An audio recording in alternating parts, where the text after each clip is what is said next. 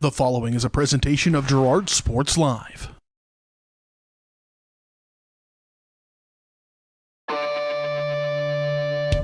It's time for Girard High School Athletics on Girard Sports Live. Girard Sports Live is presented by Crocan, your community technology partner. Learn more at ckt.net. Also by Ag Choice of Epler, American Family Insurance, Jenny Collins Agency, Bradshaw Collision Repair, Call Service, Community National Bank and Trust, Derailed Commodity, Diskins Auto and Towing, DS Construction, Evans Motors, Farm Bureau Financial Services, Farmers Bank, Girard Medical Center, Hydrex Appliance, The Jagged Edge, GN Bank, Larrett Ceramics, Leah Smith Agency Farmers Insurance, Lehman Realty, Mathis Drug, McClellan Sanitation, Norris Advertising, Producers Cooperative Association, and Roto-Rooter. 5, 4, 3, 2, 1. It's time for Girard Sports Live.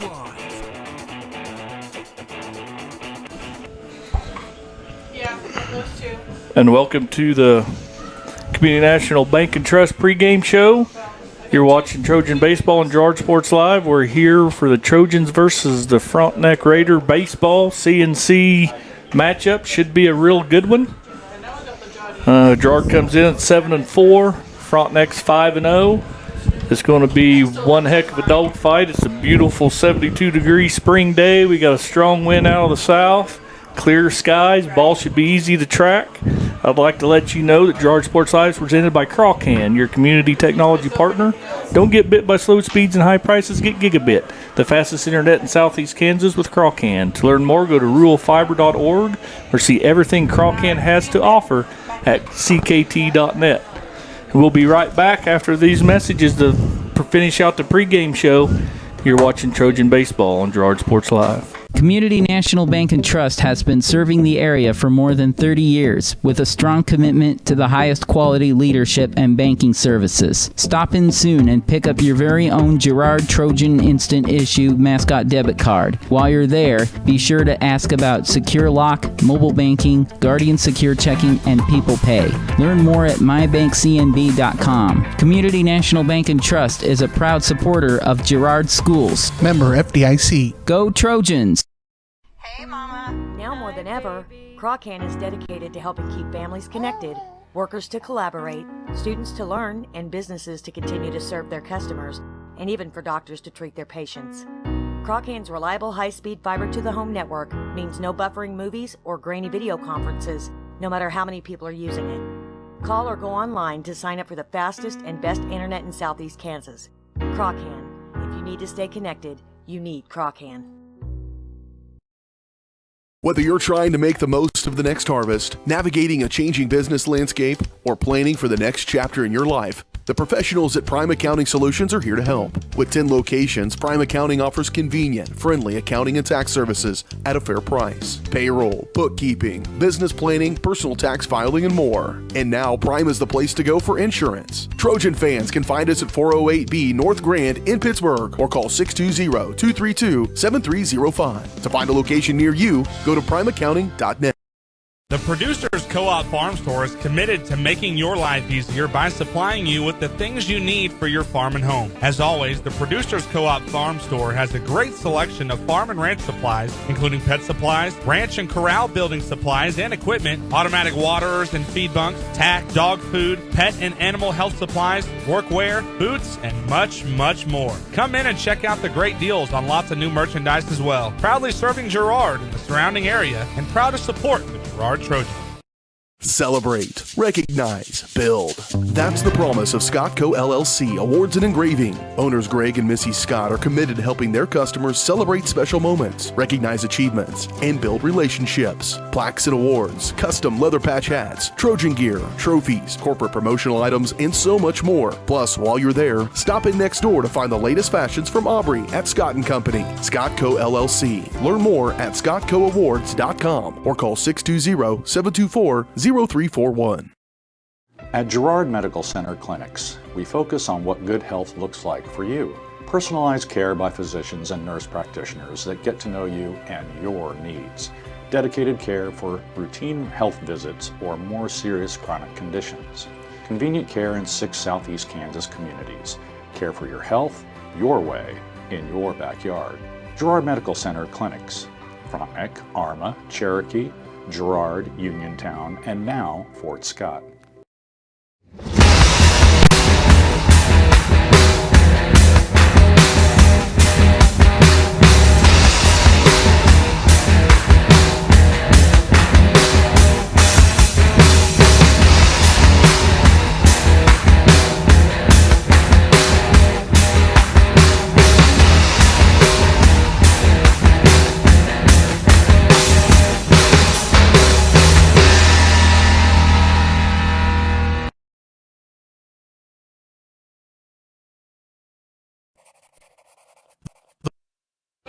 All right, welcome back to the Community National Bank and Trust pregame show.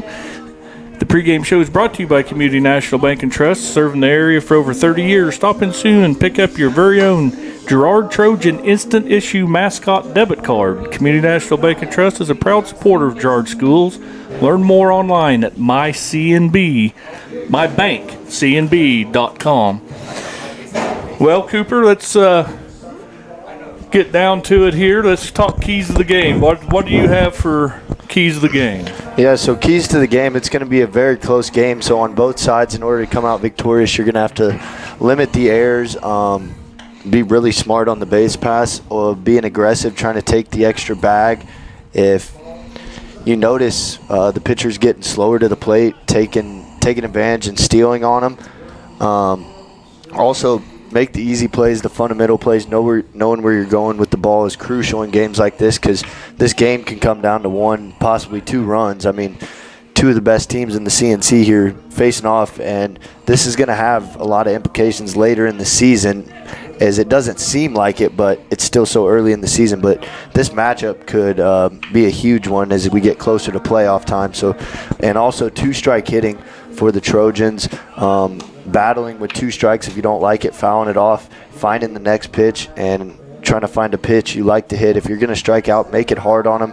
Don't let them throw you 3-4 pitches in there and get sat down. Make it hard on the defense and make them have to make a play in the field.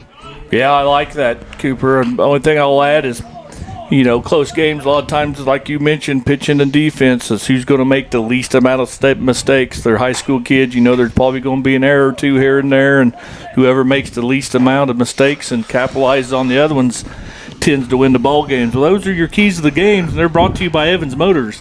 Get the keys to your next ride with a stop at Evans Motors.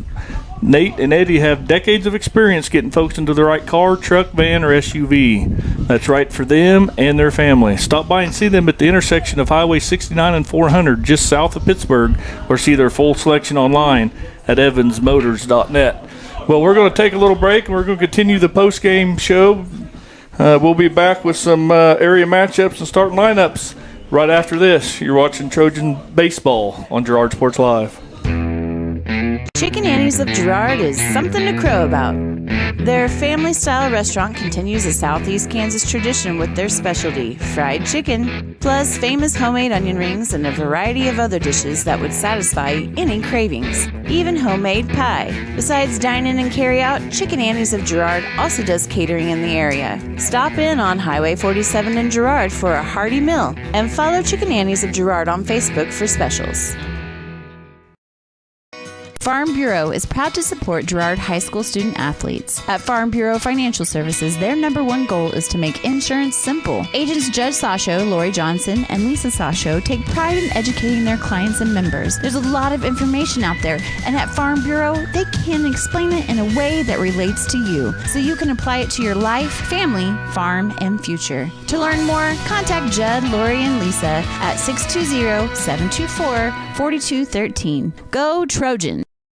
You've enjoyed life. Over the years, your community has become your passion, something you hope future generations get to experience, just as you have. That's why the Girard Area Community Foundation has worked hard to help fulfill charitable goals and inspire generosity, meeting the needs of the communities they serve. Creating a legacy fund with GACF ensures what you leave behind is an effective and lasting improvement in the community you love so dearly. Make plans to visit GirardAreaFoundation.com, preserving traditions for those who follow. If you're in the market to buy or sell a house, land, or commercial space, look no further than Lehman Realty. Locally owned and operated, Jason Lehman and his staff are ready to meet the needs of every client. When it comes to your listing, you can trust that Lehman Realty will take the time to get to know you and your property. Lehman Realty is a proud supporter of Girard Trojan Athletics. Learn more at www.lehmanrealty.net or call Jason at 620-724-8020. Mathis Drug Store Incorporated has a proud Girard history of more than 50 years. Glenn and Karen Mathis took over the store in 1983 from Glenn's father and have been providing outstanding customer care and service since. At Mathis, they know their customers by name and value their support. Primary goal is to provide fast, accurate, friendly service. Mathis is a full-service pharmacy that accepts most insurance plans and supports competitive cash pricing. Mathis Drug Store, a proud supporter of Girard High School student-athletes. Call service is outstanding in their field, especially for those that are stuck, outstanding in their field. Coles carries a wide selection of farm, industrial, and heavy-duty tires, all from the best brands in the business. And they've got farm service trucks ready to go. Plus, Coles continues to be the place folks go for car and truck tires, repairs, oil changes, and so much more. If you're in the market for new tires in Southeast Kansas, make the right call to Coles Service, 620-724-4121. See more at ColesServiceLLC.com.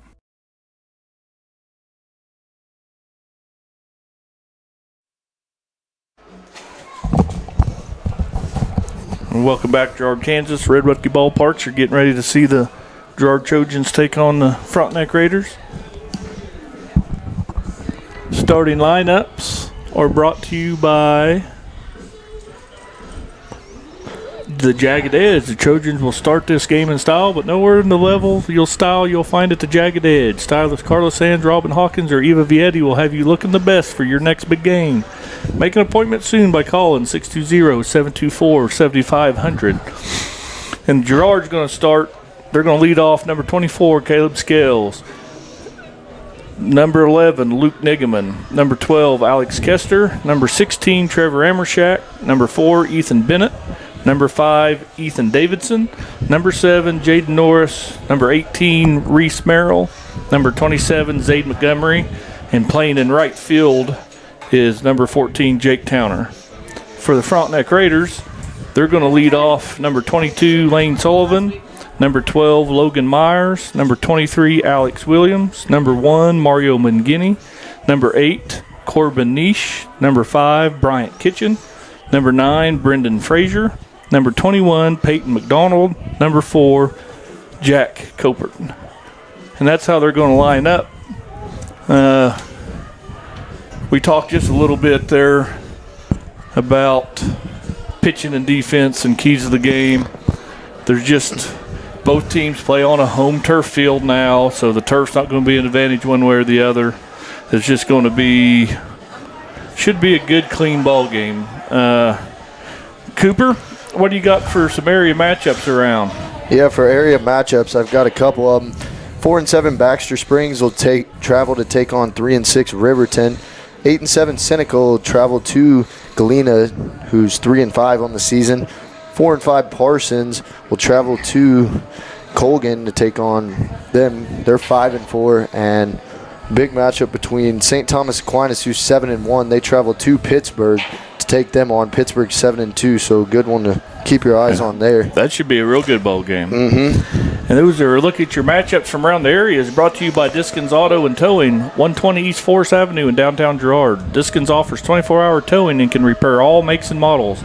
To learn more, contact Diskins Auto and Towing at 620-724-8100. So we're going to take our third and final break. When we come back, we'll have the first pitch, and we'll have some Trojan baseball for you, I promise. You're watching Trojan Baseball on Girard Sports Live. For years, James Brumback and Brumback Service Center have been keeping area residents on the road with high quality and fast service. Let's face it, none of us have time for a breakdown, so be sure to stop by Brumback's for preventative maintenance, oil changes, and tire repairs. Brumback's is also your place for new tires with a variety of quality brands to choose from. Brumback Service Center, 312 East St. John in Girard. Call 620-724-6770. Good luck, Trojans, from Brumback Service Center. Hey, Mama. Now more than ever, Croccan is dedicated to helping keep families connected, workers to collaborate, students to learn, and businesses to continue to serve their customers, and even for doctors to treat their patients. Croccan's reliable high-speed fiber-to-the-home network means no buffering movies or grainy video conferences, no matter how many people are using it. Call or go online to sign up for the fastest and best internet in Southeast Kansas. Croccan. If you need to stay connected, you need Croccan.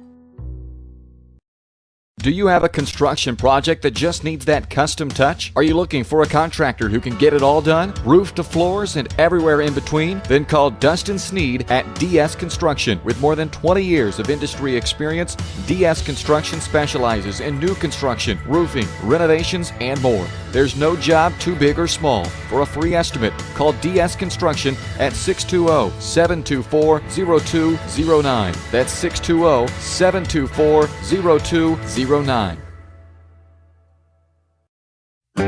A partner in your fields and in your success. That's what you get with Murphy Seed. Channel seedsman Matt Murphy knows your fields and can recommend the elite seed products designed to perform in your area, maximizing the profitability of every acre. With Murphy Seed, you'll get year-round, hands-on, customized service. To learn more, call Murphy Seed at 620-249-6419. Your partner at every stage. Matt Murphy and Murphy Seed.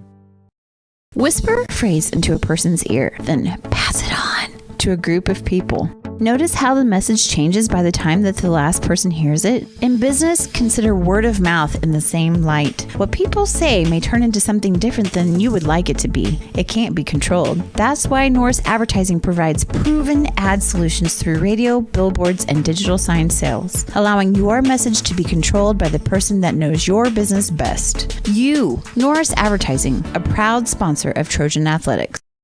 Roto-Rooter is proud to serve Girard and the surrounding area, offering sewer and drain cleaning, as well as septic and grease trap pumping 24 hours a day, 7 days a week. From toilet clogs to video inspections, sewer line repairs to complete replacements. To make an appointment, call 620-231-5630. Roto-Rooter is now owned by GHS alum Braden Peak and GMS teacher Heather Peak, and they are proud to support the Trojans. Roto-Rooter, 620-231-5630. See their ad in names and numbers.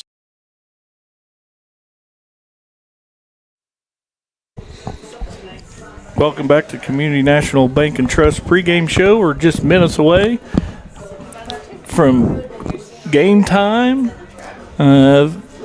First pitch is brought to you by Larrett Ceramics, 503 West Maple in Girard. Stop by Larrett Ceramics for great gifts, ideas, and supplies. Get creative when it comes to gift buying and get your friends and family a beautiful ceramic piece or maybe even lessons from Larrett Ceramics. Call 620-724-8442. Well, as you can see, the coaches and umpires having their meeting, going over ground rules. It's baseball time. It's spring in the air, Cooper, and you can tell it in my chest and my voice and my head. I'm kind of all choked up here, so... Yeah, this game's a lot better than the last one we did when they took on Parsons. We had cloudy skies. It was a little bit chillier. The wind's howling quite a bit still today, but can't ask for a much better day for some baseball. Yeah, beautiful, beautiful weather. Spring, and, of course, on a turf field, true bounces, a little faster bounces maybe, but not an advantage. Frontenac's got a home field.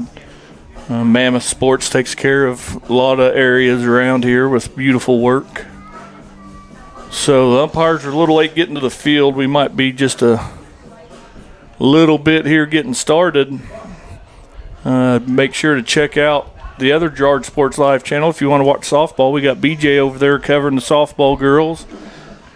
Cooper and I are over here covering the baseball doubleheader. Should be good on both ends. So we'll probably go ahead and take another break here. And when we come back, I promise we will play baseball sometime this evening. You're watching Trojan Baseball on Girard Sports Live.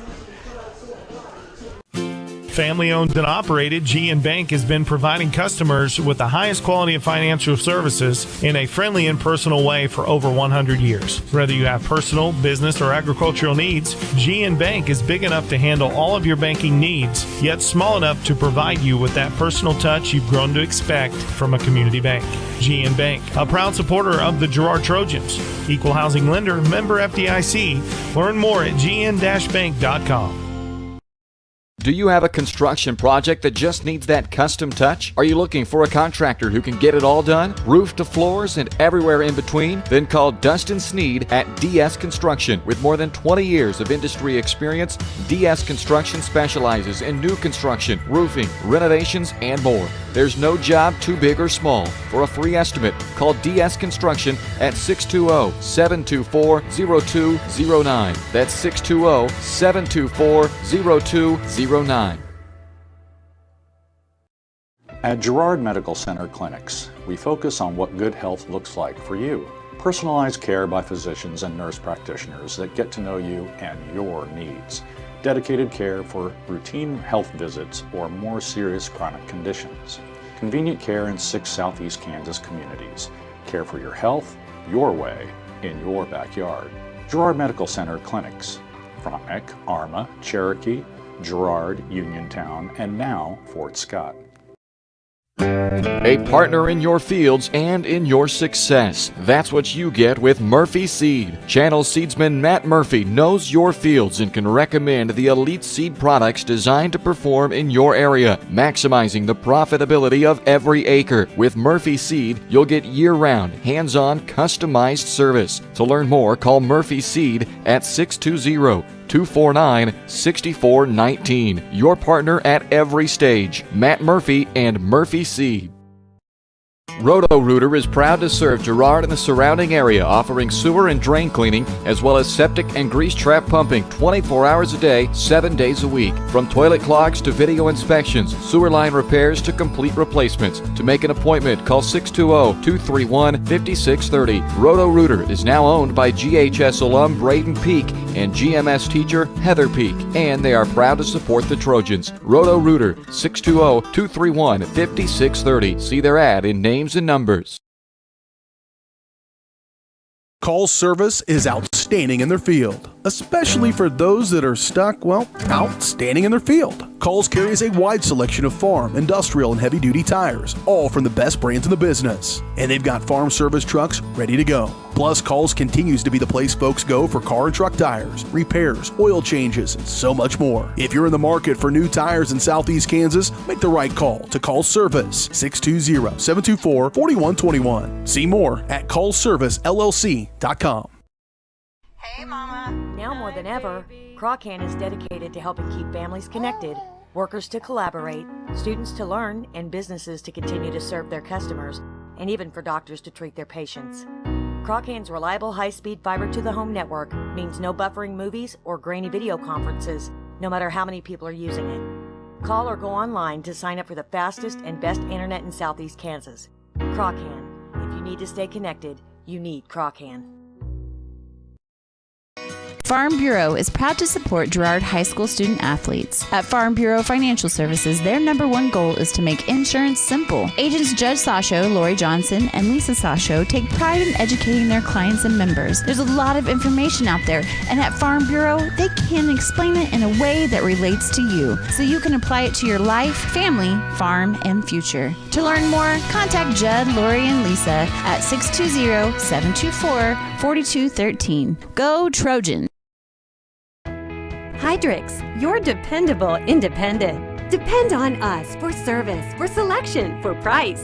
Get huge Samsung savings. Leave notes, sync calendars, and display your photos on the new Samsung Family Hub refrigerator. Plus, get free same-day delivery. Why shop for appliances where the motto is do it yourself when you can depend on the know-how of people who live appliances every day? The only thing better than our price is our service. Heidrich's, Fort Scott, and Girard. Mathis Drugstore Incorporated has a proud Girard history of more than 50 years. Glenn and Karen Mathis took over the store in 1983 from Glenn's father and have been providing outstanding customer care and service since. At Mathis, they know their customers by name and value their support. Primary goal is to provide fast, accurate, friendly service. Mathis is a full-service pharmacy that accepts most insurance plans and supports competitive cash pricing. Mathis Drugstore, a proud supporter of Girard High School student-athletes. You've enjoyed life. Over the years, your community has become your passion, something you hope future generations get to experience, just as you have. That's why the Girard Area Community Foundation has worked hard to help fulfill charitable goals and inspire generosity, meeting the needs of the communities they serve. Creating a legacy fund with GACF ensures what you leave behind is an effective and lasting improvement in the community you love so dearly. Make plans to visit GirardAreaFoundation.com, preserving traditions for those who follow.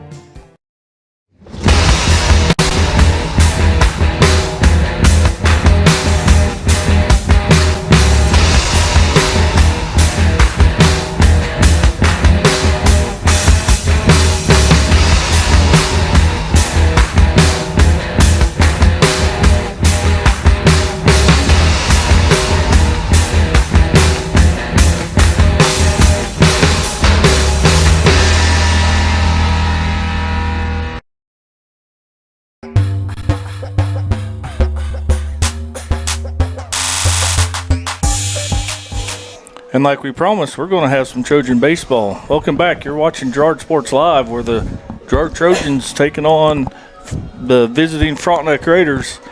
Raiders are going to bring up Sullivan, Myers, and Williams going to face Girard Trojan ace Trevor Amershak. And if you haven't seen Trevor pitch much, he's got a dandy couple curveballs. He throws two different ones. He's probably the top pitcher for Girard.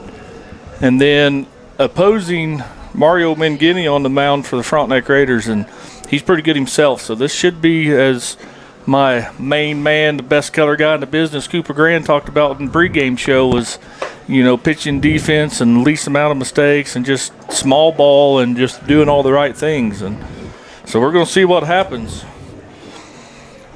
I get the goosebumps every time a ball game starts. I just... How do I love this game of baseball. So we got Trevor coming out of the full windup with nobody on here. Lane Solomon, second baseman for the Raiders. He's going to take that big bender right there for called first strike. Trevor's not afraid to throw that curveball in any count. He gets that one over, but a little low. Evens count, 1 ball, 1 strike on the Raider leadoff hitter, Lane Sullivan. Lane gets a fastball. He's going to hit it sky high up into the wind. Center fielder Ethan Davidson drifts right over and records the out, no problem, for out number 1. I was going to bring up shortstop for the Frontenac Raiders, Logan Myers, a lefty. So Trevor gets the first batter out on 3 pitches. He starts out Logan off with a curveball as well. It just breaks inside.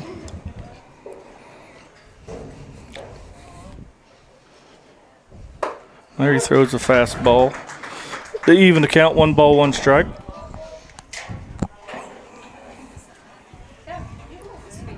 Efficiency is going to be a big part of this game. Good pitch there.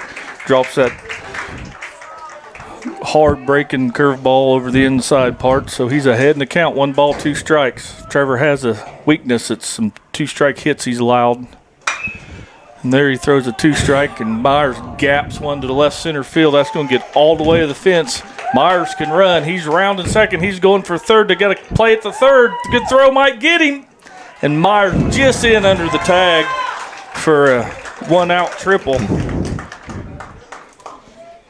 And just like I said, if Amershak's got a little bit of a weakness, he's too much in the zone with 2 strikes. Right, you want that to be somewhere in the dirt, but a good sign is he's throwing that curveball with good confidence, throwing it early. Yep, as always, broadcaster jinx, he misses that one with the curveball. So Alex Williams, catcher for the Raiders, steps to the plate with a 1-out and runner at third. There's another curveball, back-to-back curveballs, gets that one to drop in. Well, so, just missed a little bit outside. Pitch had a lot of movement. On the few fastballs he's thrown, his 2-seam's having a lot of life to it, a lot of break. Have good run on it's what I like to. Just missed up there. So Amershak behind with the runner at third. First time he's had a pitch out of the stretch. Umpires wanting the Raiders to get all back in their dugout. But 3 balls, 1 strike here on the 3-hole hitter, Alex Williams. Runner at third, 1 out here. Another one just missed. That's going to put runners at the corners with 1 out. Myers with a 1-out triple. Williams draws a 1-out walk. So it's not a bad pitch. That's just not where you want it in a 3-1 count. That's where you want it in more of a 2-2, 1-2 count. Right. That's the pitch he needs. Yeah, I wholeheartedly agree. So that's going to bring up the opposing pitcher, Mario Mangini. And first and third, Frontenac's liable to put some runners in motion. Try to get the Trojan defense out of whack a little bit. And they're going to show bunt. Runner goes. And they do the old hop back up to the pitcher, but everybody's safe. So it puts both runners in scoring position with 1 out for the Raiders. Amershak's going to bend the curveball in there. 0-2. So here we go again, Cooper. We talk about it. See if he can't get too close to the zone here. Good show pitch. There we go. Just take the out at first. Yep. So Mangini does his job. Puts a ball in play. Out goes 4-3 for the second out. Moves the runner over to third. But, I mean, that's the things you got to do early in the game. Yep, you're not coming home at any point. I mean, you have to score a run to win the game. So, yep, that's going to bring up Niche, center fielder for the Raiders. He's going to take ball 1. So another ground ball, fly ball, anything here. There's a foul ball way out of play. Evens the count, 1 ball, 1 strike. To Corbin Niche, center fielder for the Raiders. Amershak's done a great job of getting ahead of some hitters, just hasn't put them away. There's that big bender. Beautiful pitch. So, again, Amershak ahead in the count. 1 ball, 2 strikes, 2 outs, runner at third. Oh, boom, get him leaning out of the way. Yeah, a little delay called by the umpire, but there's no doubt that broke right across the zone. Well, the Raiders put 2 on, able to get 1 across. They take the lead, 1-0, but we're coming in the Trojan half of the first inning. You're watching Trojan baseball on Girard Sports Live. Of Girard and the surrounding area, offering sewer and drain cleaning, as well as septic and grease trap pumping 24 hours a day, 7 days a week. From toilet clogs to video inspections, sewer line repairs to complete replacements. To make an appointment, call 620-231-5630. Roto-Rooter is now owned by GHS alum Braden Peak and GMS teacher Heather Peak, and they are proud to support the Trojans. Roto-Rooter, 620-231-5630. See their ad in names and numbers. Celebrate, recognize, build. That's the promise of Scott Co. LLC Awards and Engraving. Owners Greg and Missy Scott are committed to helping their customers celebrate special moments, recognize achievements, and build relationships. Plaques and awards, custom leather patch hats, Trojan gear, trophies, corporate promotional items, and so much more. Plus, while you're there, stop in next door to find the latest fashions from Aubrey at Scott & Company. Scott Co. LLC. Learn more at scottcoawards.com or call 620-724-0341.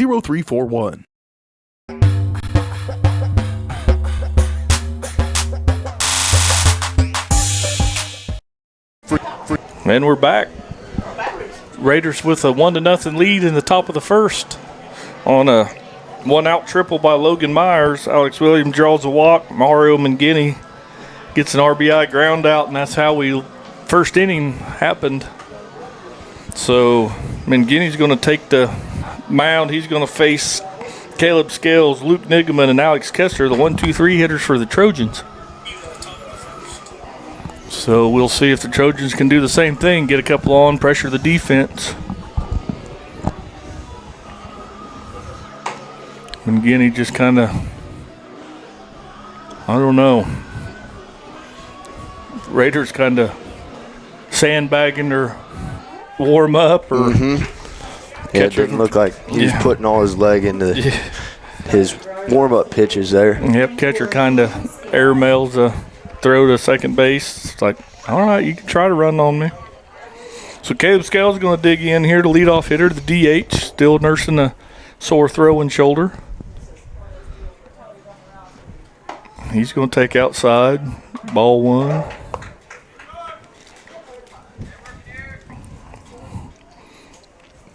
And I think that's something the Trojans can maybe look to do, is be a little patient at the plate.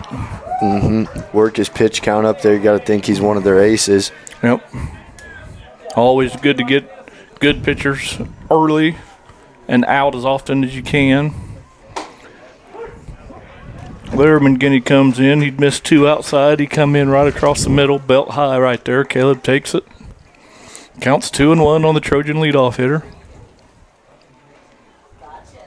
Gets him in his kitchen, jammed him up a little bit, but then grounds out to the second baseman Sullivan. But with Scales of speed, he still only got him by a step. So there's the first out for the Trojans, a little weak ground ball to the second baseman. That'll bring up Luke Nigaman, the left fielder for the Trojans. Luke bats left-handed.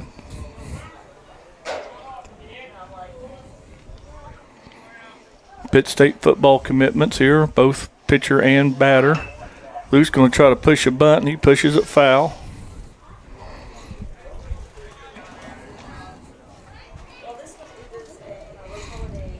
So he's behind in the count early here. No balls, one strike.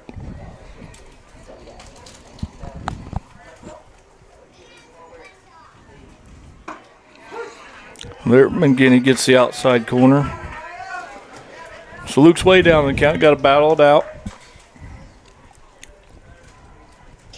They've got Nigaman to play to hit Oppo here. Defense kind of shift around the left side.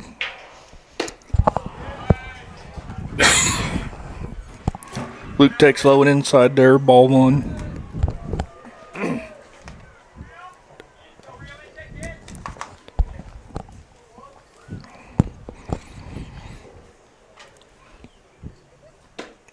Low there. 2 balls, 2 strikes. Those are good 2-strike pitches by Mangini. They're around the zone, just not real good hittable pitches. So we'll get 2 balls, 2 strikes, 1 out, nobody on. Trojan left fielder Luke Nigaman at the plate. He fans at that one and misses. He goes down swinging, so there's 2 quick outs for the Raiders. That'll bring up Trojan shortstop Alex Kester.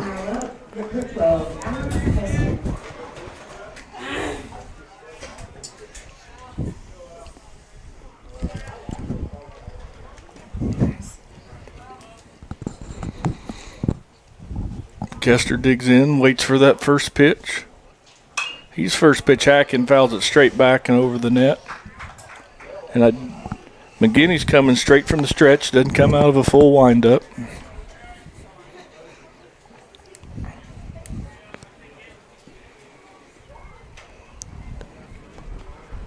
Raiders defense playing Kessler's exact spots they's playing Eggman. There's something off speed maybe. I don't know exactly what that was. Ball had a little more run on it. It's a little hard to tell up here in the press box. I mean, with Amershek's curveball, you can see that from a mile away, but some of the fastballs, and that looked like more of a changeup or something off speed.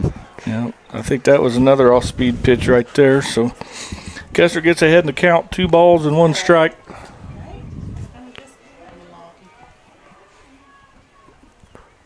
He's going to rope one up right center field gap. That's going to get to the fence. Kessler's got some wheels too. That bounces over the fence. It's going to be a ground rule double for Alex Kessler. So Trojans got a little life with them and 2 outs.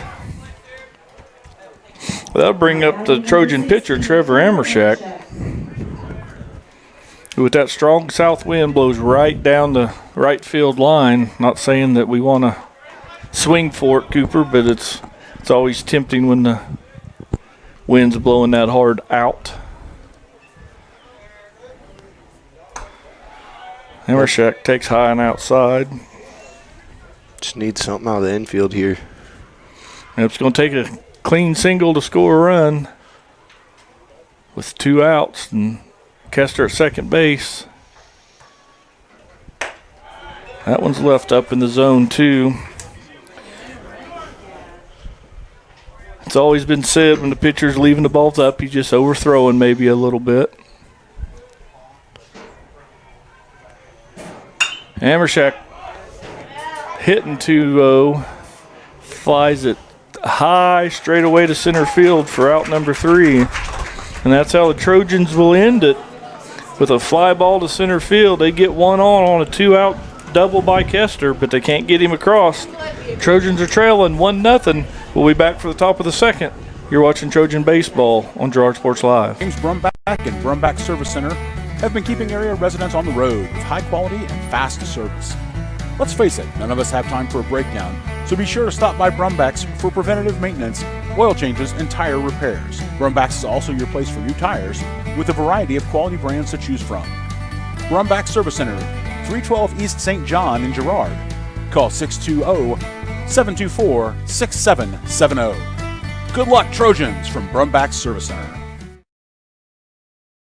Community National Bank and Trust has been serving the area for more than 30 years with a strong commitment to the highest quality leadership and banking services. Stop in soon and pick up your very own Girard Trojan Instant Issue mascot debit card. While you're there, be sure to ask about Secure Lock, mobile banking, Guardian Secure Checking, and People Pay.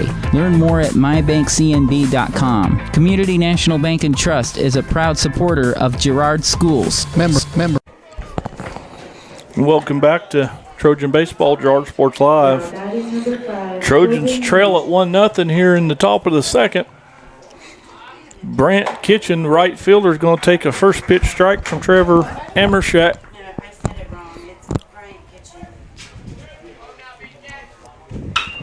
Amershek. Yep, good play by Jaden Norris right there.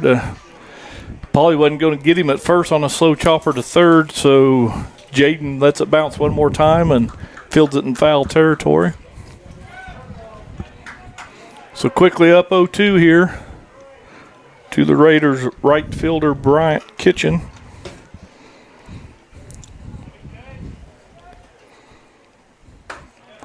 Trevor Shack.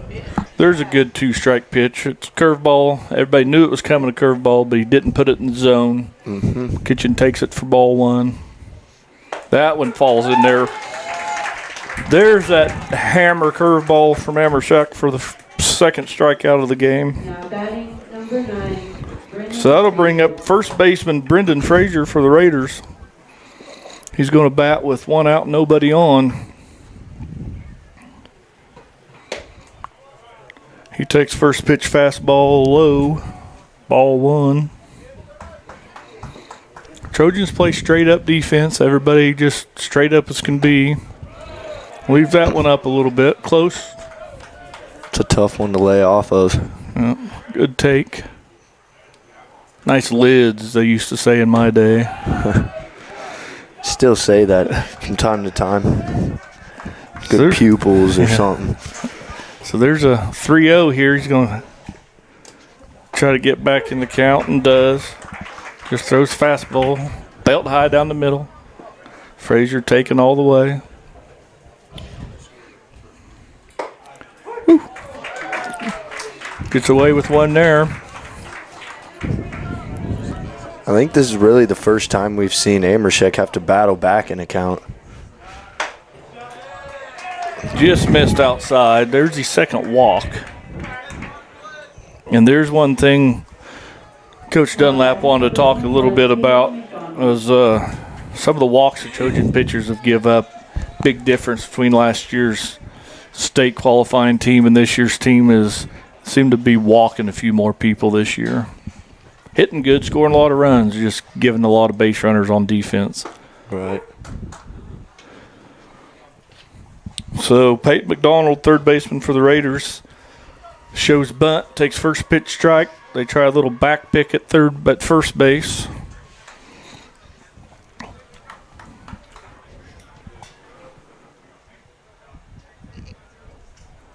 Frazier's got a pretty big lead over there.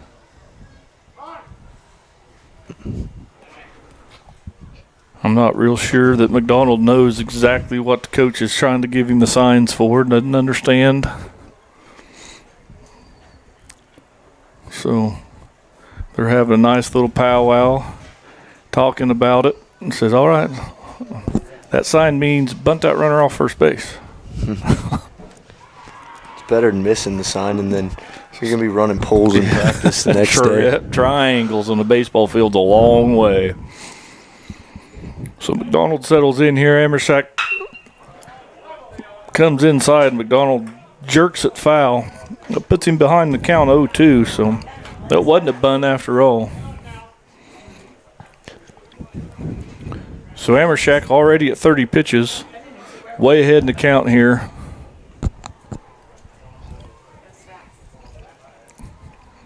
Catcher wanted him to step off. Everybody resets.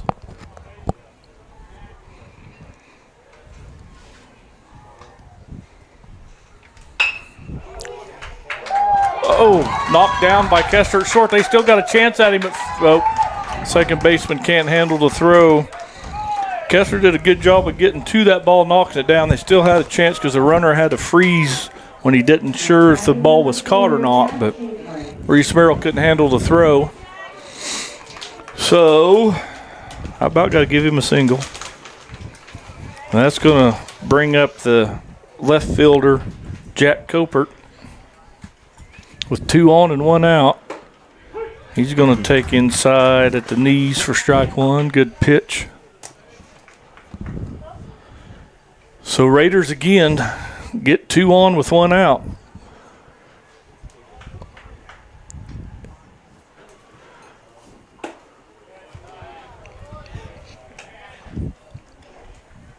Just misses with the curveball.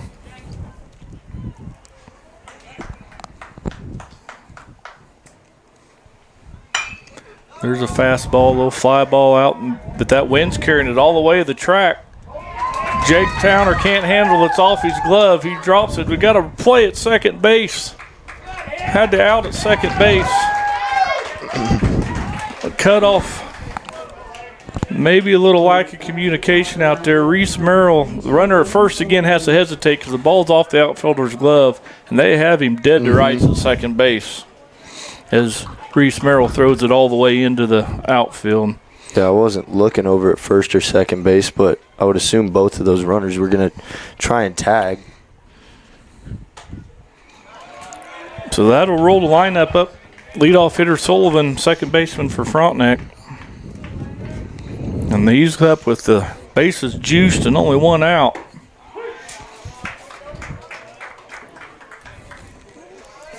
Gets a...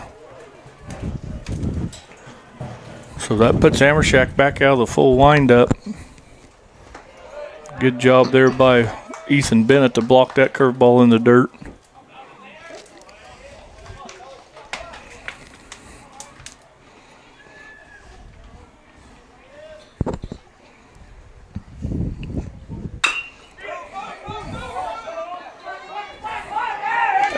everybody's going to be safe on a high hopper to third.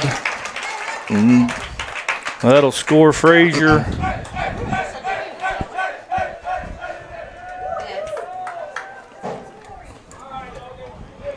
So that'll bring up Logan Myers, shortstop for the Raiders, who last time up hit a screaming triple to the gap.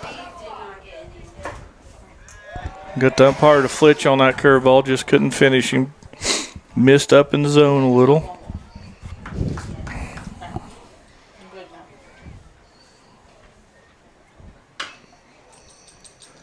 Gets him to swing over the top of that. You know, we're just a ground ball double play from getting out of this, so.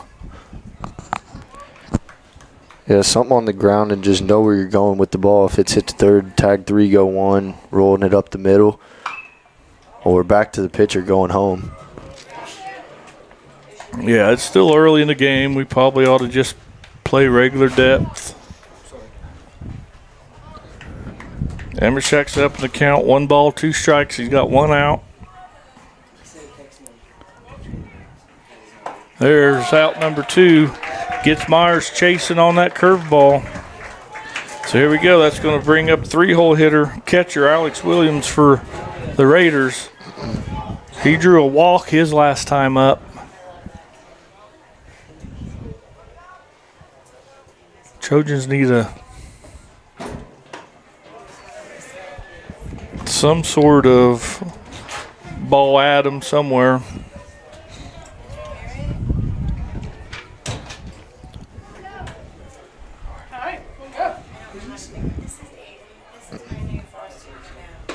Gets him to swing through that off-speed pitch. Evens count, 1 ball, 1 strike. There's 2 outs, bases loaded.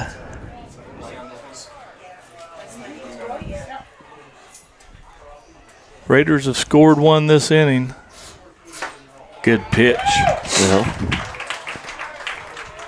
Yeah, he's doing a good job of mixing his fastball and curveball in and starting to get some of the batters more off balance. See if he's got a put-out pitch here with 2 strikes on the batter. And he misses that one away.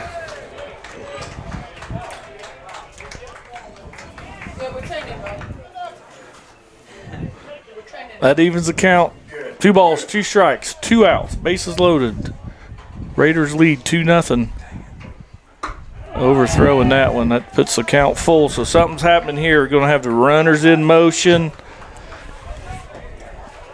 We're going to all leave with the pitch. Trevor needs a just good pitch right here. And he gets it. Pops it sky high on the infield. Who's going to take charge? Just throw it to second base. Throw it. There's no out.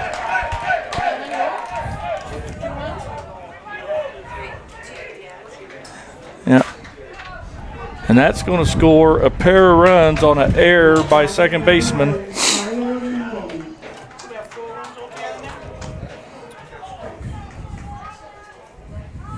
Yeah, that was a huge opportunity to get out. Winds become a huge factor. We've seen it affect 2 big plays in this inning, and that was almost the 5th chance at an out this inning. Yeah, I agree. Trojans going to have to get – it's hard. It's a hard enough game, Cooper, but when you got to get 5 to 6 outs every inning, it becomes even harder. Yeah, you can't hold them to 0 runs with 6 different chances to get outs. We talked about it a lot in the pregame about being fundamentally sound and just making the right plays, and you have to make those routine plays like that.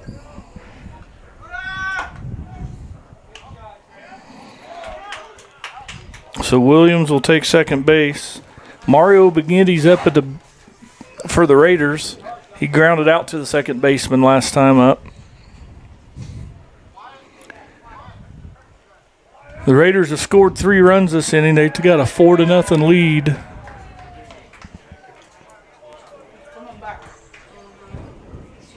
So the Raiders will have a courtesy runner for their catcher. Those black numbers on a black jersey, it's hard for me to see that far. There's a good curveball pitch. So that evens the count. 1 ball, 1 strike on the Raiders pitcher, Mario Mangini. Trevor needs to get out of this.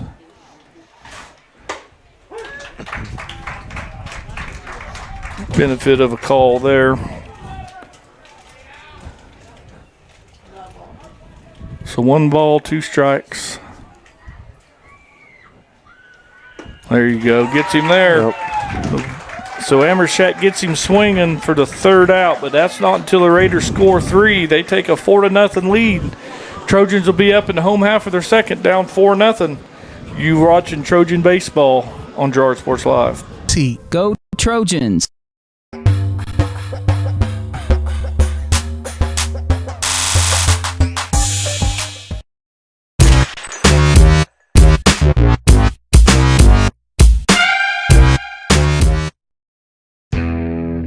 Chicken Annie's of Girard is something to crow about. Their family-style restaurant continues a Southeast Kansas tradition with their specialty, fried chicken, plus famous homemade onion rings and a variety of other dishes that would satisfy any cravings, even homemade pie. Besides dine-in and carry-out, Chicken Annie's of Girard also does catering in the area. Stop in on Highway 47 in Girard for a hearty meal, and follow Chicken Annie's of Girard on Facebook for specials.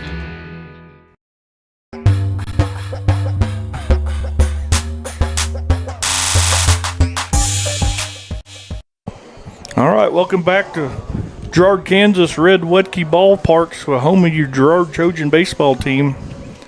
And the Raiders benefit from a couple errors from the Trojans, and they get themselves a crooked number on the board. They lead 4-0.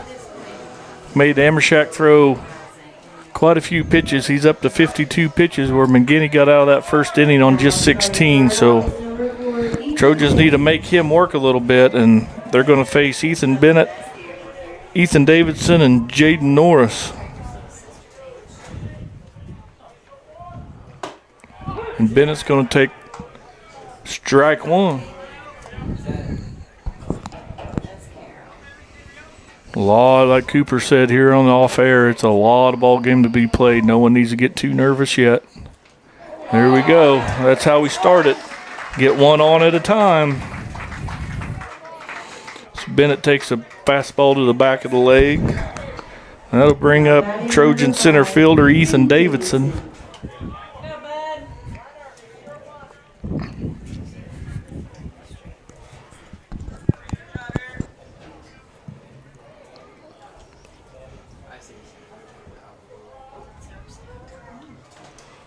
Davidson's first pitch hacking, swings over the top of a fastball. He's down in the count. No balls, 1 strike.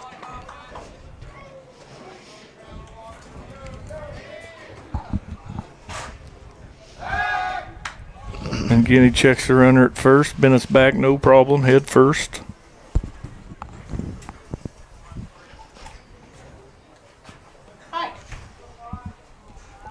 Davidson back in here, down in the count, no balls, 1 strike. Davidson fouls one off the screen. Puts him in the hole 0-2.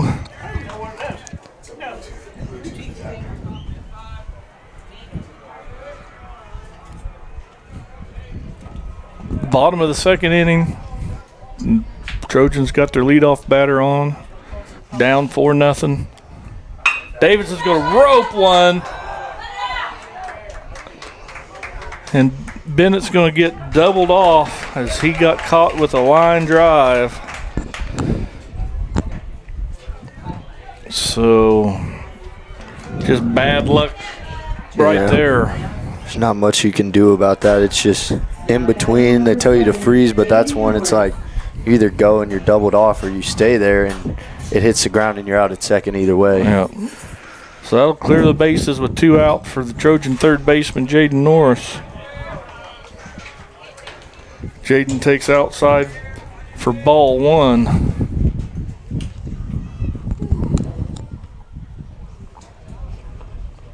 He's going to hit one through the 3-4 hole out to right field for a clean single.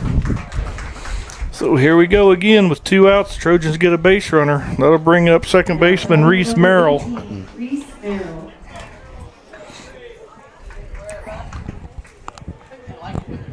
Reese had a little trouble with the wind and the sun there in that top of the second inning.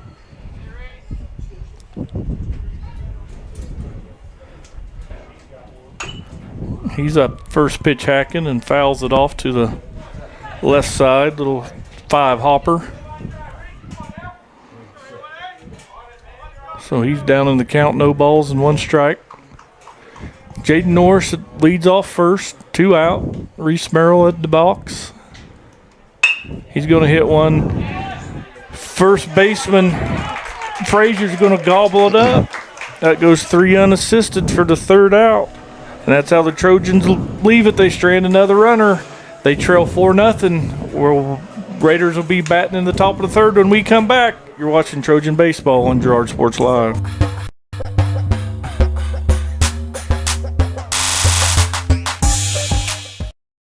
Hey, Mama. Now more than ever, Croccan is dedicated to helping keep families connected, workers to collaborate, students to learn, and businesses to continue to serve their customers, and even for doctors to treat their patients.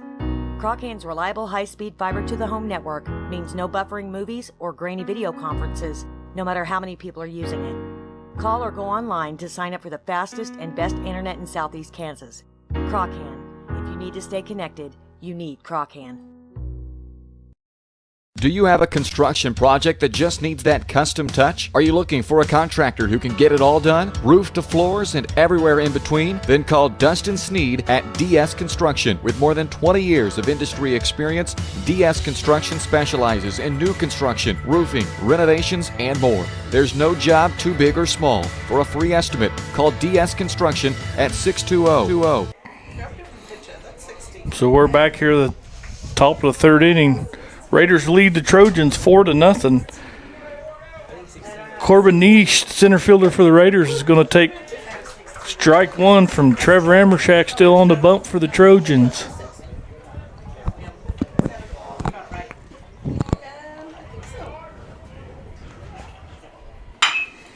Niche is going to hit one. Jaden Norris is going to field it at third base. He's going to throw it low. Zayd Montgomery can't pick it at first base. Going to give Corbin, I'm going to go, I don't know how to score that, E5, E3, somewhere in there. Good throw would have got him. Mm-hmm. Now batting number 5, Bryant Kitchen. So that'll bring up Bryant Kitchen. He's going to first pitch swing, and he's going to foul one off. He's going to get out of play.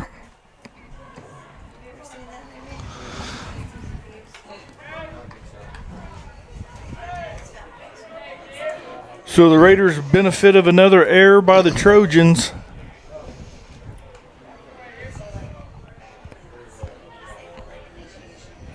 To get their leadoff batter to second base in the top of the 3rd inning. Yeah, that's another tough break for the Trojans, but Amershek's doing a good job not letting it get to his head, gets back up there and fires in strikes. That's all you can ask from your starting pitcher. Kitchen finds himself in the hole 0-2. See if we can't get him put away here.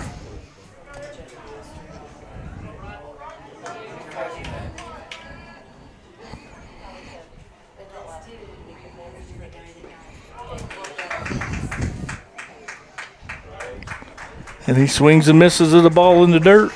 Bennett completes the put out by the throw down to Montgomery. Now batting number 9. So there's the first out. Excuse me.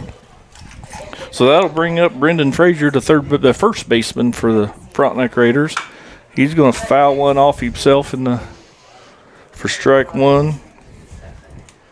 Those don't hurt near as bad when it's a little warmer outside. Right. It still hurts a little, but just not as bad.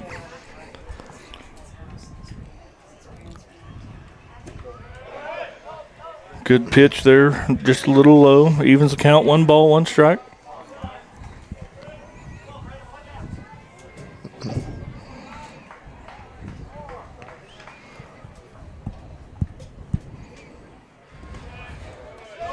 We've got him to play at third. Good throw will get him, and he's toast. Good throw by Bennett. Good tag by Norris.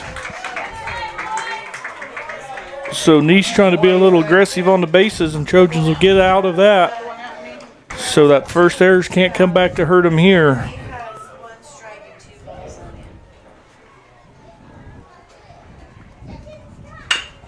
They're going to have another play. Jaden Norris going to field it at his belly button. And Montgomery scoops that short hop up. That play goes 5-3 for the third out. There's the first time the Raiders are retired in order. So we'll be back for the bottom of the third inning when we return. You're watching Trojan Baseball on Girard Sports Live. 40209. That's 620-724-0209.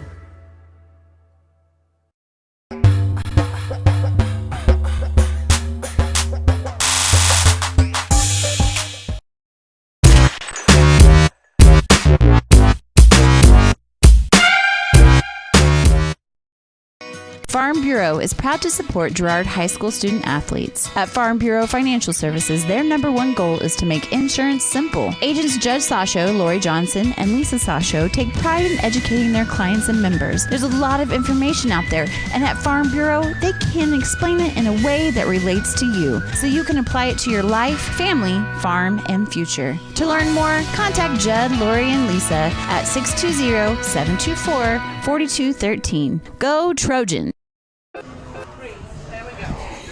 So we're back to Red Wetke Ballpark, Girard, Kansas, where the Raiders are leading your Trojans 4-0. Zay Montgomery will get his first chance at bat. He bats in the number 9 spot, Trojans first baseman. He's first pitch hacking, going to hit a high hopper to the first baseman of the Raiders. Frazier has no problems gathering that up for the first out. So McGinney's again being very efficient, throwing 26 pitches. But that will roll the Trojan lineup over. Caleb Scales.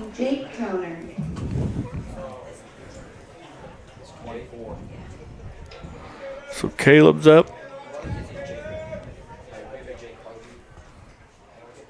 Caleb takes first pitch, fastball, outside corner, strike one.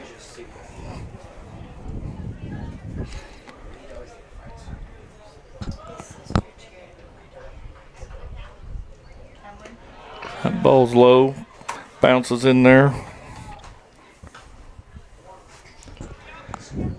Counts even on the Trojan designated hitter, Caleb Scales.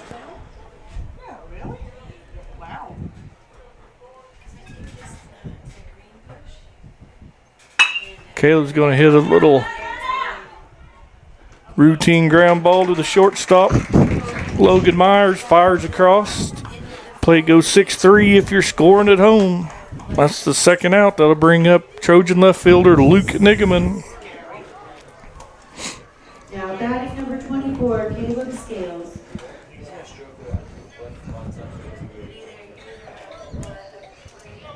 So Luke Nigaman's up to bat with 2 outs.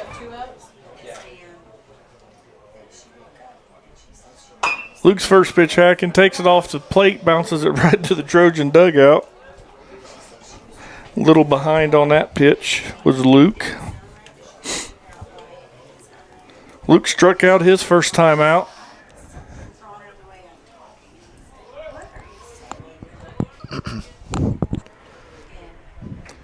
Luke digs in there, swings his bat, stays loose. There, he hits a little slow hopper. Myers going to have to hurry here, and they get him. Nice play by Logan Myers, showing off his arm. And that's how the Trojans are retired. 1-2-3 in the bottom of the third. They're still trailing the Raiders 4-0, but we'll be back for the top of the fourth. You're watching Trojan Baseball on Girard Sports Live. Is a proud supporter of Girard Schools. For generations, Farmers Bank has worked with local leaders, businesses, and residents to help shape the future of Southeast Kansas. Farmers Bank is proud to have helped with the growth and development of the communities we serve. As partners in business and friends in life, Farmers Bank is looking forward to a brighter tomorrow. Farmers Bank, with locations in Hepler, Walnut, St. Paul, and Girard. Equal housing lender, member FDIC.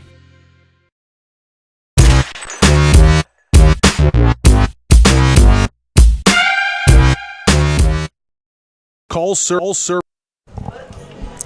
And we're back here for the top of the fourth inning.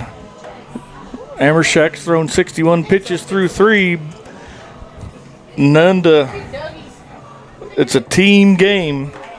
So Amershak's, Cooper mentioned it great how he's few mistakes the Trojans have made that led to a couple runs. He's done a good job of staying within himself and staying in the zone. Yeah, and they've escaped a couple innings that blew up a lot bigger than they did. To keep them still in this game, they just can't find a way to get on base from Mangini. Hopefully now going through the lineup the second time, some guys can start making some solid contact on him. And also with Mangini pitching, we haven't seen him throw an off-speed too much. He's worked mainly fastball and just has located it really well.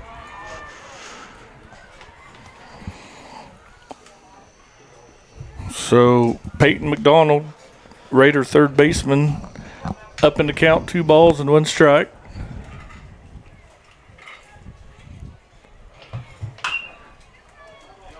There Amershak gets in on him, gets him to jam shot foul off the third base side.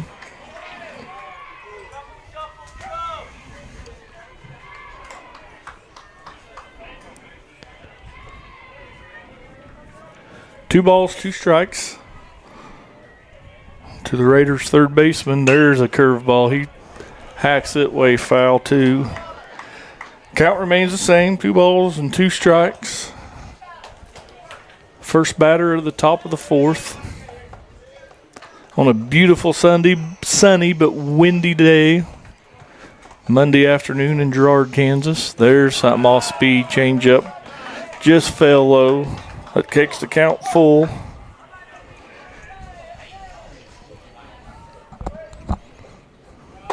There's a swing through a fastball.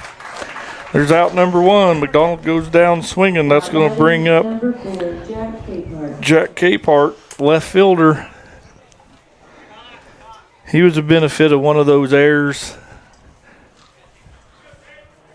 the Trojans made in the second inning.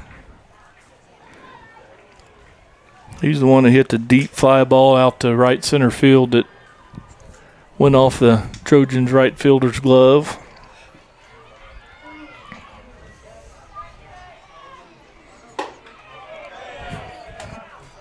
Well, Amershak gets umpire to flinch. It's just barely missing right there. There he falls one in for strike 1. 1 ball, 1 strike on the Raiders' left fielder.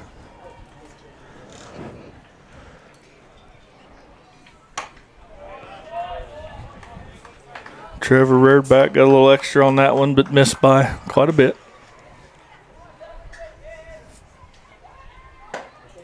Good pitch. Misses wild outside, comes back and paints the inside corner.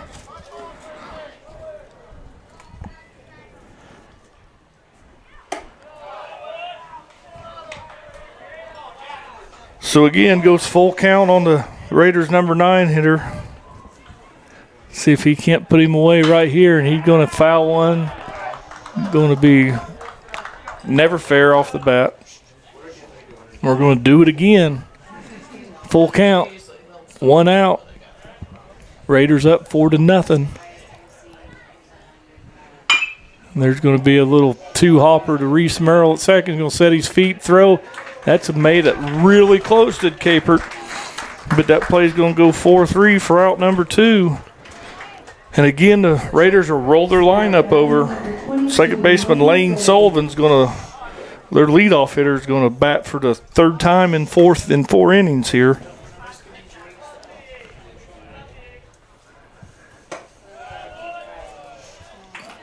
Amershak's going to miss that one high.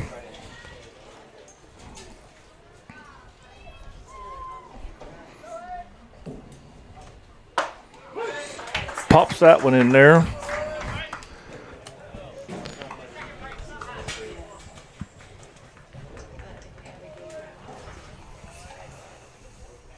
Bends that one in there. It was a beautiful pitch.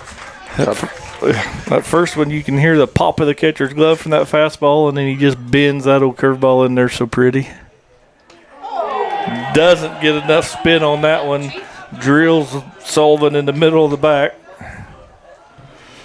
So the Raiders will have yet another base runner. They've had one every inning. That'll bring Logan Myers, shortstop for the Raiders, to the plate. Logan hit a triple his first time up, struck out swinging his second time to the plate. He comes to bat with 1 on and 2 outs. He takes first pitch curveball. Strike 1.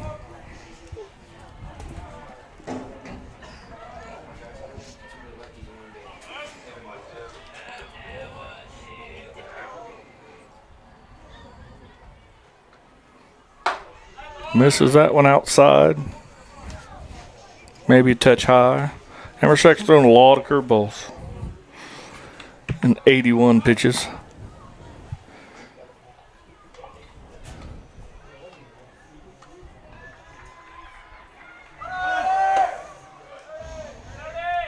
Got him. Caught stealing. They try to solve and takes off. Bennett's going to gun him down. And that's how the Raiders will go down. They'll finish with 1, 2, 3. Myers will be back in the box when we lead it off. But next we'll have the home half of the fourth as your Trojans are trailing the Raiders 4-0. You're watching Trojan baseball on Girard Sports Live. Outstanding in their field.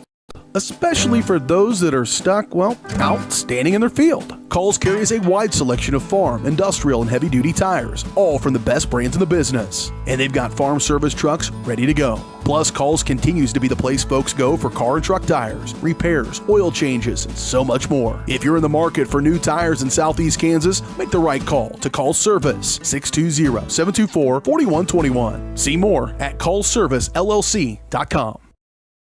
You've enjoyed life. Over the years, your community has become your passion, something you hope future generations get to experience, just as you have. That's why the Girard Area Community Foundation has worked hard to help fulfill charitable goals and inspire generosity, meeting the needs of the communities they serve. Creating a legacy fund with GACF ensures what you leave behind is an effective and lasting improvement in the community you love so dearly. Make plans to visit GirardAreaFoundation.com, preserving traditions for those who follow.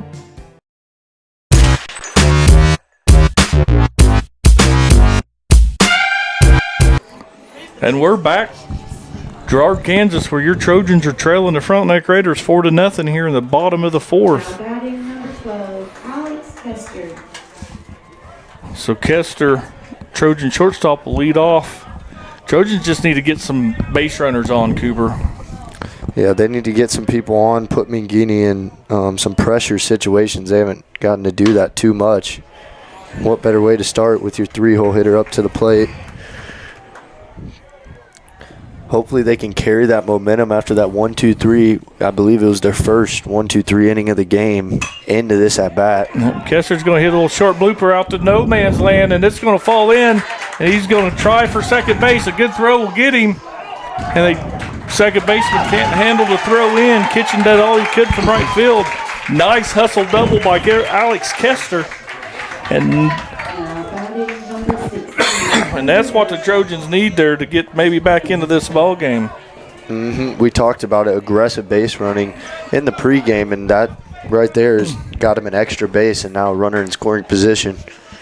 That'll bring up Trevor Amershak, who flew out to center field last time up. So Kester at second base here. Amershak in the box. He takes close for a ball. Maybe a touch high, maybe a touch outside, maybe touch both. That's coming right at you. Amershak right on that fastball, just missed it. Evens count, 1 ball, 1 strike.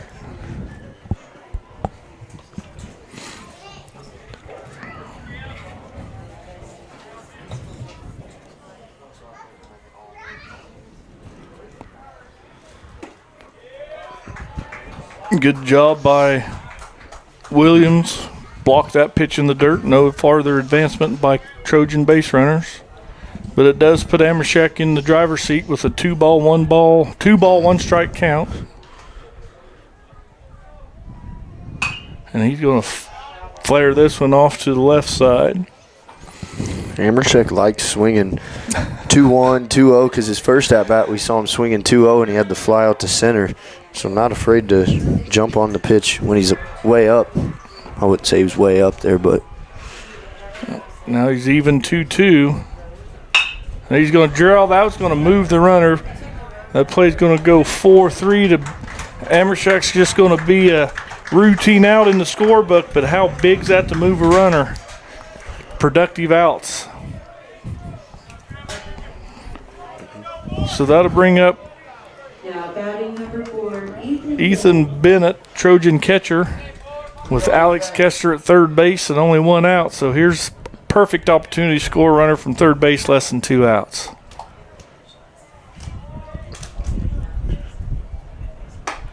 Bennett takes way outside, ball 1.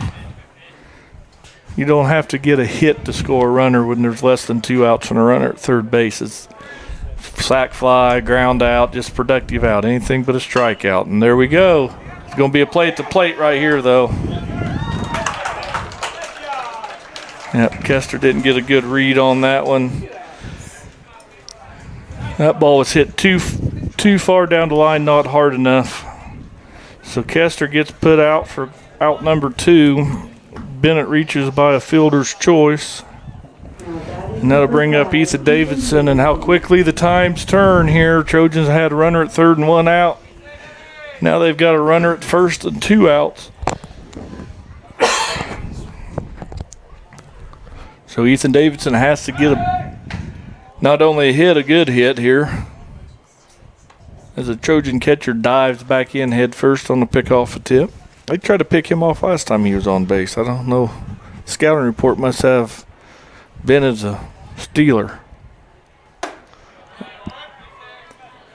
Davidson takes ball high.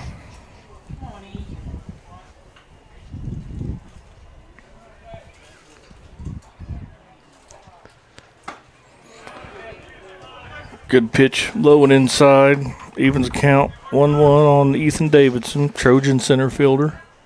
Ethan Bennett, Trojan catcher's leading off first.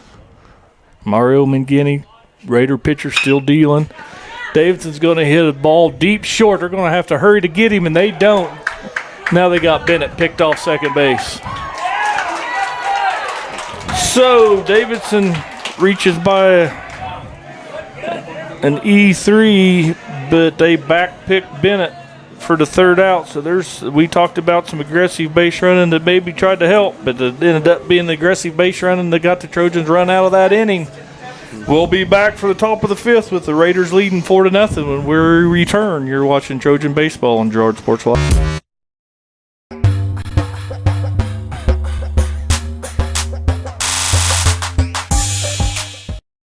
At Girard Medical Center Clinics, we focus on what good health looks like for you. Personalized care by physicians and nurse practitioners that get to know you and your needs. Dedicated care for routine health visits or more serious chronic conditions. Convenient care in 6 Southeast Kansas communities. Care for your health, your way, in your backyard. Girard Medical Center Clinics. Frontenac, Arma, Cherokee, Girard, Uniontown, and now Fort Scott.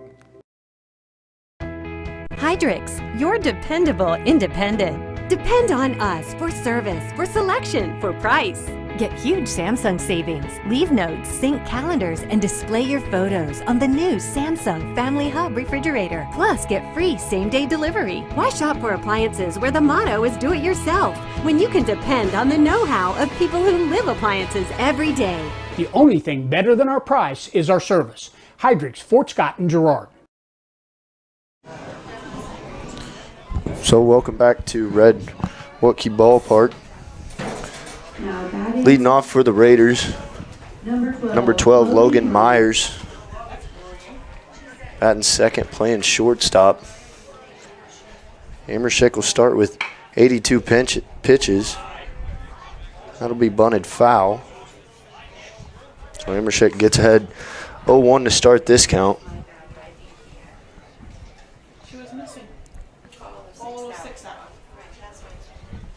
Myers had a triple his first at bat and then a line out his second. That one smoked up the middle off the base, but trickles its way into center field for a leadoff single for the Raiders' 2-hole hitter.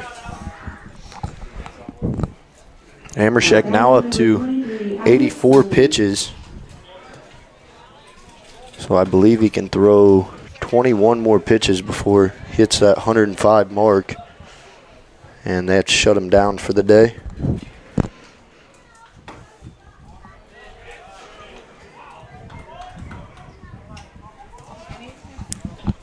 So the Raiders catcher, Alex Williams, digs into the box, watches first pitch for a ball. Long looping curveball. Catches too much of the bottom of the zone for ball 2.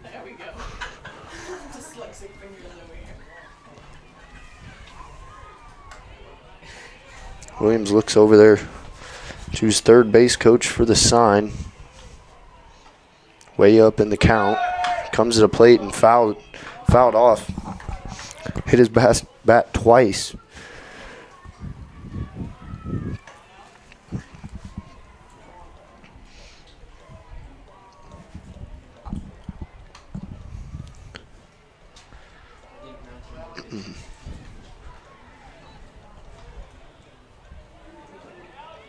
Mingini, the 4-hole hitter for the Raiders, on deck.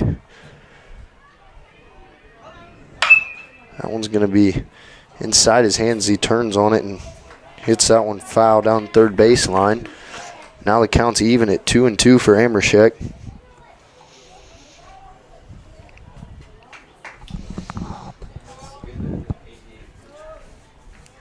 Middle infielders are pinched up the middle for the Trojans.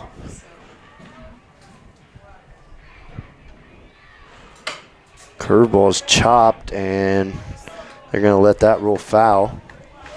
So count will remain even. Amershek will throw his 90th pitch of the day on this next pitch.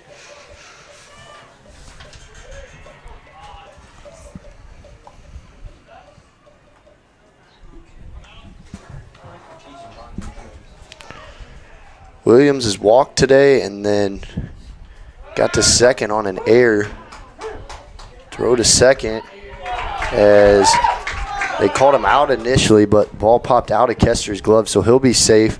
But Williams strikes out, so the first out of the inning. But a runner advances for Frontenac, so that brings cleanup hitter Mario Mingini to the plate for the Raiders.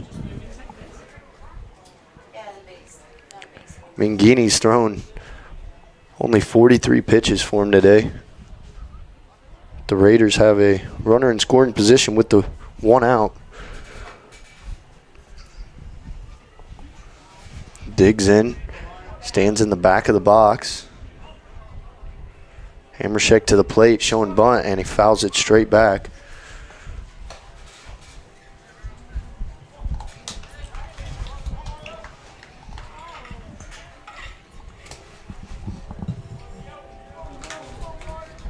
So Amershek gets ahead once again. He's done a good job doing that today.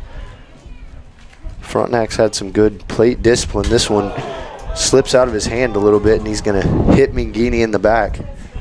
So that'll put runners on first and second. So Mingini will be on first base, and we'll have Logan Myers on second base with 1 out. That brings Corbin Niche to the plate, the center fielder for Frontenac.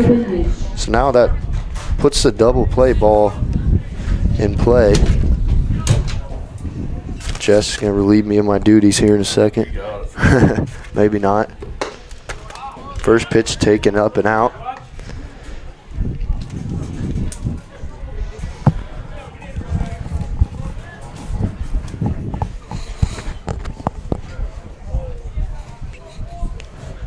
So this is Niche's 4th plate appearance of the day.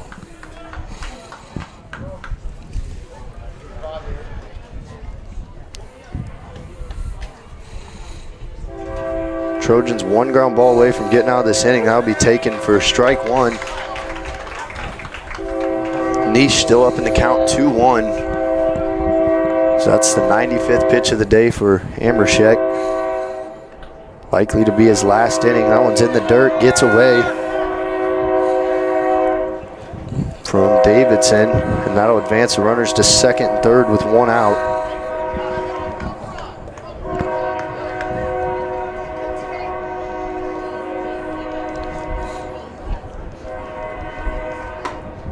And that's going to be ball 4 taken, so that'll load the bases for 6-hole hitter Bryant Kitchen, playing right field. It's a big at bat for the Trojans, needing an out really bad. Now with 3 innings left to play. First pitch swinging, and they're going to double him off. A big play there. Catches it on a line and holds the Raiders to 0 runs. So going to the bottom of the 5th inning, Trojans trail 4-0. So you're watching Trojan Baseball on Girard Sports Live.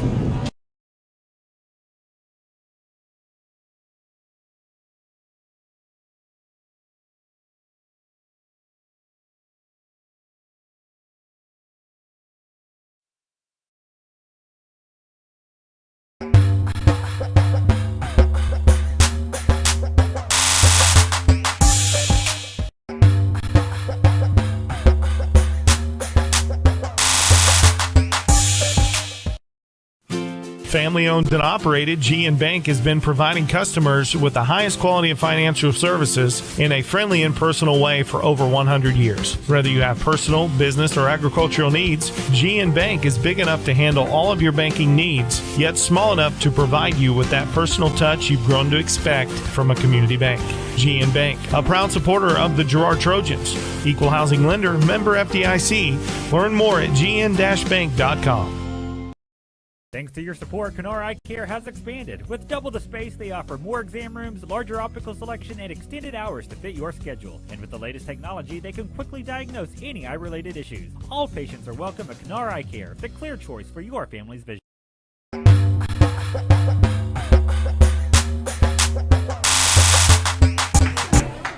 And welcome back.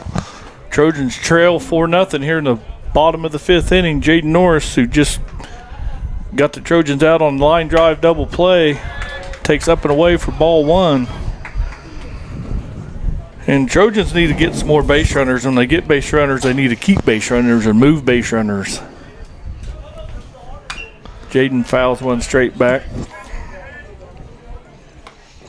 Evens count, 1 ball, 1 strike.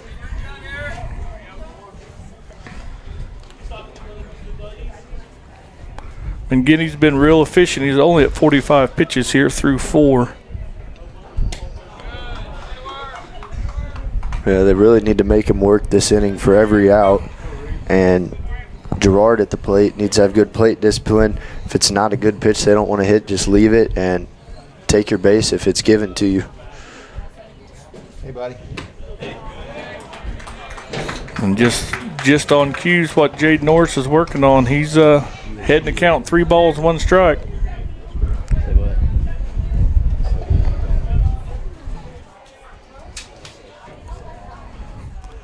Takes that one low. There's a lead-off base runner. Norris with a walk to lead things off here in the home half of the 5th. That's going to bring up second baseman Reese Merrill. He grounded out to the first baseman, his only other time up.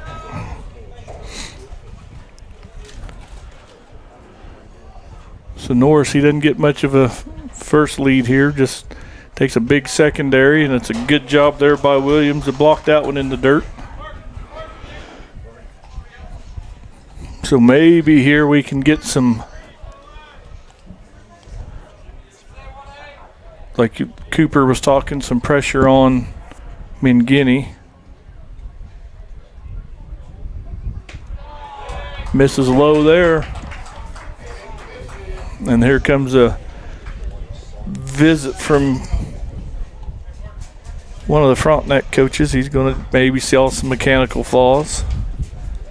And now wouldn't be a bad time for some kind of hit and run or faking a bunt, just making him throw a strike here.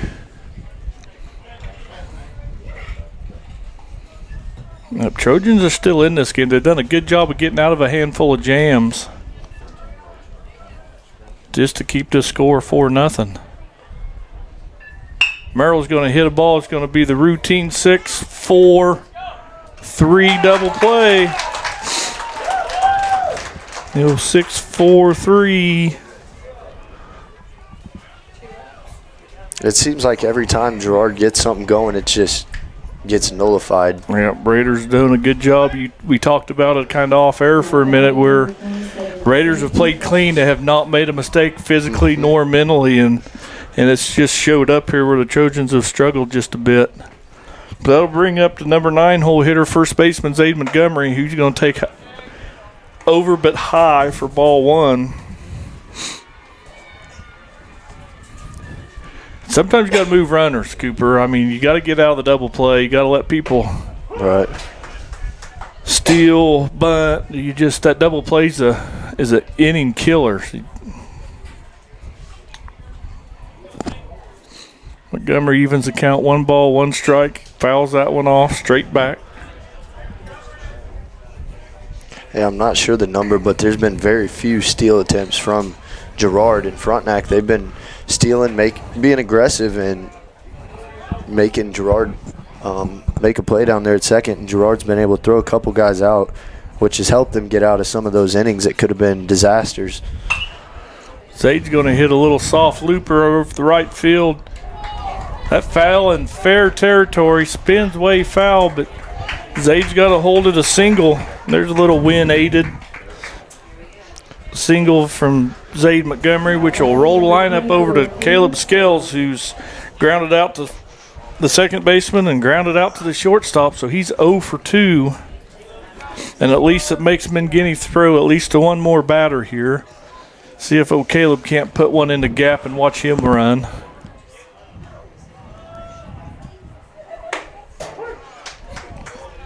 Inside corner at the knees. Strike 1 to Trojans designated hitter Caleb Scales. That one's over but low. So the Trojans again with some base runners, but just haven't been able to move them once they get them on. And now they got them on with 2 outs. Caleb, he checked a little bit there. Should be 2 balls and 1 strike, I do believe.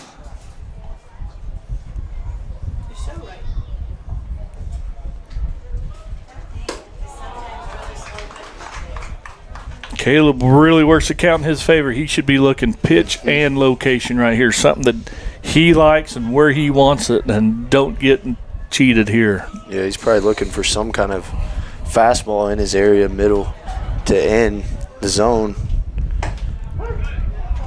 And that right fielder, he's not playing super deep, especially with the wind blowing straight out towards right. Yeah, that right field corner is wide open.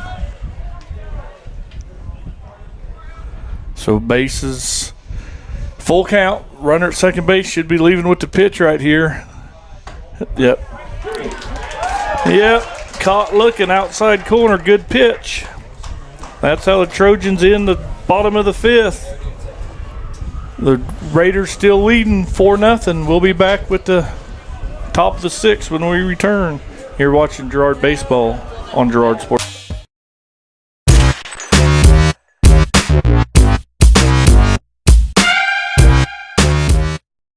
If you're in the market to buy or sell a house, land, or commercial space, look no further than Lehman Realty. Locally owned and operated, Jason Lehman and his staff are ready to meet the needs of every client. When it comes to your listing, you can trust that Lehman Realty will take the time to get to know you and your property. Lehman Realty is a proud supporter of Girard Trojan Athletics. Learn more at www.lehmanrealty.net or call Jason at 620-724-8020. Mathis Drug Store Incorporated has a proud Girard history of more than 50 years. Glenn and Karen Mathis took over the store in 1983 from Glenn's father and have been providing outstanding customer care and service since. At Mathis, they know their customers by name and value their support. Primary goal is to provide fast, accurate, friendly service. Mathis is a full-service pharmacy. And we're back here, Girard, Kansas, where the Trojans are trailing 4-0 here in the top of the 6th. And the Trojans have actually played pretty well. Guiney's done a good job of quieting the Trojans' hot-hitting bats, but they're still in this game here if they can get through another couple innings. Amershek starts them off high to the Raider first baseman, Brendan Frazier. There he gets back in the zone with the fastball.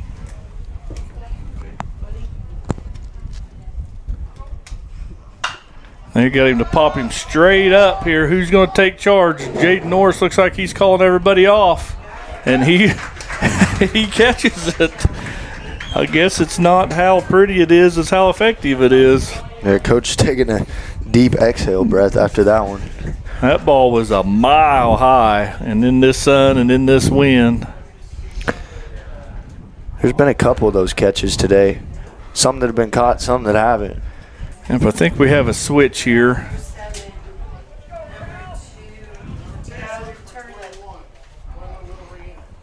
Thank you.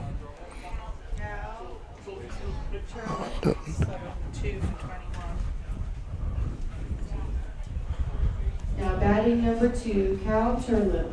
Cal Turlip's up to bat. He's going to hit a 2-hopper to Alex Kester at short, who's going to fire across to Montgomery at first. So Turlip's going to bat for McDonald, and he grounds out 6-3 for the second out. Now batting number 4, Jack Capehart. So that'll bring up Capert to left fielder. And this is more than likely going to be Trojan pitcher Trevor Amershek's last batters. He's at 103 pitches. And he's even the count 1-1. And he got benefit of having to get a few extra outs. Trevor, he pitches fast, Cooper. He likes to get it and get rid of it.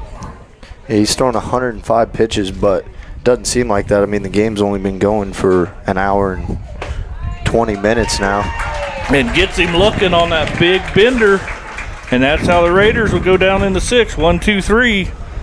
Trojans need some base runners to get back in this. We'll be back for the bottom of the 6th. You're watching Trojan Baseball on Girard Sports Live. Most insurance plans and supports competitive cash pricing.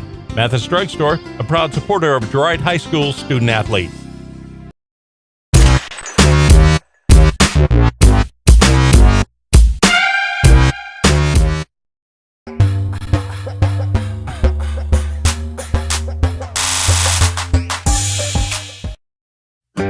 A partner in your fields and in your success. That's what you get with Murphy Seed. Channel seedsman Matt Murphy knows your fields and can recommend the elite seed products designed to perform in your area, maximizing the profitability of every acre. With Murphy Seed, you'll get year-round, hands-on, customized service. To learn more, call Murphy Seed at 620-249-6419. Your partner at every stage. Matt Murphy and Murphy Seed.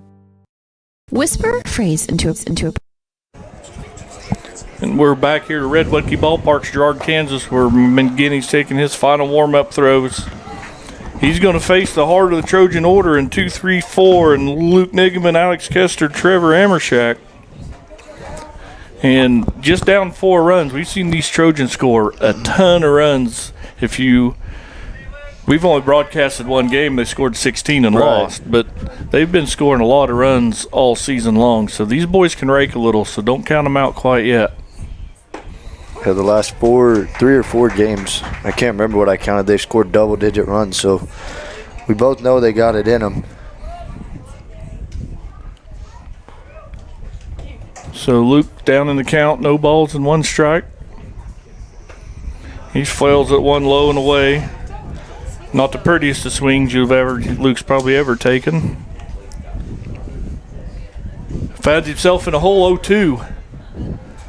Just needs to battle back here, foul some off. Luke, a stellar athlete for the Trojans in all 3 sports.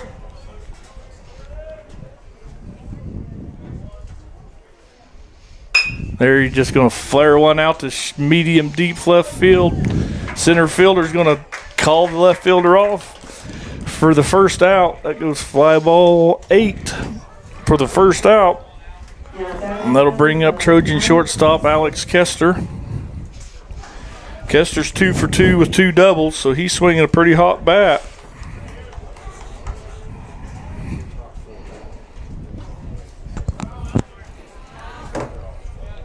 Kester waits his pitch, waggles the bat.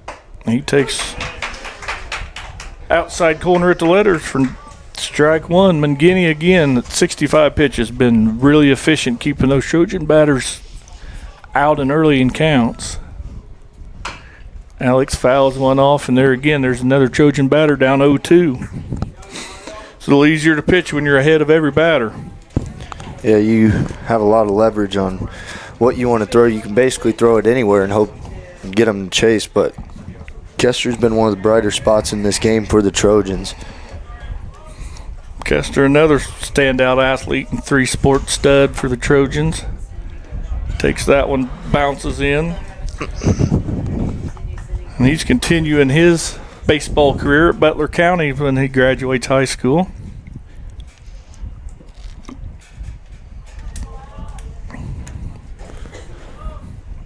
So he awaits down in the count, 1 ball, 2 strikes. Finds that one, going to hit a little hard hopper. Third baseman's going to fire across. So Kester's outs recorded 5-3 for the second out of the inning. That's going to bring up Trevor Emershek with nobody on and 2 outs. But still just the 6th inning. Trojans they're down to their final 4 outs. Number 16, Trevor Emershek. Emershek bats from the left side. He's flew out and grounded out. He's 0 for 2 tonight. There, he's going to hit a hard ground ball, but Lane Sullivan's going to gobble it up at second base. Flips over to Frazier at first. And the Trojans go down 1-2-3. So they're down to their final 3 outs. They got to see if they can't hold these Frontenac Raiders off the scoreboard. They're trailing 4-0. You're watching Girard Baseball on Girard Sports Live. Then pass it on to a group of people. Notice how the message changes by the time that the last person hears it? In business, consider word of mouth in the same light. What people say may turn into something different than you would like it to be. It can't be controlled. That's why Norris Advertising provides proven ad solutions through radio, billboards, and digital sign sales, allowing your message to be controlled by the person that knows your business best. You, Norris Advertising, a proud sponsor of Trojan Athletics.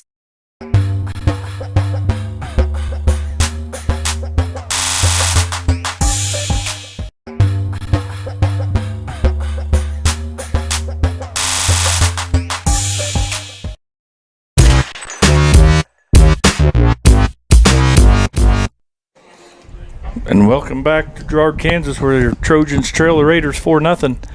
We got a pitching change as we suspected, as Emershek was out of pitches. Trojans are going to throw Ethan Davidson in from center field. As you can watch him throw his warm-up pitches. So we'll try to get the best I can with my good eyeballs. Looks like Emershek's going to take over shortstop. Kester's going to move to third. Looks like Reese Merrill's going to stay in the game.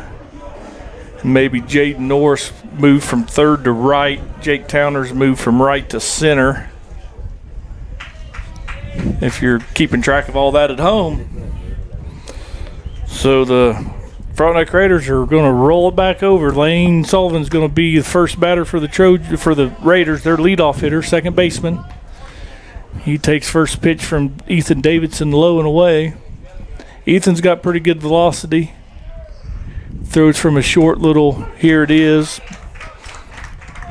And what I mean by that is not elongated motion, just everything just short, compact, and the ball just kind of explodes out of his hands. Davidson's already showed his arm already in this game, throwing a couple runners out, one at second, and then throwing one out over there at third, recovering from the pitch in the dirt.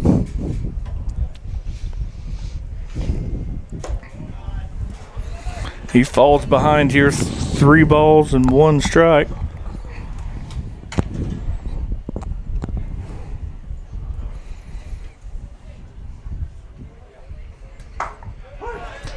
Gets back in there to even the count, full count. To the Raiders leadoff hitter, second baseman Lane Sullivan.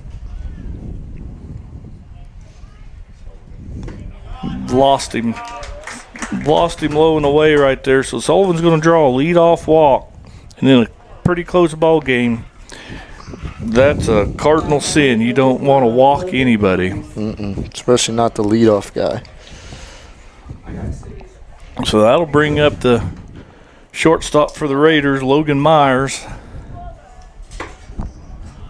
We're going to try a back pick to no avail. Montgomery doesn't even try to apply a tag.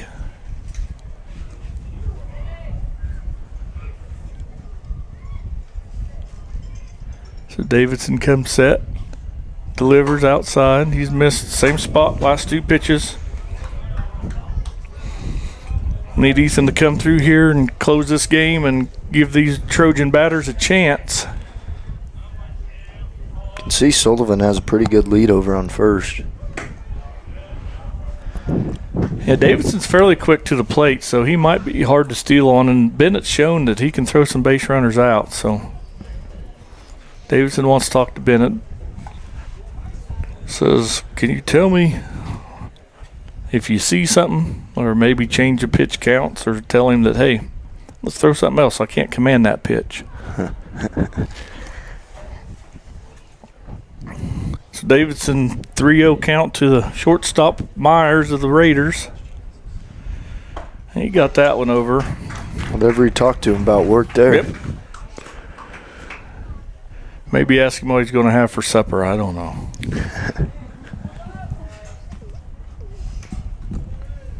Davidson checks the runner, steps off.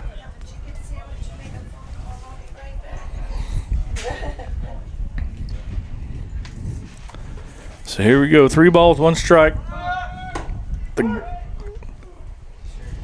And got to even the count back full. Sullivan bluffs a attempt to second.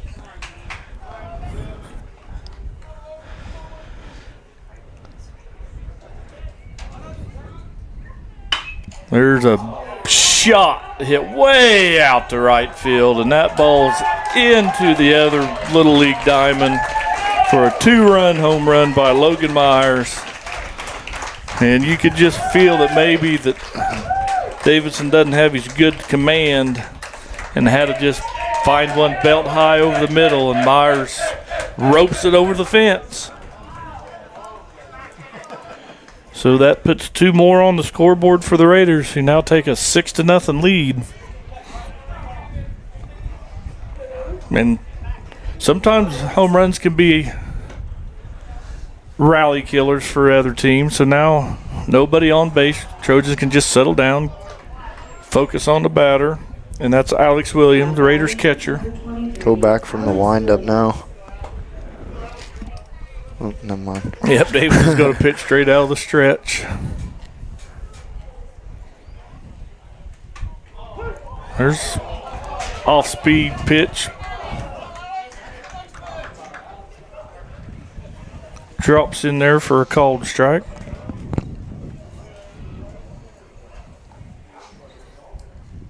Another one. So Davidson settling in here maybe. He's ahead of the 3-hole hitter, Alex Williams. No balls and 2 strikes. See if we can't get him put away here. Throws another good curveball just down where you probably need an 0-2 pitch.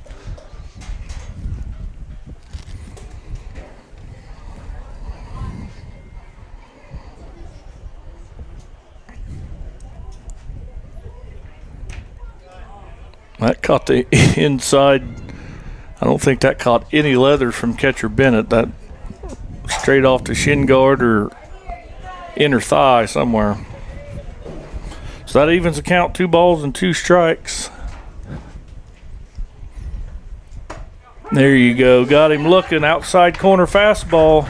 There's the first out that he's looking for. So that'll bring up the opposing pitcher for the Raiders, Mario Mangini.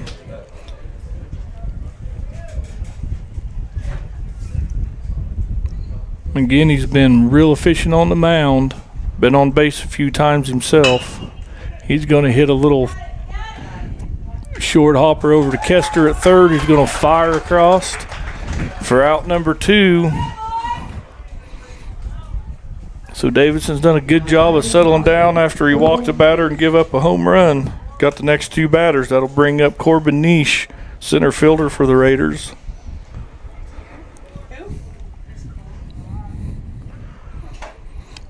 He barely misses inside.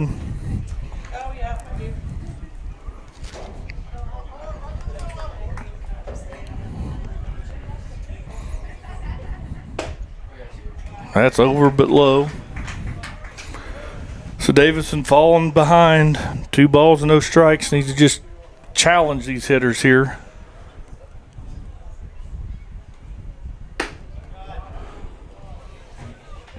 Three balls, no strikes.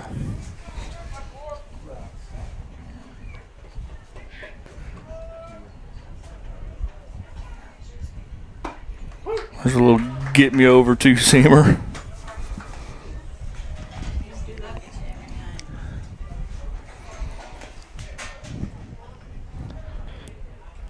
Davidson, and that ball stays fair right over the bag. He's gonna try for second. Good throw will get him. They cut it off.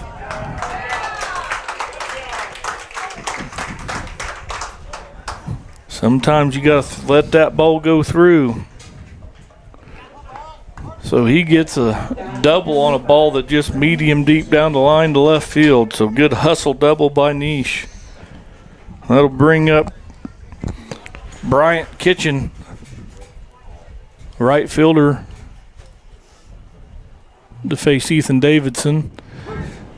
And he starts him off with a strike. So the Raiders have plated 2 this inning to take a 6-0 lead here in the top of the 7th.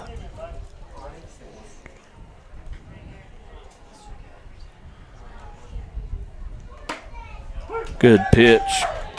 I'm sure Frontenac's not going to think that's a good pitch, but that's outside corner right at the knees. Get him, Ethan, get him. Get him now, buddy.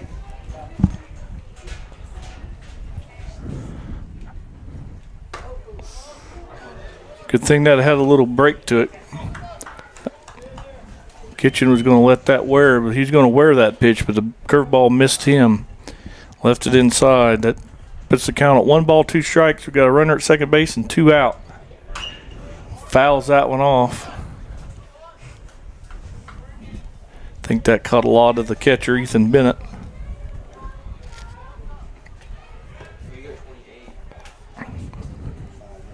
So Davidson's going to come set, deliver, payoff pitch. He fouls that one off.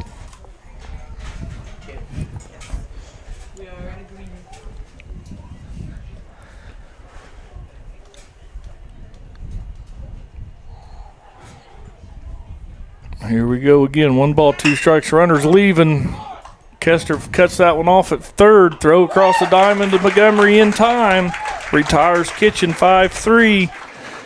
But the Raiders able to score 2 on a 2-run home run by Logan Myers. We're back for the final home inning of the Trojans. When we come back, they're trailing 6-0. You're watching Trojan Baseball on Girard Sports Live. Whether you're trying to make the most of the next harvest, navigating a changing business landscape, or planning for the next chapter in your life, the professionals at Prime Accounting Solutions are here to help. With 10 locations, Prime Accounting offers convenient, friendly accounting and tax services at a fair price. Payroll, bookkeeping, business planning, personal tax filing, and more. And now Prime is the place to go for insurance. Trojan fans can find us at 408B North Grand in Pittsburgh or call 620-232-7305. To find a location near you, go to primeaccounting.net. The Producers Co-op Farm Store is committed to making your life easier by supplying you with the things you need for your farm and home. As always, the Producers Co-op Farm Store has a great selection of farm and ranch supplies, including pet supplies, ranch and corral building supplies and equipment, automatic waterers and feed bunks, tack, dog food, pet and animal health supplies, workwear, boots, and much, much more. Come in and check out the great deals on lots of new merchandise as well. Proudly serving Girard and the surrounding area, and proud to support All right, welcome back to the final chances the Trojans get. Ethan Bennett's going to start us off. And he's going to be first pitch hacking, fouls it straight back our way. Must have been up and over. Never heard the thump. So the Trojans still hacking early in the count. McGinney feels that strike zone up for the Raiders. He's at 70 pitches here. Bennett's going to rope one center field. It's going to fall in there for a hit. Nice bit of hitting by the Trojan catcher, Ethan Bennett. And that'll bring up the newest Trojan pitcher, Ethan Davidson. So here again, I don't know if we're going to try to, 6 runs. I don't know if you want to take chances on the bases one at a time here. Cooper, your thoughts? I think just make them pitch to you, and then if it gets down to it, then start being more aggressive, but you don't want to get outs on the bases by trying to steal a base. I mean, you're going to need some big hits. But that's right there is what you got to avoid, and that's going to be all right. Myers gets the ball hit to him. He's able to record out at second, but a low throw over to first to get Davidson safe on a fielder's choice. So Davidson's got some wheels, and that's going to bring up Trojan right fielder Jaden Norris. And that was really the only mistake we've seen to this point by Frontenac. See if we can't make that a 7-run mistake. McGinney checks Davidson over at first. He's back, no problem. Norris up there. He takes inside and low, ball 1.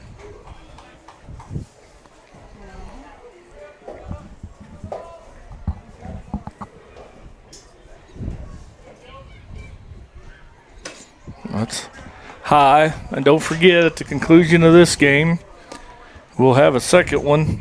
I don't know, 20, 25 minutes probably after this game ends. Stay tuned. Jaden fouls this one off to the right side. Hopefully the wind will carry it on over, and it does, and it's way out of play. That puts the count at 2 balls and 1 strike, I believe.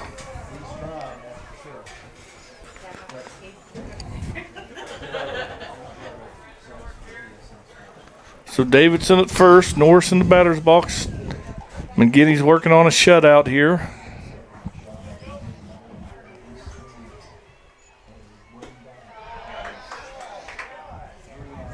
Three balls, 1 strike.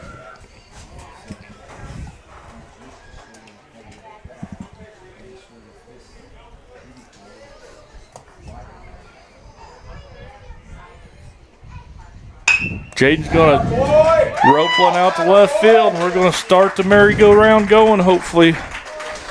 Clean single by Norris.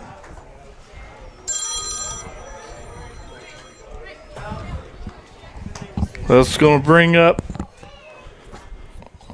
Trojan second baseman Reese Merrill. And the Raiders are going to make a pitching change here.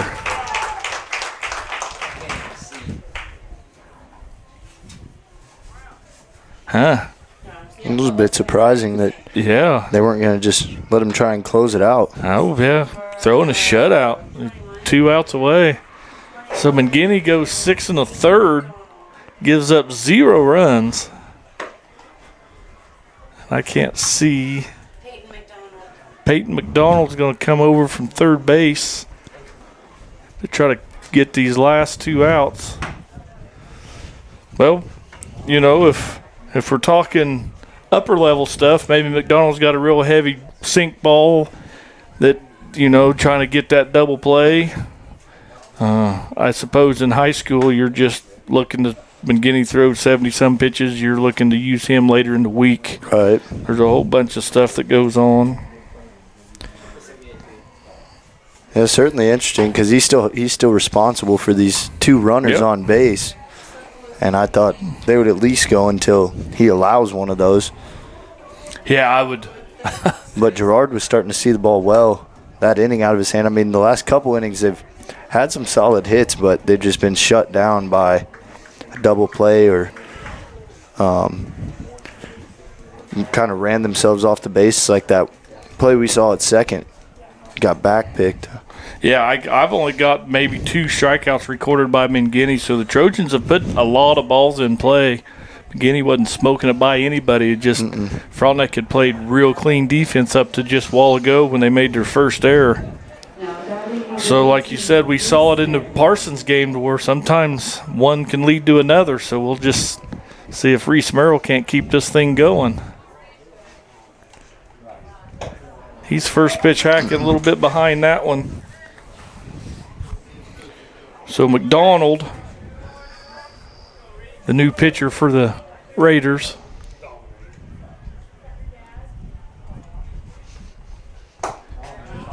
And he's just overpowering Reese Merrill at the moment. 2 fastballs up in the zone. Reese has hacked at both of them. He finds himself in the count. No balls and 2 strikes. Trojans got 2 on and 1 out. There you go, Reese. That's going to load the bases. Reese gets plunked in the shoulder. We used to call that back in my day not being scared of first base. So that'll load the bases for the Trojan first baseman, Zaid Montgomery. Zaid singled his last time up.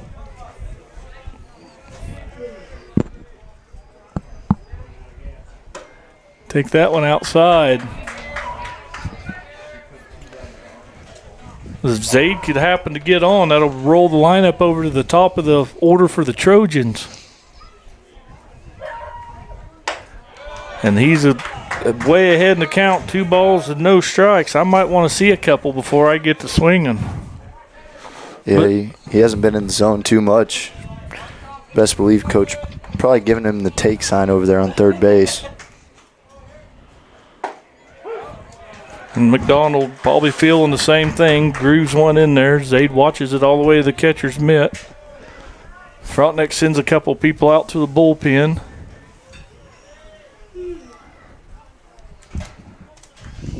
Donald misses that one low.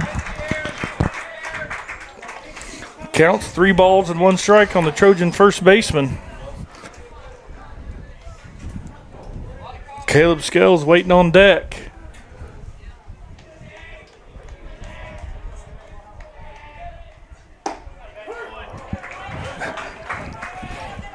Here we go. 1 out. Bases loaded. Full count. Something's given right here. Base hit, ball 4. Base hit will probably score a pair of runs.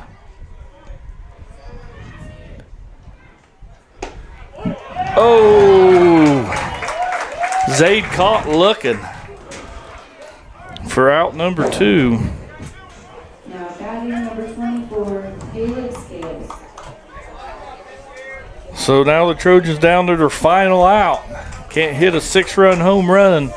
You still got to get a base hit or 2 to win this ball game. Caleb's going to take up. Hard line drive somewhere. Or ground ball. Something that's not Adam for a change. Right. There's that pitch that struck Montgomery out the umpire likes. Had Caleb backing out of the way a little bit as well.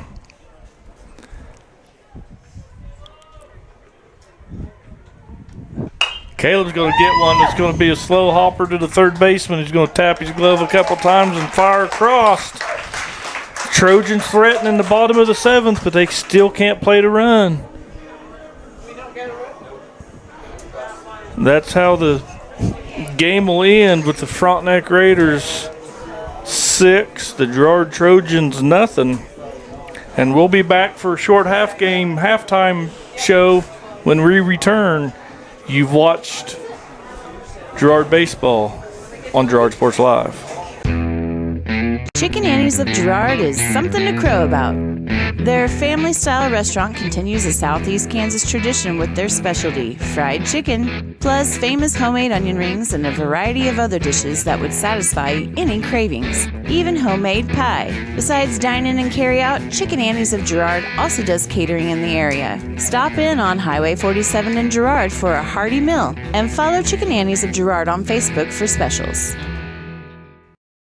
Farmers Bank is a proud supporter of Girard schools. For generations, Farmers Bank has worked with local leaders, businesses, and residents to help shape the future of Southeast Kansas. Farmers Bank is proud to have helped with the growth and development of the communities we serve. As partners in business and friends in life, Farmers Bank is looking forward to a brighter tomorrow. Farmers Bank, with locations in Hepler, Walnut, St. Paul, and Girard. Equal housing lender, member FDIC.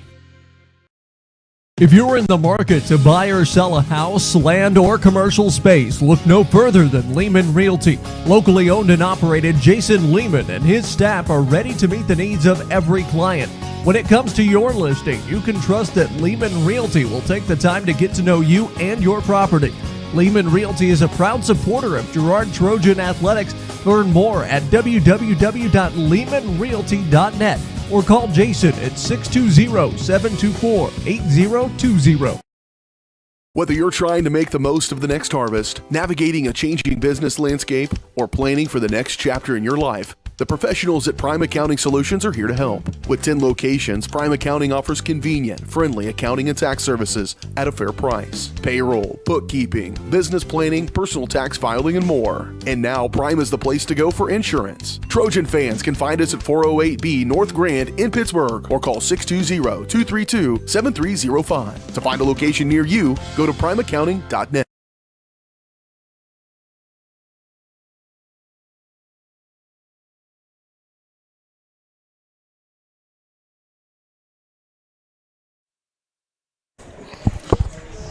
All right, welcome back to the halftime show. Our halftime show is brought to you by the GN Bank, where they've been providing customers with the highest quality financial services in a friendly and personal way for over 100 years.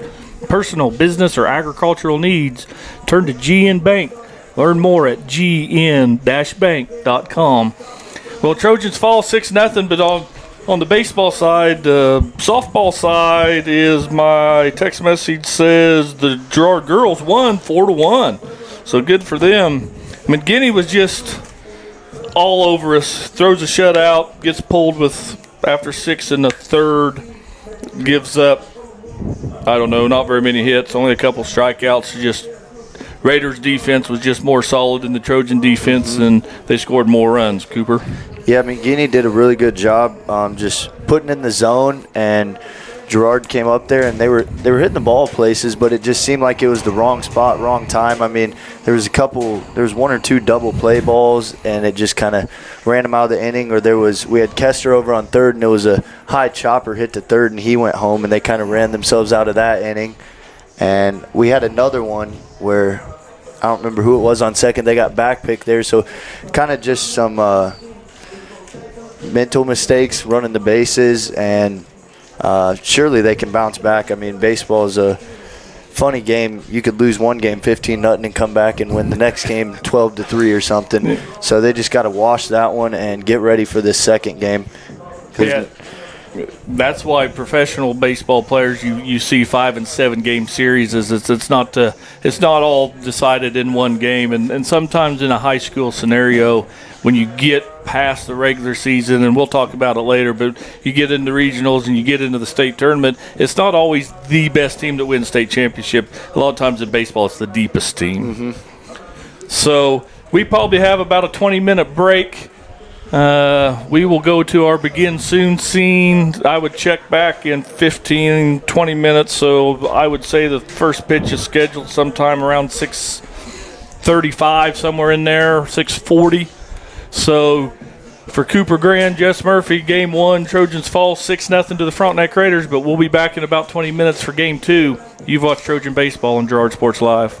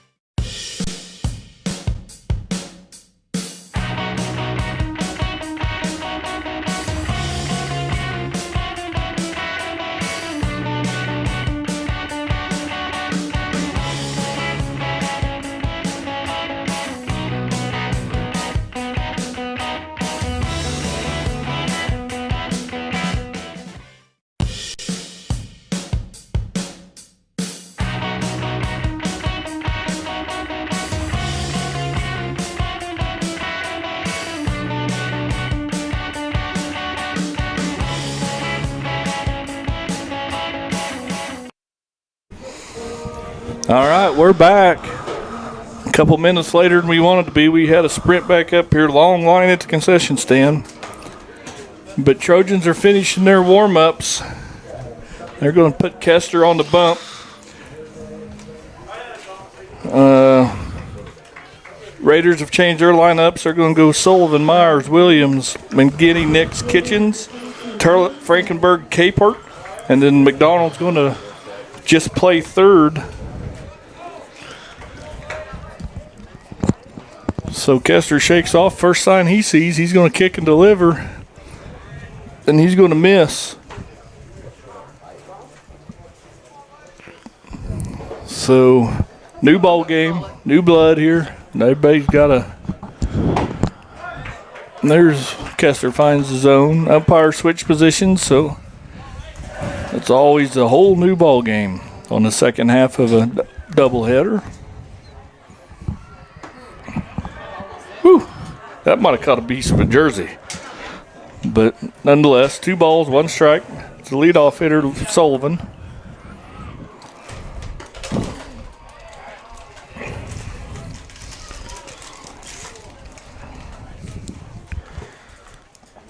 So now it's 3 balls, 1 strike. We'll get in the groove here in a second. We're scratching, shrub calling, getting up. Oh, man. Ball 4. Ball 4 over the inside corner. Sullivan gets walked on the lead the ball game off. So that'll bring up Myers. He swung a hot bat the first game. Myers hit a triple and a 2-run home run, and he did a lot of damage. Shortstop for the Frontenac Raiders. Kester, ooh, that's close. Pick-off attempt over there at first.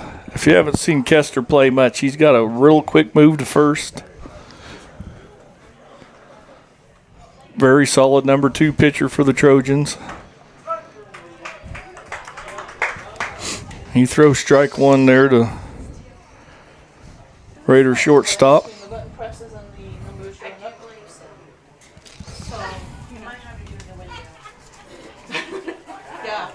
That one not quite so close. Now in the new Major League rules, that's all he's got. He can't throw over again. If he throws over, doesn't get him out, then he gets to advance. But this isn't the Major Leagues. This is just high school. So he throws it across the plate. They foul it off to the left side. That puts Myers in the hole. No balls and 2 strikes.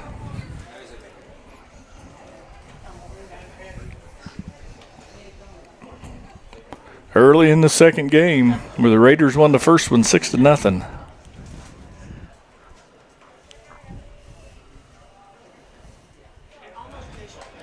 Kester disengages off the back of the rubber.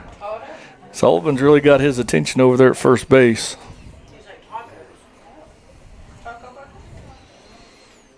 There's a little slow roller to first.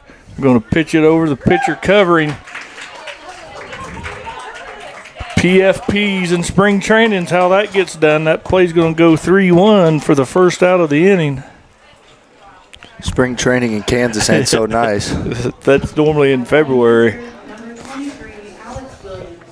And I don't know how many high school pitchers go through PFPs, pitcher fielding practice, but that's how you do it right there. Mm-hmm. Executed perfectly by the Trojans. That's close. Kester misses with that pitch.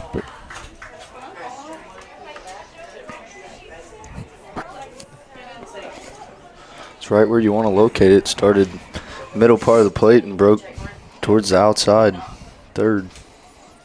He bounces that one to the screen. Bennett had a hard time finding it for a minute. I think the wind's died down a little maybe, but no. Flag's still blowing hard out there in left center field. It's just sun shining in here, warmed it up in here a little. Yeah, it did. Ooh, Kester throws one right underneath the bat there of Williams. The Frontenac catcher.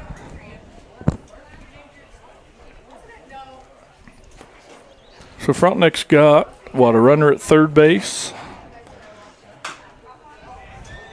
Yep, runner at third, 1 out. Even count. Yep, he advanced to third on that wild pitch there. I couldn't figure out how he got to third base, but now I got it all under control in the scorebook. So 2 balls, 2 strikes on the catcher. Kester drops a curveball in there. Amershak gobbles it up over at short. And just like that, the Frontenac Raiders take a 1-0 lead on a productive ground out. That's how you get them on, get them over, get them in. I mean, that's just textbook baseball right there. That'll bring up Mario McGinney. He's going to play second base this game through a gem of a game. He's going to hit a flare down the right field line. There's a lot of room out there. That's going to one-hop over the fence for a ground rule double.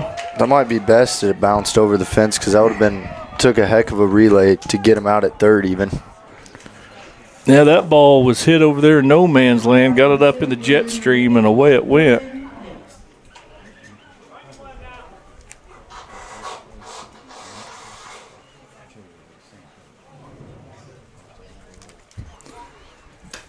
So Kester's going to fire into Nix for a ball 1 outside. So that puts McGinney on at second base with 2 outs, 1 on, 1 in. Center fielder Nix up to bat. Good pitch at the knees. Get some groans from the Frontenac crowd over there, but it's early to figure out this umpire zone. That one's still, nope, nobody around. Get McGinney dancing out there, but no one was covering.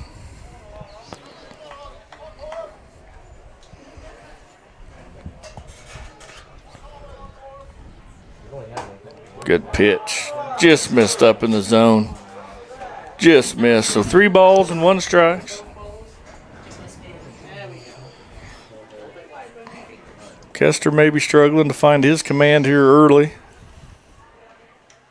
Girard throws one right through his bat. That's loads the count. 3 balls, 2 strikes. 2 out, 1 on, 1 in. Raiders lead early, 1-0. Kind of how the last game started. Fouls that one off. Wasn't it Yogi Berra that said something like deja vu all over again? Oh, I'm not sure. I believe you, though. So here we go, full count. 2 out, Kester steps off. McGinney's getting too big a secondary already.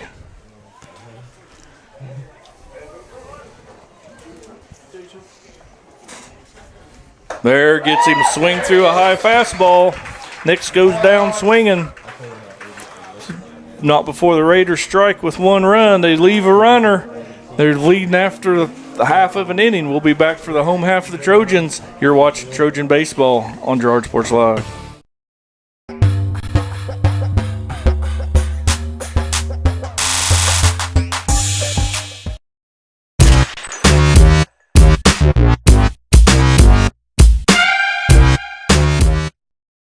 Roto-Rooter is proud to serve Girard and the surrounding area, offering sewer and drain cleaning, as well as septic and grease trap pumping 24 hours a day, 7 days a week. From toilet clogs to video inspections, sewer line repairs to complete replacements. To make an appointment, call 620-231-5630. Roto-Rooter is now owned by GHS alum Braden Peak and GMS teacher Heather Peak, and they are proud to support the Trojans. Roto-Rooter, 620-231-5630. See their ad in names and numbers.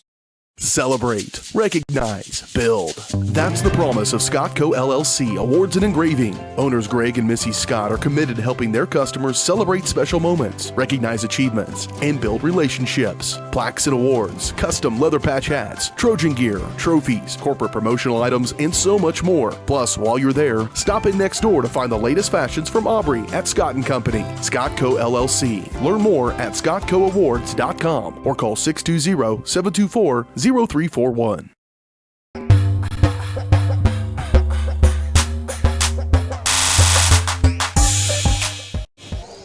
And welcome back to Girard, Kansas. Red Wetke Ballparks. Your Trojans trail early, 1-0 after half of an inning, but they're going to bring up Scales, Niggeman, Kester to face Kitchings. He misses outside. He's kind of deliberate, slow to the plate, long, kind of a long, tall, lanky kid. It'll be interesting when a runner gets on if he tries to speed that motion up. He gets Caleb to swing through that pitch. He evens the count, 1 ball, 1 strike.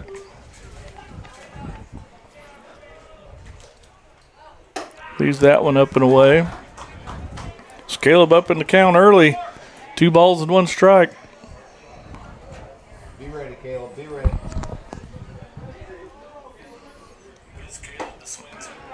Caleb bails out that front half a little on that swing.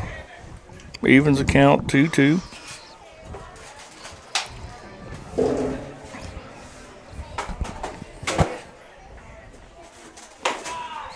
Never strike way outside. Just a bit outside.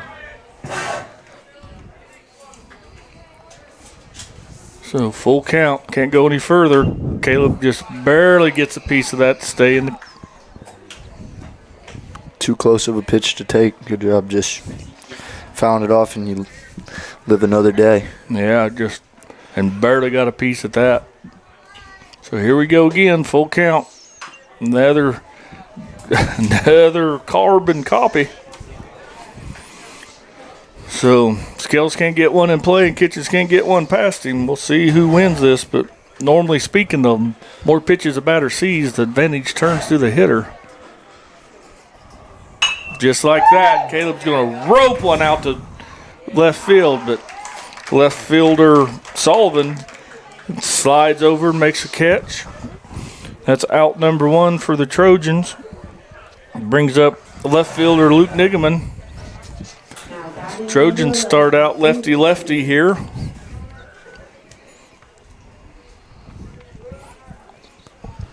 So a good 8-pitch at bat by Scales.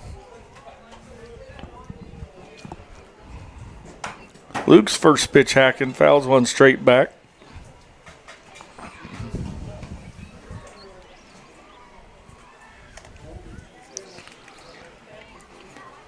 Raiders defense don't play. They just really give up that whole right side. If we can get turned on some balls. There's Niggeman's right on that pitch again, just fouls it straight back. But finds himself in a big hole down 0-2.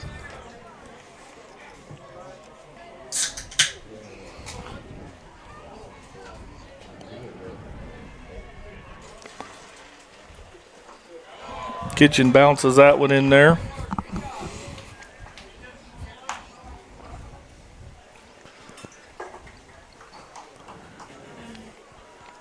I do think the wind's died down just a little bit. Yeah. It's hard to tell up here in the box. Ligamen's going to shoot that one. That's going to stay fair. He's going to round first. He's going to be in for an easy double. Looks around second base, but Raiders get the good job of getting that ball back in.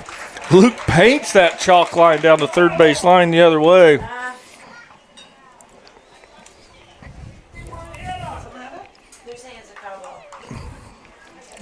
Now we've got Coach Turtle about to ask a few questions, but home plate umpire says he pointed fair early. Give Niggeman a double, 1-out double here. That's a big double. Yeah, that'll put it Baron Kester up. Trojan pitcher for the second game.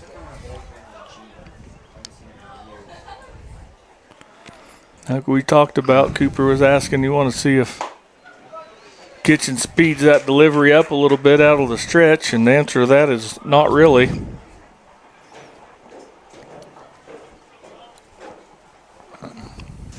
So Kester got a good look at strike one right there. Takes that inside for ball 1-1-1.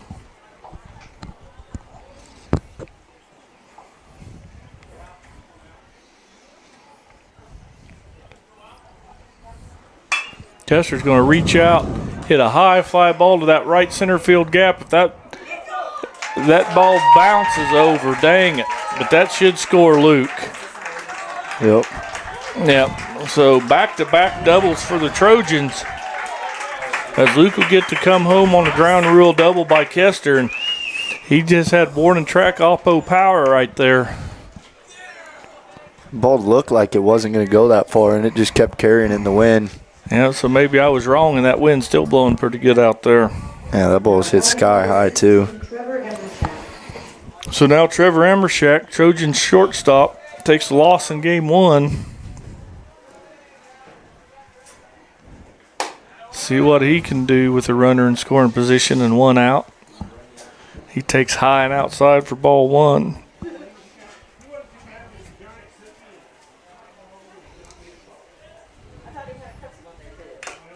He fouls that one off, catcher's mitt.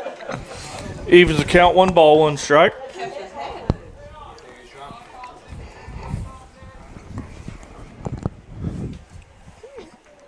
Alex Kester at second base.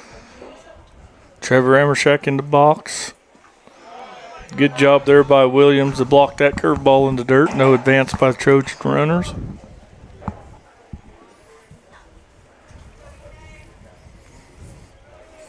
All tied up here early in the first inning.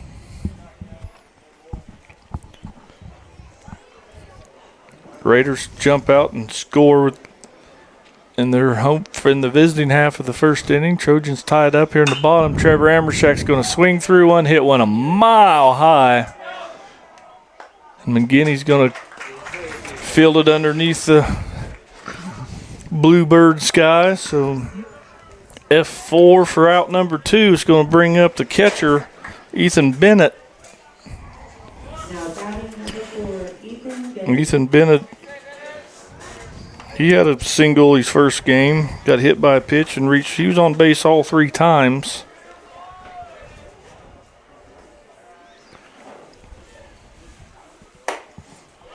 Kitchen's bringing some pretty good heat. He's just not really commanding it real well yet early. No, in a smaller zone, so both teams can be more selective. Especially Girard not seeing too many pitches in the first game, be more selective here. Bennett's going to go ahead and hit this ball over to third. McDonald's going to short hop, but a good pick by the first baseman, Frankenberry, over there. And the Trojans manage to tie it. They leave one on, but to bring one in to even the score at 1-1. We'll be back for the top of the second when we return. You're watching Trojan Baseball on Girard Sports Live. Here's James Brumback and Brumback Service Center have been keeping area residents on the road with high quality and fast service. Let's face it, none of us have time for a breakdown, so be sure to stop by Brumback's for preventative maintenance, oil changes, and tire repairs. Brumback's is also your place for new tires with a variety of quality brands to choose from. Brumback Service Center, 312 East St. John in Girard. Call 620-724-6770. Good luck, Trojans, from Brumback Service Center. Community National Bank and Trust has been serving the area for more than 30 years with a strong commitment to the highest quality leadership and banking services. Stop in soon and pick up your very own Girard Trojan Instant Issue mascot debit card. While you're there, be sure to ask about Secure Lock, mobile banking, Guardian Secure Checking, and People Pay. Learn more at mybankcnb.com. Community National Bank and Trust is a proud supporter of Girard Schools. Member FDIC. Go Trojans!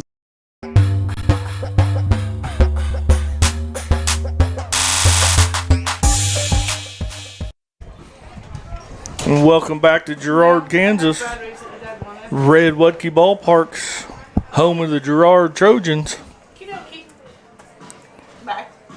As Alex Kester's finishing up his warm-up pitches, Bennett's just made the last out, so he's a little slow getting back out of the dugout.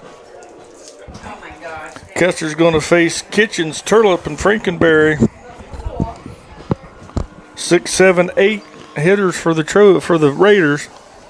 Now batting number 5, Bryant Kitchens. So Kitchens, who allowed 1 run in the first inning, Raider pitcher. Oh, man. That one got away from Alex just a little bit. Threw it behind Kitchens.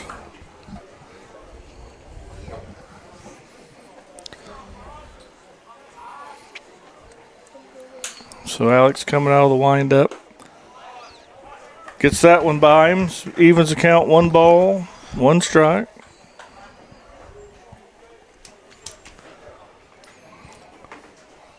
Clearly, I should be in front of Just missed inside. And you're right, Cooper. This umpire's zone is quite a bit tighter than the last game. Mm-hmm. As long as he calls it both ways. And he has been so far. Yep. Custer misses with that one up. Maybe just trying to overthrow just a touch here. So 3 balls, 1 strike. Gets that one in there. Now we got it full. We can't go any further.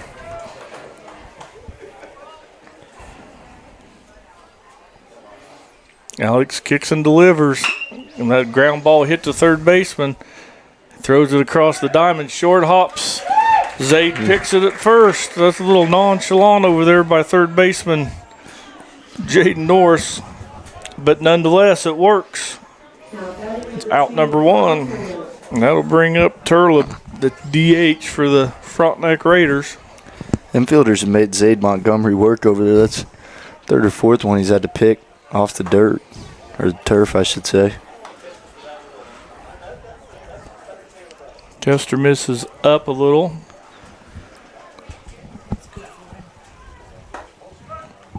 That 2-seamer there's got a little run on it, Cooper. Mm-hmm. That thing starts outside and kind of works its way back over the plate. Nice pitch by Kester. And then he throws a bender like that breaks the other way. I could see where he could mess with a few hitters. He's ahead in this count, 1 ball, 2 strikes. Drops another curveball. Turtle fouls it back. And that curveball is hard to read because it has so much late movement. It's right as soon as it gets to the plate, it just breaks out of the zone. Yeah, but it's all coming out of the same arm slot. Mm-hmm. Right there. Ooh. Woo. Tough take there. 2 balls, 2 strikes.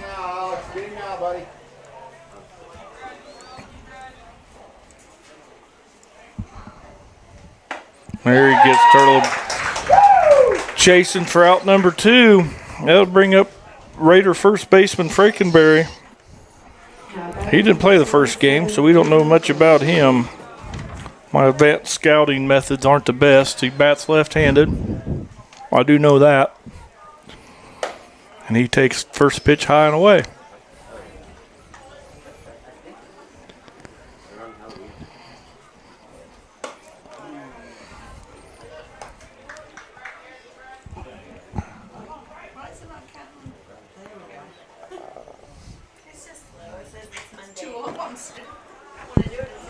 I think Kester's missed on all 3 of these here. Sometimes he just may be trying to overthrow a little.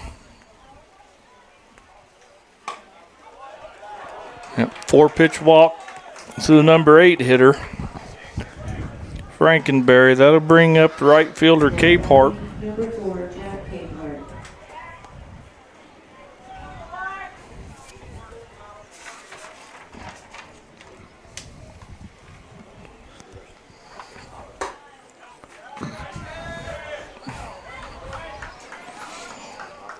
Alex missed with these last 5 straight. Does the right thing, steps off the back of the rubber, catches his thoughts.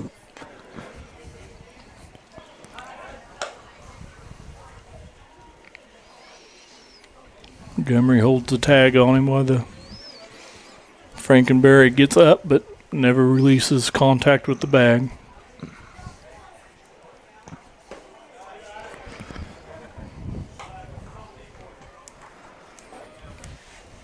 Two balls and no strikes to the number 9 hitter, right fielder Capehart. There we go. Kester finds his zone again. He missed with 6 straight, but he comes pounding back in there now. Get back in the count. 2 balls and 1 strike, 2 out. Got him. Oh, that was close. Pickoff throw over at first.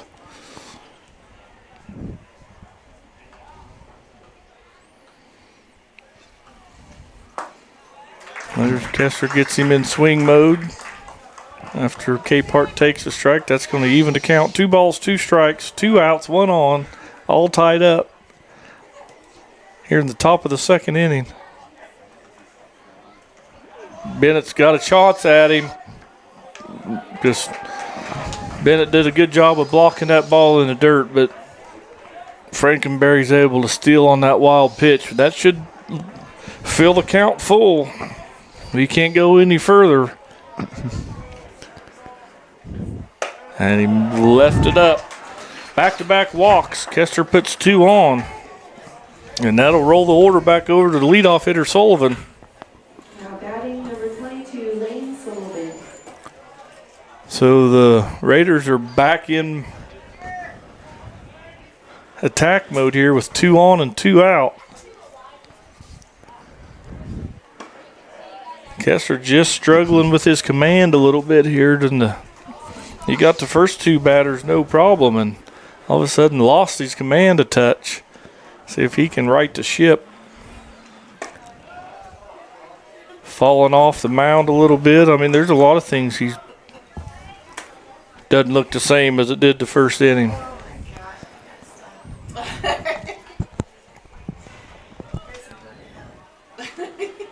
There you go, Alex.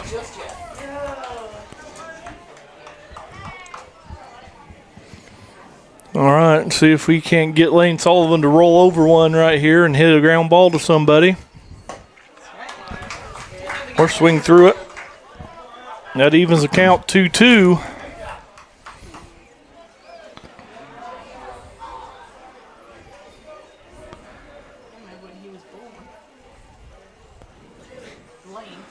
Yes.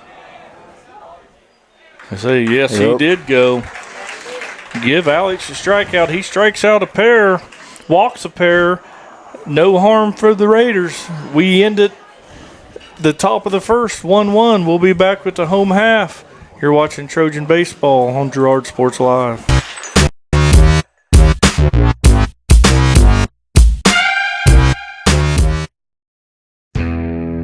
Chicken Annie's of Girard is something to crow about. Their family-style restaurant continues a Southeast Kansas tradition with their specialty, fried chicken, plus famous homemade onion rings and a variety of other dishes that would satisfy any cravings, even homemade pie. Besides dine-in and carry-out, Chicken Annie's of Girard also does catering in the area. Stop in on Highway 47 in Girard for a hearty meal, and follow Chicken Annie's of Girard on Facebook for specials.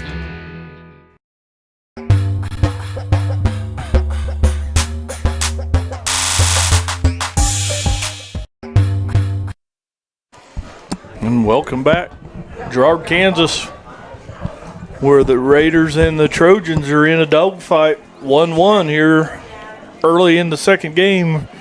Raiders win the first one 6-0, not by a lack of trying. Trojans had runners on, limited. Frontenac could have maybe ran away with that early. Trojans did a great job of limiting and giving the Raiders just the 3 or 4 runs they got early.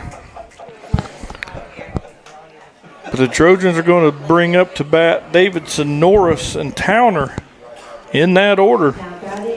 In the bottom of the second inning, we'll see if they can get in attack mode here and put some pressure on those Raiders. Davidson takes ball 1.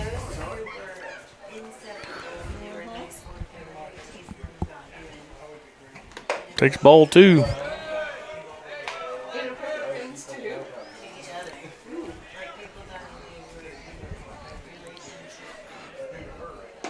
Takes a little bit low. 2 balls, 1 strikes the count on Trojan center fielder Ethan Davidson. Evens the count 2-2 as he swings through a fastball.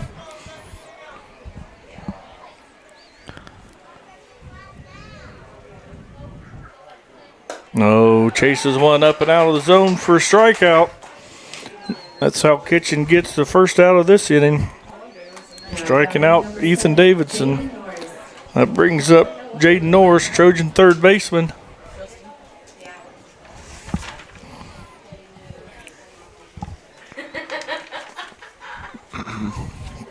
Catcher's got a equipment malfunction. So Jaden Norris last game on base all 3 times. Got a pair of singles and a walk. So maybe Jaden can stay hot. Oh, we got a chest protector problem. Something with the belt. I don't know if his snapped or something. Did he break a belt?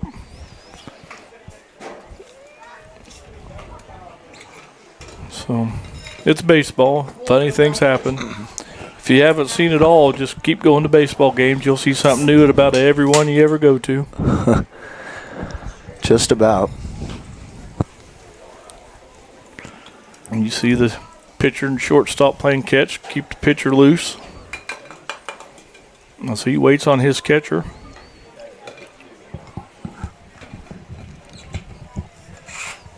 There, I think we got it all fixed. Got him back under the dress code. So Norris will take the batter's box. Kitchen still on the hill. All tied up, 1-1. Norris going to sky this one out to, got right fielder. K-Part's going to call off the center fielder and make the routine catch up. So Jaden flies out to right field. Out number 2, 1 pitch, 1 out. That'll bring up Jake Towner. Jake played in the last game. He just didn't hit, so we'll see his first at bat right here.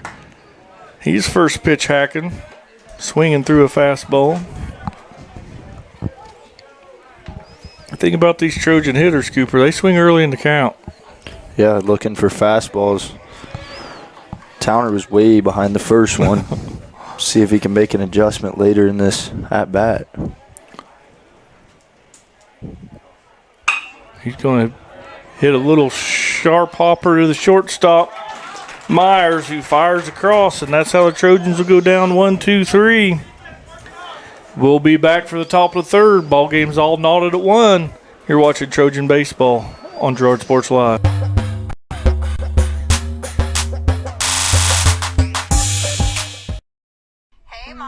Now more than ever, Croccan is dedicated to helping keep families connected, workers to collaborate, students to learn, and businesses to continue to serve their customers, and even for doctors to treat their patients.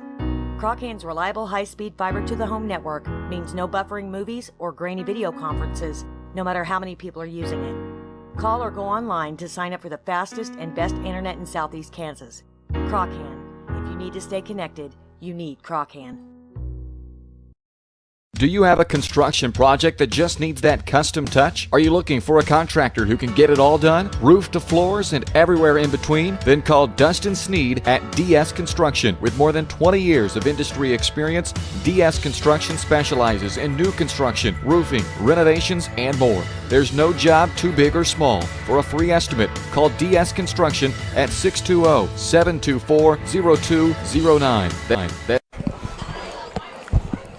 And we're back to Red Wilkie Ballpark, Girard, Kansas, where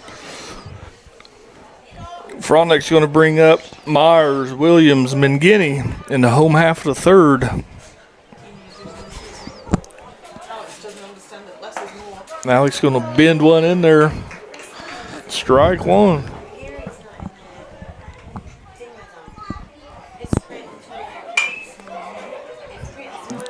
Gets Myers way late on that swing, fouls it way off into the parking lot on the left side.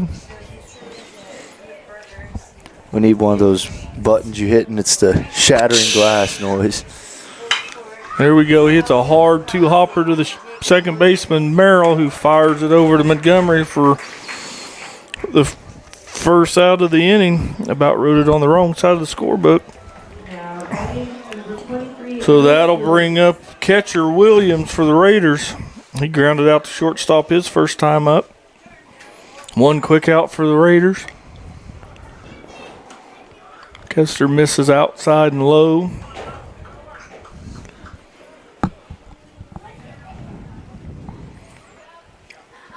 Kester's quick pitching a little bit, so the Raiders are asking for timeout when they get in the box. And there's Williams fouls out over towards the Trojan dugout. Evens the count, 1-1.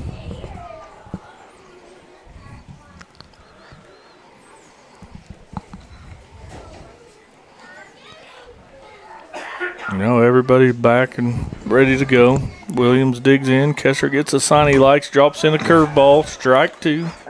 These Trojan pitchers aren't scared to throw a curveball at any point, even if they're up or down in the count. They both like them, don't they? Mm-hmm. And they're both pretty good curveballs. Yeah, they work pretty well like that. Swings and misses. Montgomery switches feet on the bag to take the throw down from Bennett. And that's out number 2. That's a strikeout with a put out 2-3. Now batting number 1, Mario Mangini. That'll bring up the winning pitcher for game number 1. Game number 2, second baseman Mario Mangini. Kessler starts him off first pitch curveball.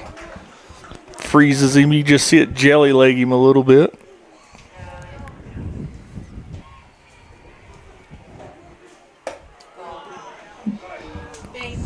Tries it again, but hangs that one up high in the zone.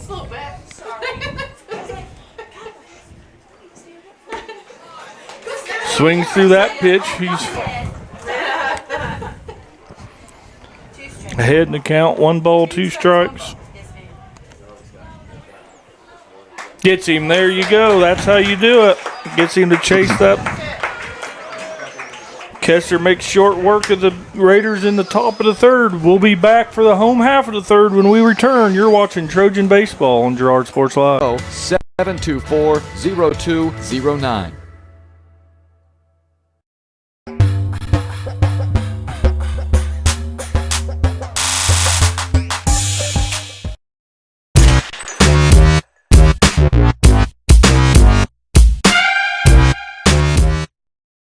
Farm Bureau is proud to support Girard High School student athletes. At Farm Bureau Financial Services, their #1 goal is to make insurance simple. Agents Judge Sasho, Lori Johnson, and Lisa Sasho take pride in educating their clients and members. There's a lot of information out there, and at Farm Bureau, they can explain it in a way that relates to you, so you can apply it to your life, family, farm, and future. To learn more, contact Judd, Lori, and Lisa at 620-724-4213. Go Trojans!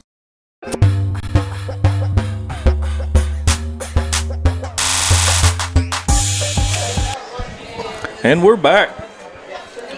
Trojan Baseball, Girard Sports Live, Girard, Kansas. Second game of a doubleheader where the Trojans fall the first game 6-0, but they've got themselves in a battle right here, 1-1. Bottom of the 3rd inning. Zaid Montgomery, number 9 hitter, first baseman for the Trojans. He's first pitch ripped one into the Raiders bullpen. Zaid got turned on that one, hit it hard, but just a little bit out in front. Now we got time, got balls coming back in.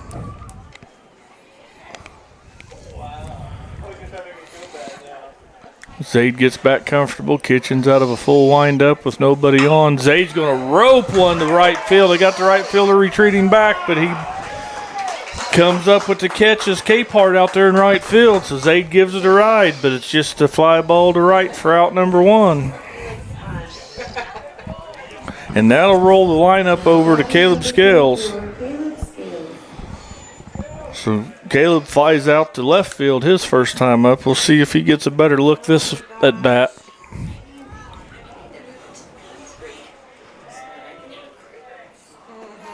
He takes low and outside.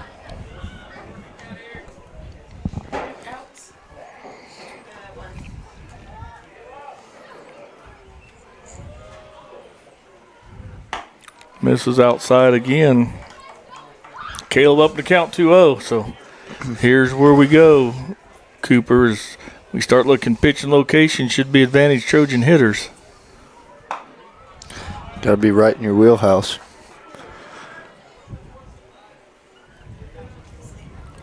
.30 here to the Trojan designated hitter Caleb Scales. He takes one over at the knees. Kitchen gets back in there.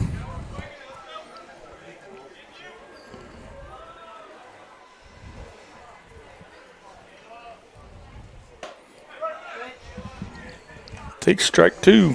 Full count. We'll see what happens. Caleb fouls it off.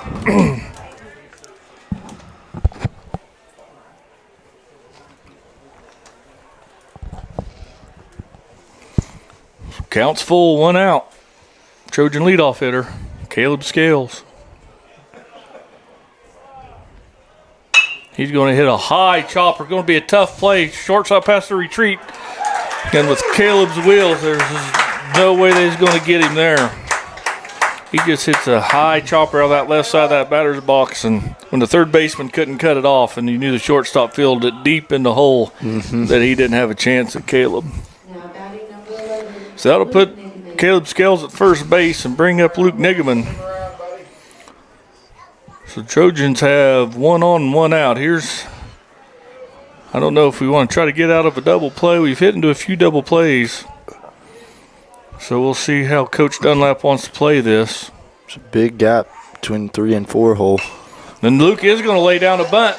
It's going to be a tough play to get him. He's safe. He outruns it. Caleb's back in time. So sacrifice bunt turns into a base hit. Everybody's safe, so we got 2 on and 1 out, as Coach Sturlip wants to talk about that one as well.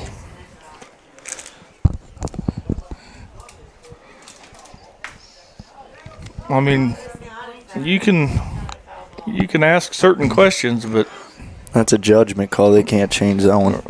I mean, he can ask for help at first base. You know, I didn't have the right angle. Home plate umpire, can you help? But I don't know if I've ever seen an umpire overrule another umpire on a call that was that close. But it was close. I'm not saying Luke was out. I'm not saying he was safe. Oh, it was a bang-bang play. It was a bang-bang play, and the call goes Girard's way. So we got 2 on and 1 out. Heck, I'd bunt again. Alex Kester's up to bat. He's going to take outside corner, ball 1.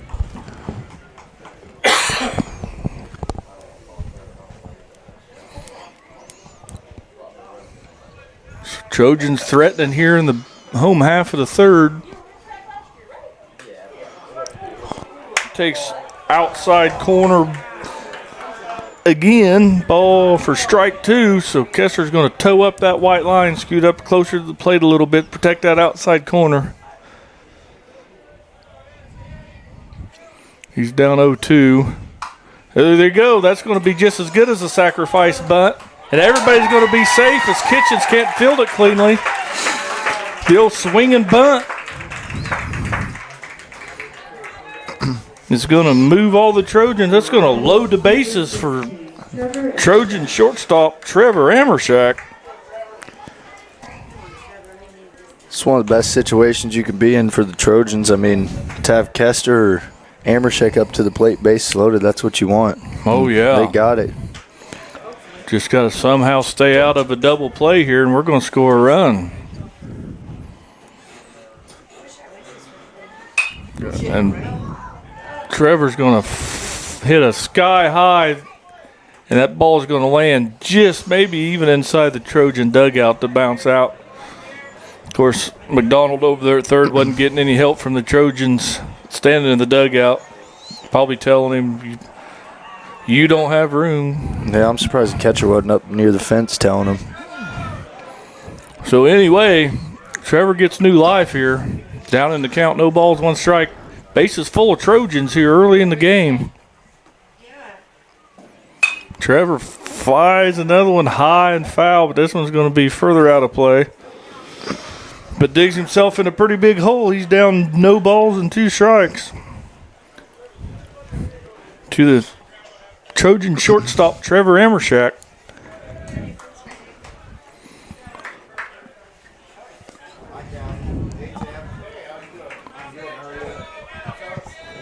So we'll see something happening right here. We don't need a strikeout. It got him to chase 2 up. Kitchens takes it a little further up. Trevor doesn't offer. Count goes 1 ball, 2 strikes. 1 out. Bases full of Trojans. Come on, Trevor. There we go. He ropes. If that's fair, he's run a long time. And it's all the way to the corner. That's going to plate 1, 2. That'll bring home a third Trojan as a stand-up double by Trevor Amershak.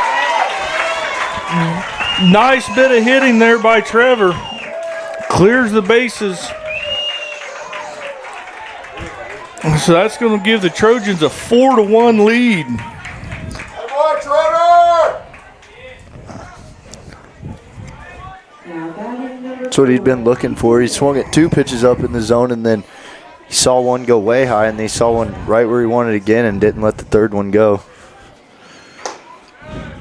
So that's going to bring up Ethan Bennett, Trojan catcher. And still just 1 out.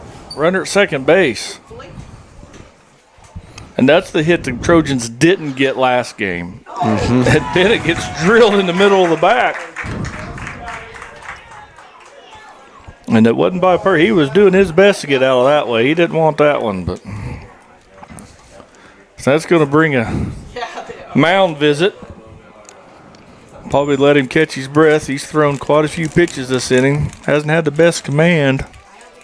I mean, both pitchers are already up there in pitch count because Kester's already at 60, and now Kitchen is at 50, and still a lot of work here.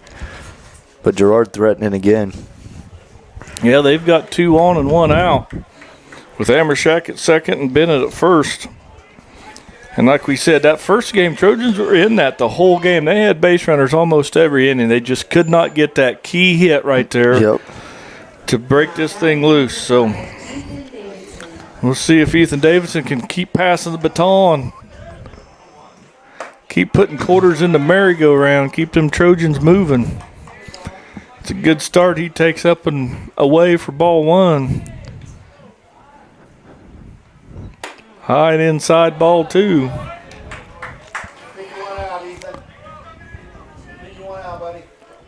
So he needs to look something down in the zone, something he can drive. 3-0. Might see a couple here, Cooper. He's thrown 3 in a row in basically the same spot.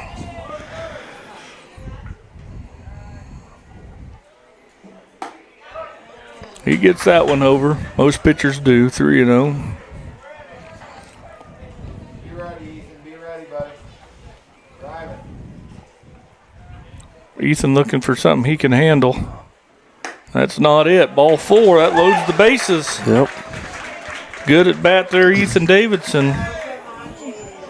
That'll put Amershak to third and Bennett to second base. Davidson at first. And that brings up Jaden Norris, who flew out to right field his first time up. Let's see if we can't just keep this merry-go going.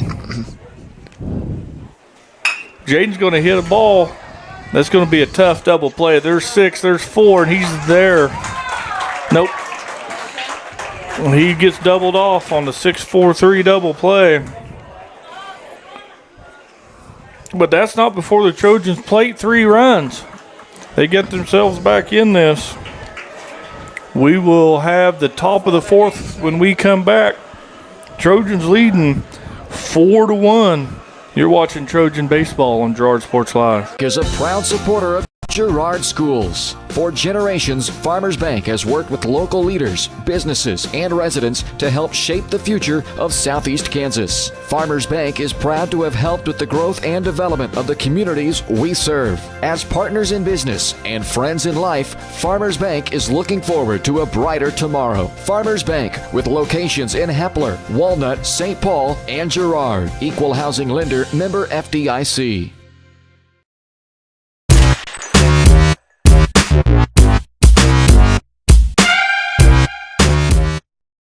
Call serve.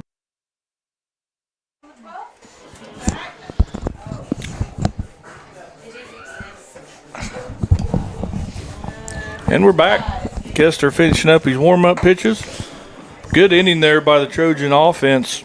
They send 8 batters to the plate. Had the bases loaded a couple times. They end up stranding 3.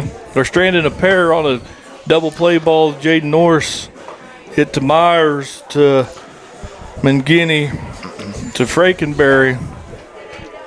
Yeah, that's what they've been looking for all night long for about 10 innings now, and they finally got it out of their cleanup hitter. So that brings up center fielder Nix for the Raiders.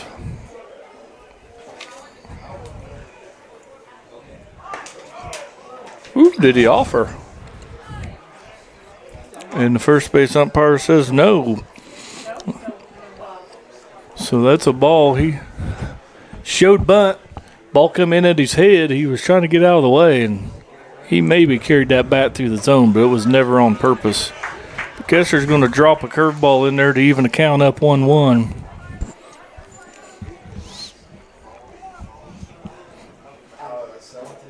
Good pitch. One ball, two strikes. Trojans leading now 4-1. First time they've led all night. Ooh.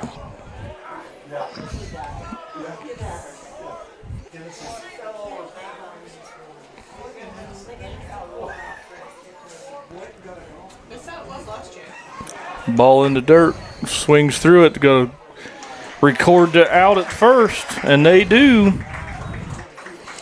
That's how the first out's made in the top of the top of the fourth, my bad.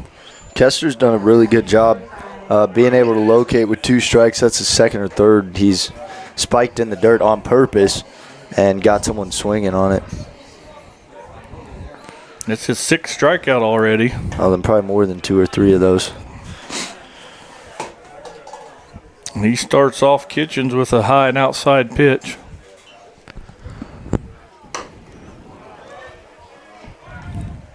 And I don't know, Kessler's missing a couple there outside, but Bennett might be able to receive that ball just a little bit smoother to help his pitcher out. But just like that one right there, Kessler gets out and back into zone. So we're 2 balls and 1 strike. Well, the Kitchen's going to hit a ball to Jaden, who's going to field it clean, fire across. So the play goes 5-3 for out number 2. Don't want to jinx it, Cooper, but Trojans are kind of dealing, kind of playing good to like the Trojans team we were used to seeing. Yep, throwing strikes, playing fundamental defense, and that's what it gets you, 2 quick outs. So designated hitter Cal Turlip's going to bat, and he's just up there chasing curveballs for strike 1.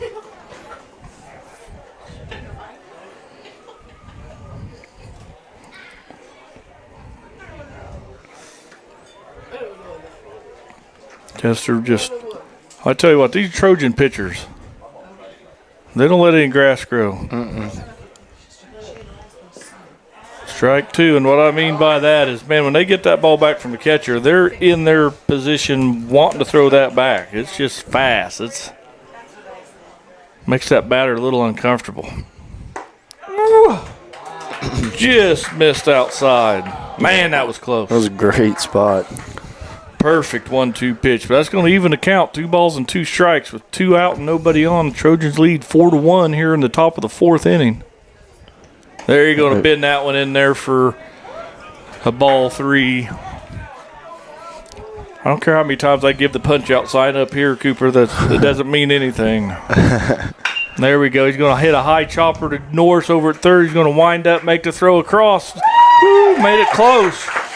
But that play goes 5-3. Raiders go down 1-2-3 at the top of the 4th. The Trojans still lead 4-1. We'll be back with the home half of the 4th when we return. You're watching Trojan Baseball on Girard Sports Live. Standing in their field. Especially for those that are stuck, out standing in their field. Coles carries a wide selection of farm, industrial, and heavy-duty tires, all from the best brands in the business. And they've got farm service trucks ready to go. Plus, Coles continues to be the place folks go for car and truck tires, repairs, oil changes, and so much more. If you're in the market for new tires in Southeast Kansas, make the right call to Coles Service, 620-724-4121. See more at ColesServiceLLC.com. You've enjoyed life. Over the years, your community has become your passion, something you hope future generations get to experience, just as you have. That's why the Girard Area Community Foundation has worked hard to help fulfill charitable goals and inspire generosity, meeting the needs of the communities they serve. Creating a legacy fund with GACF ensures what you leave behind is an effective and lasting improvement in the community you love so dearly. Make plans to visit GirardAreaFoundation.com, preserving traditions for those who follow. And we're back in Girard, Kansas, where your Trojans are leading 4-1. Here in the home half of the fourth, they're going to bring up Jake Towner, Zade Montgomery, Caleb Scales. In that order in the fourth. 8-9-1. Jake's got a nice swing. He just got to keep his head down on that a little bit more. Swing looks good. Just has to see it. He grounded out the shortstop his first time up. Takes that up and in. Evens the count, 1 ball, 1 strike. Get that foot down and go. Kitchens bounces that one in there. Turf field, we don't have to change balls every time it hits the dirt. Or hits the rubber pellets or hits the carpet, whatever we want to call it. That's outside. 3 balls, 1 strike.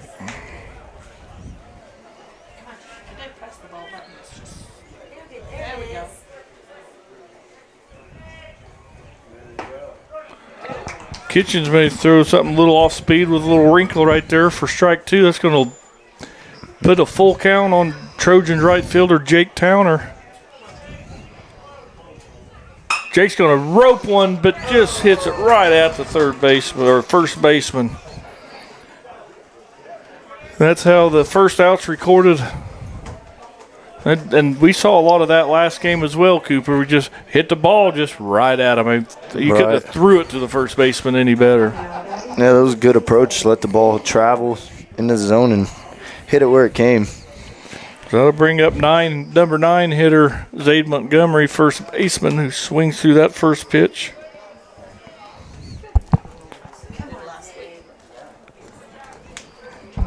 Zade flew out to pretty deep right field his first time up.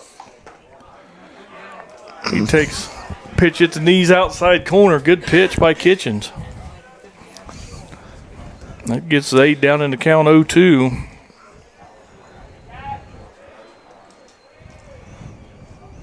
Swings through that off-speed something or other. That's strikeout for Zade Montgomery, and that's his only second strikeout for Kitchen. But that'll bring up the Trojan leadoff hitter, Caleb Scales, who hit a single his last time up, flew out straight away, or left field his first time up. He swings through that pitch, down in the count 0-1.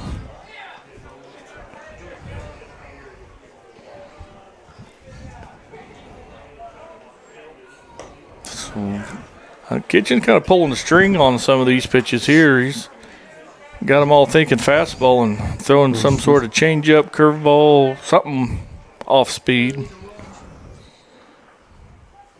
That missed outside. Kind of like you talked about with Kester, Kitchens does the same thing. He comes from the same arm slot, doesn't speed up anything, and it looks like the same motion for all 2 or 3 of his different pitches. Going to get Caleb looking at that one off the outside corner for strike 3. And that's how the Trojans go down 1-2-3 in their home half of the fourth. We'll be back for the top of the fifth when we return. Trojans are winning 4-1. You're watching Trojan Baseball on Girard Sports Live.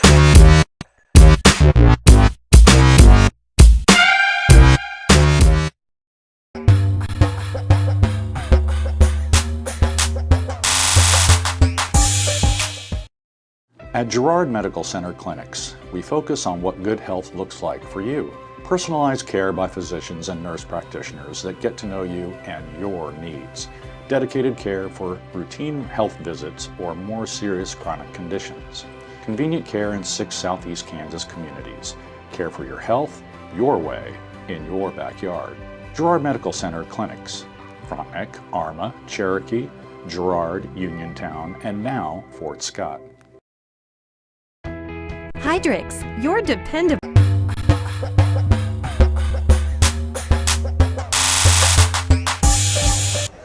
And welcome back to a cooling down Girard, Kansas. Sun setting off to the west. Beautiful sight on the scoreboard as Trojans are leading 4-1 against the visiting Frontenac Raiders. They're going to come up to bat with their 8-9-1 hitter, Frankenberry, Capehart, and Sullivan. And they're still facing Girard righty Alex Kester. Kester missed with his first one.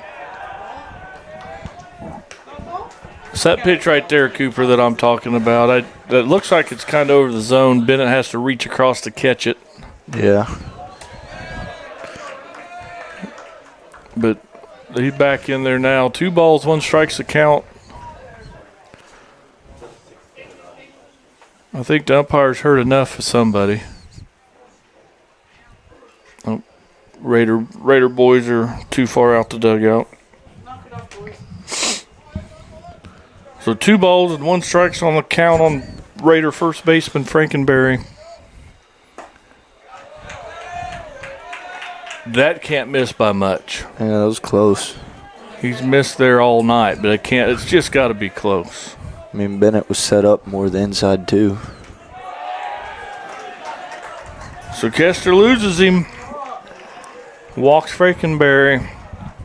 So Raiders have their leadoff runner on, and that's going to bring up their number 9 hitter, right fielder Capehart.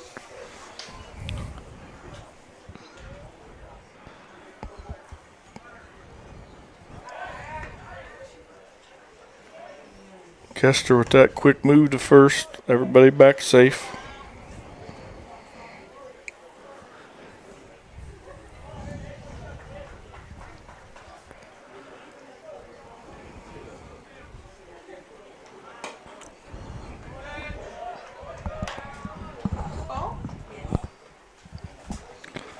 Kester's asking Bennett where he's missing.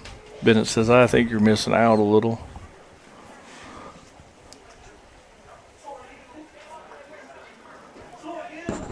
That's how you talk to the umpire without talking to the umpire, Cooper. Mm-hmm. Smart move by a veteran senior, Alex Kester. You can talk to catcher all you want. Yeah, umpire's one person you don't want to make mad. So, there we go. Oh, made it close. Back pick over at first base. But that puts Kester way behind in the count here.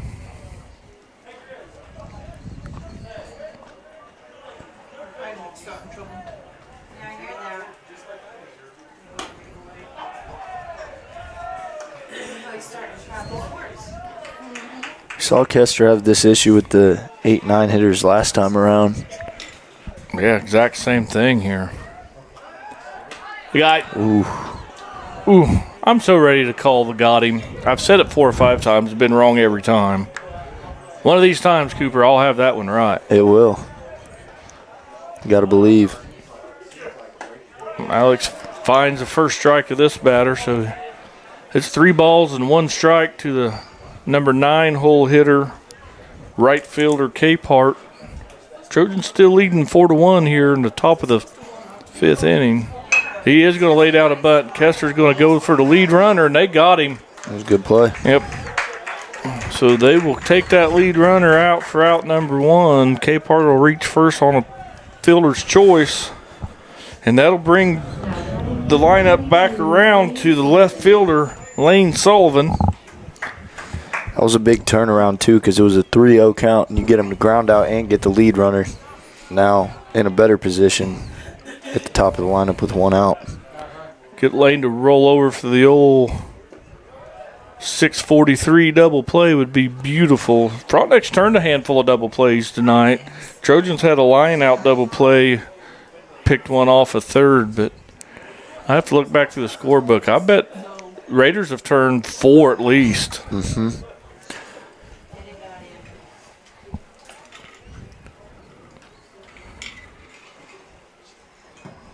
Kester gets kind of dialed in on that runner at first, so sometimes I think loses focus on the batter. Bennett does a good job there to block the old 5 hole to keep that ball in front of him.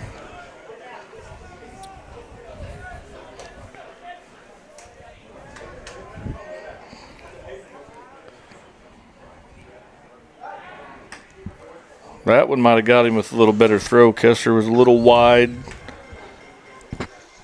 on the throw. But still 2 balls, no strikes. Sorry, Cooper. Took the base out over there on first.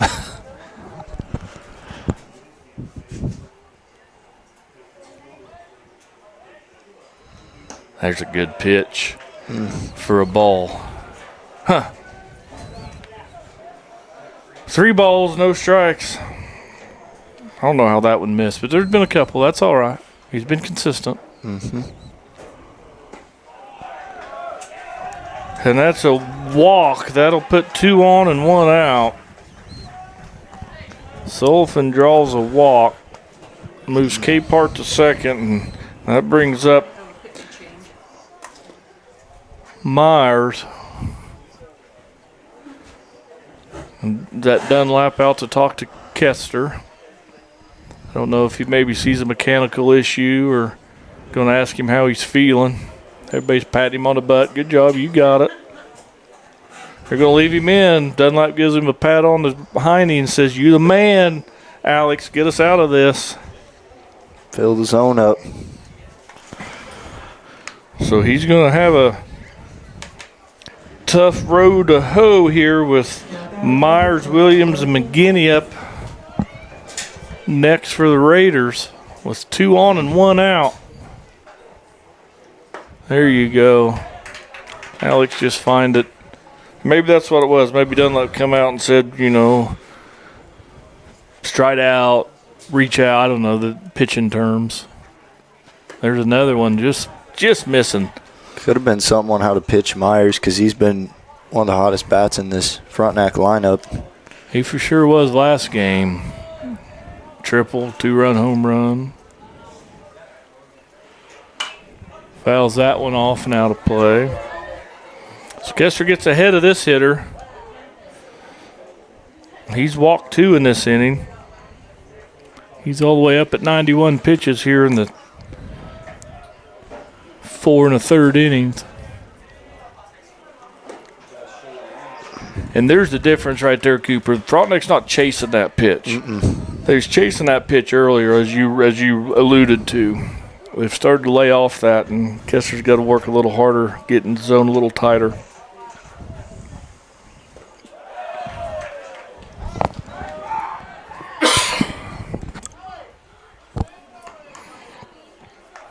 Trojans trying to back pick all the way to second base right there. To no avail. That's going to fill the count up on a good hitting shortstop. And he's going to hit one right back up the middle. We might have a play at the plate right here. We'll see where this ball comes, and here it comes. And I don't know, Zade Montgomery got there late and knocked it offline, or that might have been close. It looked like it hit the side of the pitcher's mound. Is that what happened? I think so. It hit the pitcher's mound because I saw some black turf bounce up. So Capehart's going to score. It's going to move Sullivan all the way to second on a double by Myers. Official score could give him a single. He took second on the throw home, but I'm not official, so that cuts the lead to just 2 here. Still only have 1 out. That's going to bring up the catcher, 3-hole hitter, Williams for Frontenac. There's one to the screen. We've got a little flip. They did all they could to get Sullivan out. They just couldn't quite finish it, but that'll move Myers over to third. And now those 2 walks have come back to haunt Alex Kester, and they normally do in a tight ball game.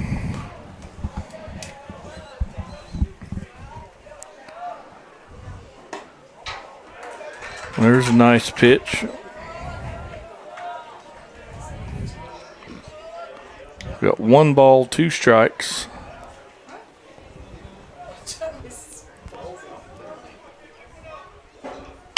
There's a ball hit. Backhand by Amershak. Good pick over there by Zade Montgomery. But that'll score another run. So that's the second out of the inning. Clears the bases. But that's 3 runs across to tie the ball game. If they reverse this call, I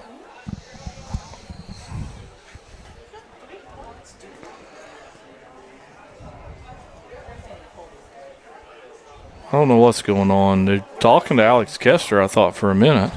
I don't know. They're saying he pulled his foot off. The bag?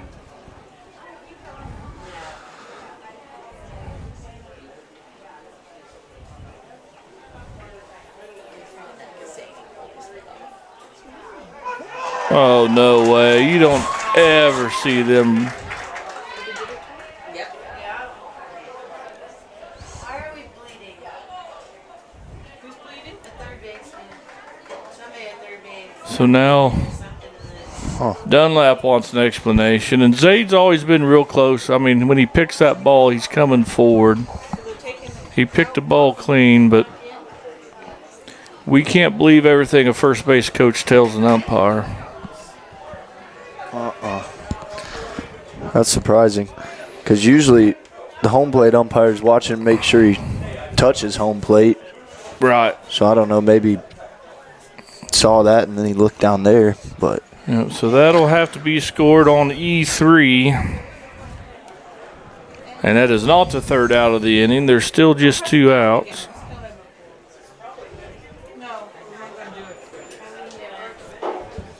Right. Well, that was just going to be the second out, wasn't it? That's what I thought. You threw me off there because I had 1 out. Yeah, I've only got 1 out now. That was just going to be the second out. This could get out of hand here. Trojans need to stop this snowball from rolling down this hill.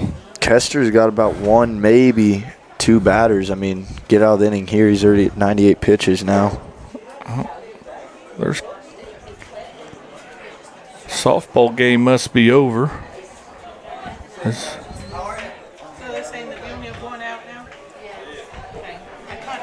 So, in this inning, right, we've had 2 walks and an error. Now batting number 1, Mario Mengetti. So that'll bring McGinney to the plate.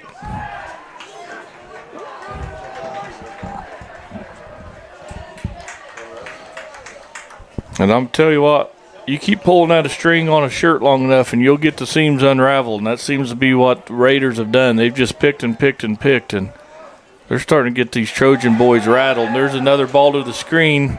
Bennett takes a minute to locate it. And Williams takes second base. And we need to stop the bleeding, Cooper. Put a bandage on it. 4-hole hitter, second baseman Mengetti, batting for the Raiders, who's tied this ball game.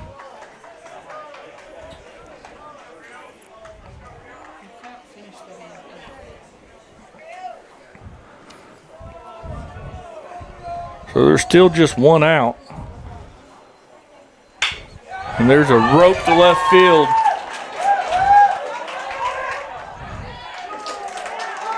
And that's going to put runners at the corners. Williams had a hold at third as Luke Nigman got there in a hurry. McGinney just going to stay at first, so that puts runners first and third and 1 out for the center fielder. And that's probably going to be it for Alex Kester as Dunlap's come out for the second time in the inning. And we'll see what's going on. It looks like he's going to Ethan Davidson, as Jaden Norris is going to go out to right field.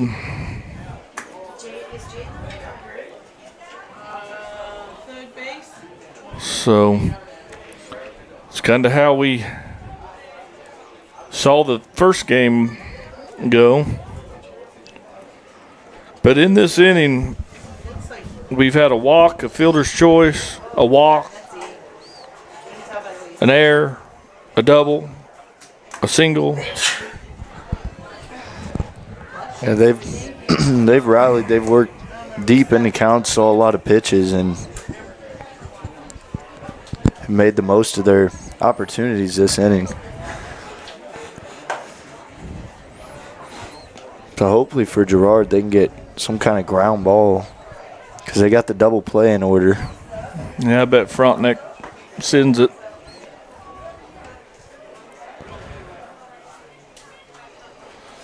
Would be my guess.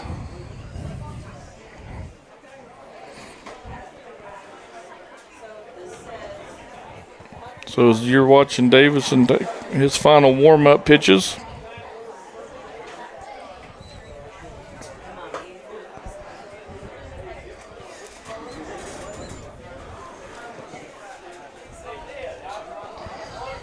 He's going to inherit runners at the corners. Tie ball game. Both those runners will be Kessler's responsibility still.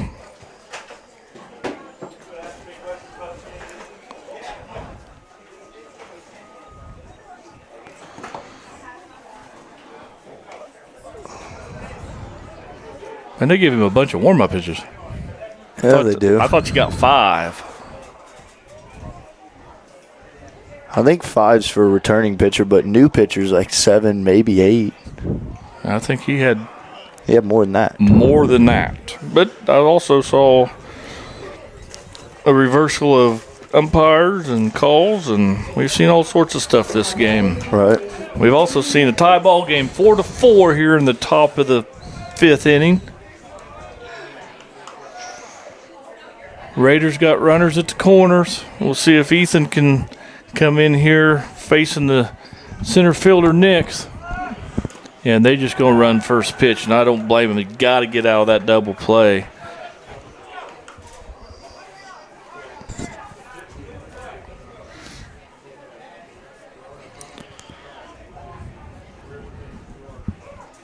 There's a foul ball straight back. So Davidson comes in to pitch in the top of the 5th with 2 on and 1 out. Somehow I got to, if we're keeping track of earned runs later, which I don't think I will, but. So he's even in the count 1-1.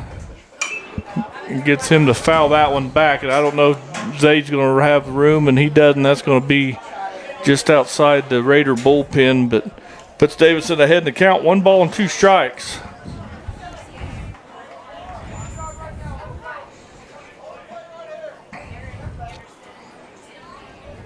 Still just 1 out in this inning.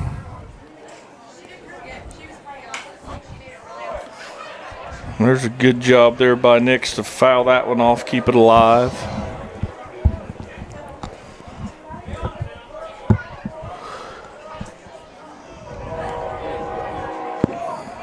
We'll see if I can't get a report from the softball game here shortly, see what happened in the second one. Oh, no, that's the last thing you wanted to do. And that's a good job by Nix to get out of the way of that curveball. Surprised it didn't hit him. I just checked over on the softball channel that Stream BJ was doing. Softball dropped the second game 5-1. 5-1? Yeah. So they split the series. But Frontenac's no longer undefeated. Hopefully we can have the same story here. I agree.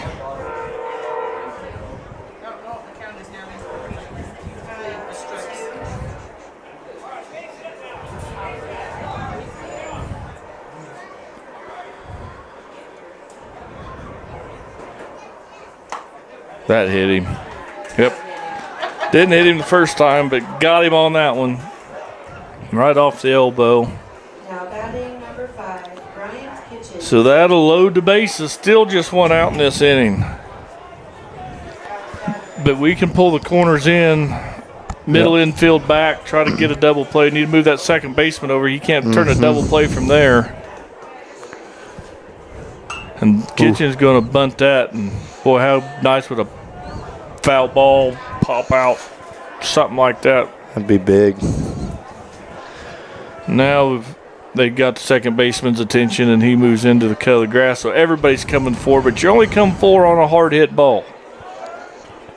Something you field clean. If there's any bobble, there's always an out at first base. As Kitchen gets in his kitchen right there and fouls that off. And so Ethan, I'd come right at him, Cooper. I wouldn't mess around. We don't have any place to put him. He hasn't looked comfortable with either one of those 2 swings. And just leaves that one high. Did challenge him with the curveball. If that would have been down just a bit, but it was never strike, high out of the hand. 1 ball, 2 strikes, 1 out, bases loaded. Raiders have tied this up 4-all.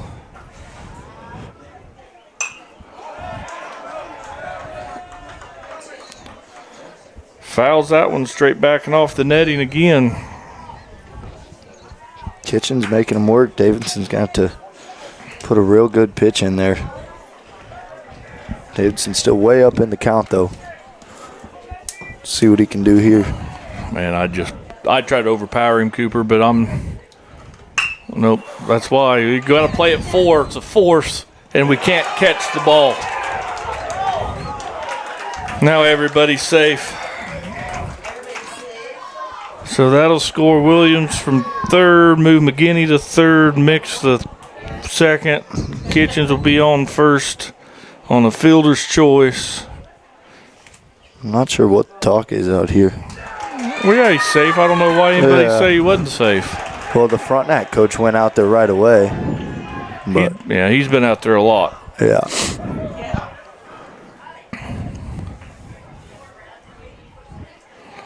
So this will bring the 9th batter up. There's at least 2 outs extra we got to get this inning now.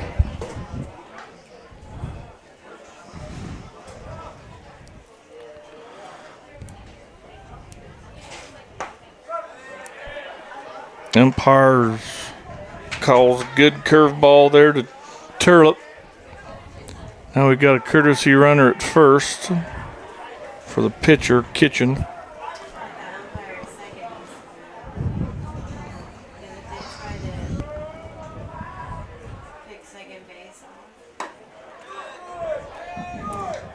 That ball just barely missed. That's in the river. 1 ball, 1 strike, 1 out still. There's strike 2.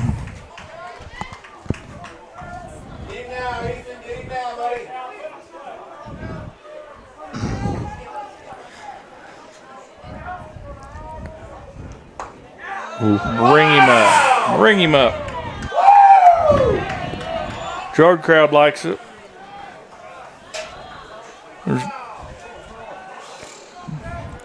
So that's going to even the count. 2 balls, 2 strikes.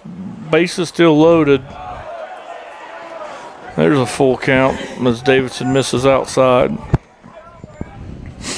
To the 9th batter to bat this inning. We still only got 1 out. And the Raiders have scored 4 this inning to take a 5-4 lead, and he just walked in another run. And sometimes, Cooper, you just can't stop it. So that'll bring up Frankenberry, the 10th batter to bat in this inning. He started this off with a walk and then got picked off on a bunt play. And we thought, man, this inning's going to go pretty good. And then all of a sudden it just really went downhill. He takes ball 1, shows bunt. Kessler comes charging in, so there's not a back pick at 3. I don't know why you'd bunt with the bases loaded. And Davidson's having a hard time finding the zone as he walked a run in a second ago.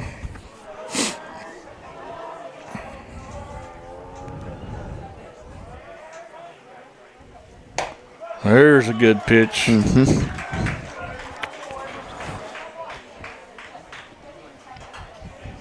2 balls, 1 strike, 1 out. Base is still full of Raiders. David's bringing some gas. He just can't find the zone.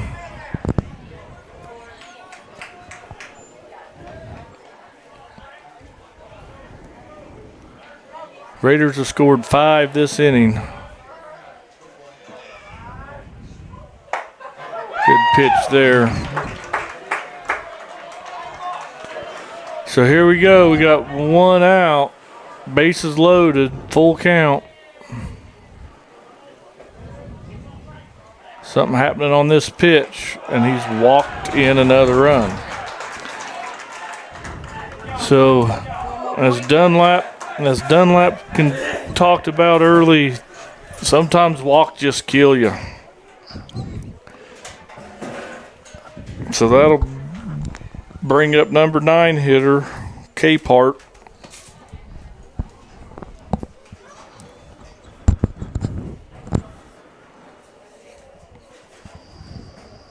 Dunlap out to visit with Davidson a minute. Trojan third, where somebody kept putting quarters in the merry-go-round. Man, someone brought the lug nuts to the Trojan defense and just undone every lug nut off their bus. And ever since that play at home where Bennett dropped it, I think we've had a walk ever since. Yeah, and there's a foul ball right there on a check swing. Excuse me, getting myself all worked up here. There's a ball right back, so there's the second out of the inning so that'll put Capehart at first on a fielder's choice. Kitchen's the one that got knocked out for the out number 2. Turlip should be at third. Frankenberry should be at second. Oh, we're going to throw a curveball up over his head, and that got everybody's attention.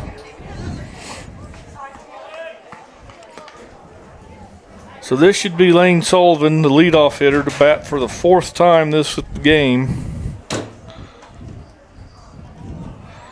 He's already scored a run this inning.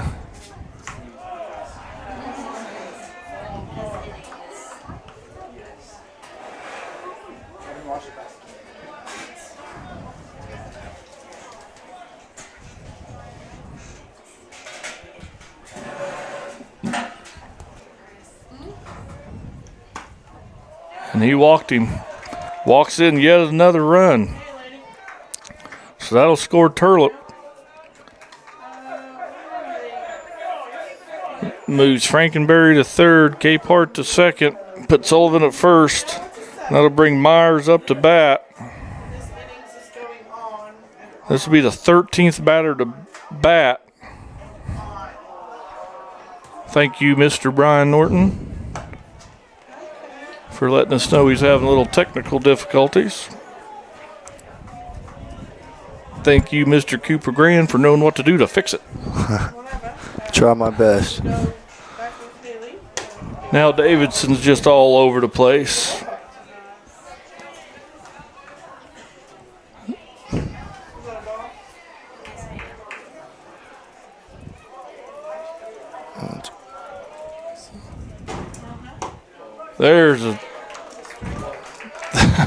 There's a pitch that's been there all night, but this time it's called a strike. So Davidson, 2 balls, 1 strike. Base is still full of Raiders. There's a foul ball, alpha and out of play. That evens the count, 2 balls, 2 strikes, 2 out. Raiders have played at 6 this inning on a whole bunch of walks by the Trojan pitchers and a couple errors by the Trojan defense. And he missed. Ethan just can't find the grip on that curveball. Change balls, kiddo. Ask for a different ball. You can do that. Seems might not be as high on that one. Something.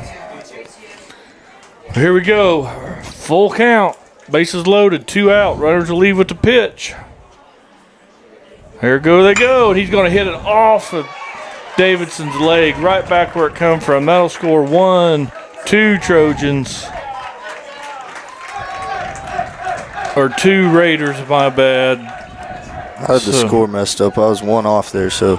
Frankenberry scores. Capehart scores. That should move Sullivan to third. That's Myers with another single. And that'll bring up Williams for the 2nd time this inning.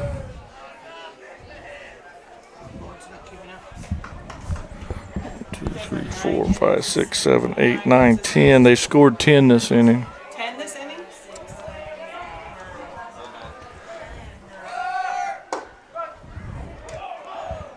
Starts Williams off with a strike.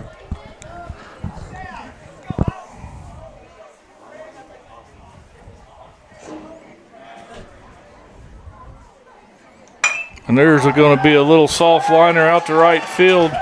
They're going to fire that in. They'll score another pair of Raiders.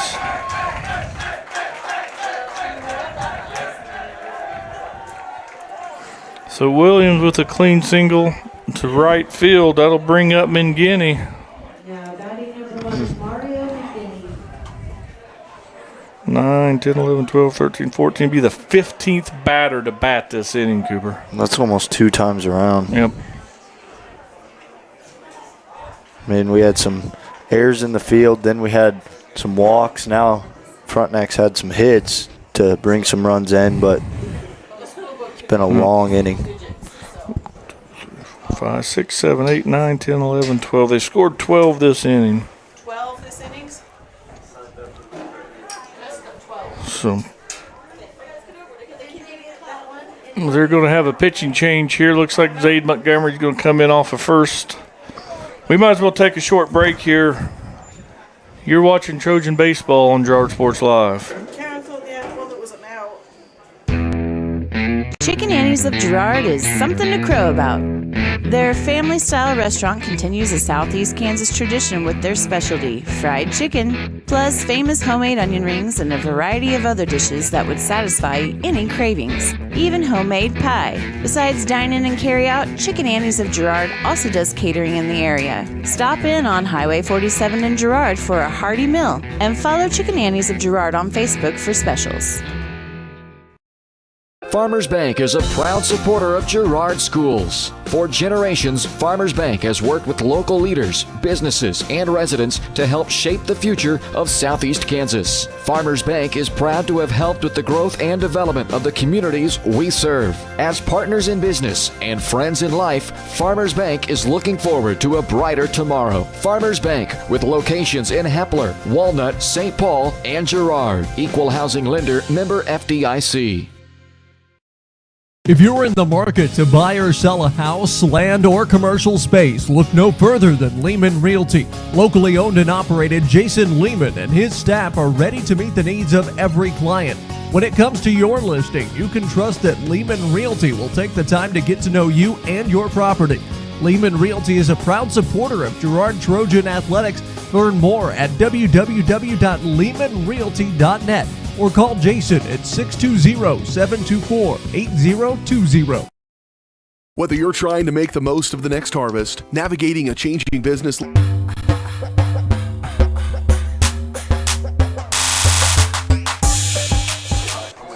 All right, Zaid Montgomery's going to come in to relieve, to try to stop the bleeding here as the Frontenac Raiders have scored 11 in this inning.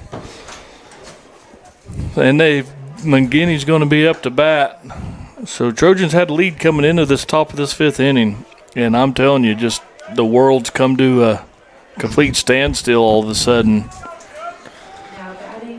But if there's a bright side, now the Raiders only have 1 on and 2 out, even though they've got 11 across to take a 12-4 lead. Zaid's going to throw ball 1.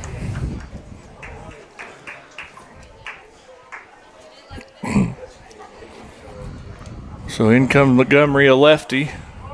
Got a runner running. No throw down, so there's a stolen base. Raiders are still being highly aggressive. And I don't blame them. Yeah, just focus on the batter now.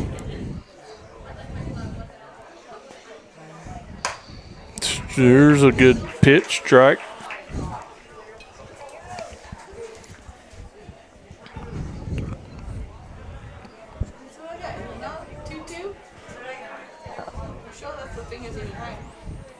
So Montgomery comes set. See if he can put an end to this. There's going to be a hot chopper, foul ball to Kester. So we'll do it all again.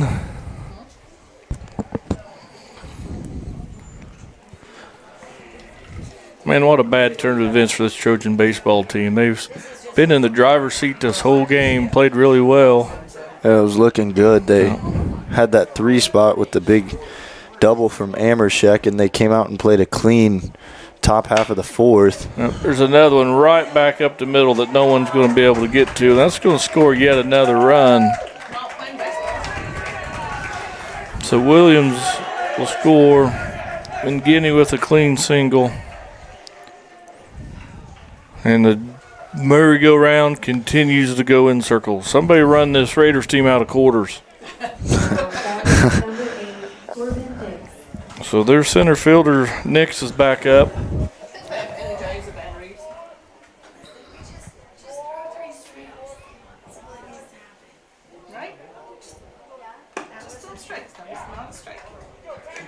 And Montgomery misses low and away. And this all started when Montgomery got accused of pulling his foot.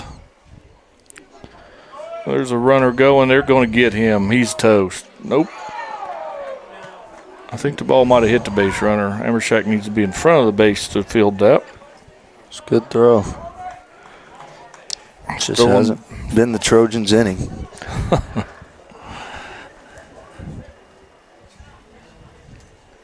Where'd the lug nuts go, Jess? I don't know, but I wish someone would find them, man. They're just going to steal third. They're trying to get out, would be my guess.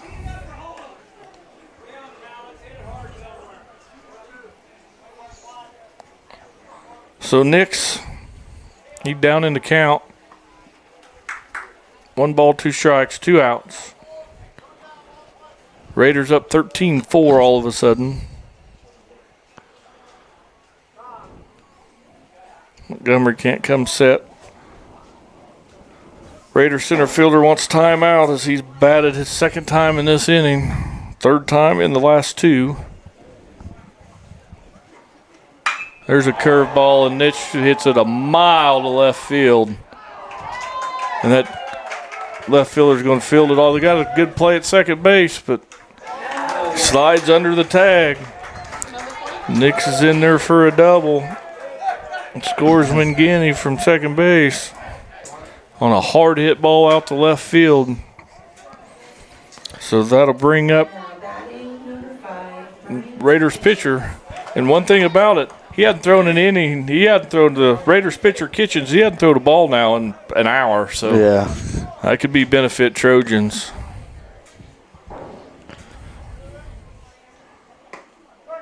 There you go, umpire.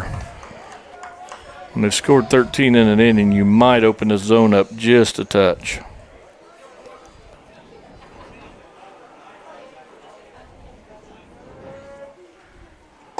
Strike 2. And now Cooper would probably maybe talk about a run rule comes in effect. I think Frontenac took a 10-run lead here. Yeah, you got to put some runs up. There's a hit and run to third base. Kester fields it. The out's recorded. So finally, the 3rd out. They found it. They looked for it for a long time. Took a long time to find it. Trojans trail by 10 after a disaster of a 5th inning, but they got to score a run to keep playing. We'll be right back. You're watching Girard Trojan Baseball on Girard Sports Live.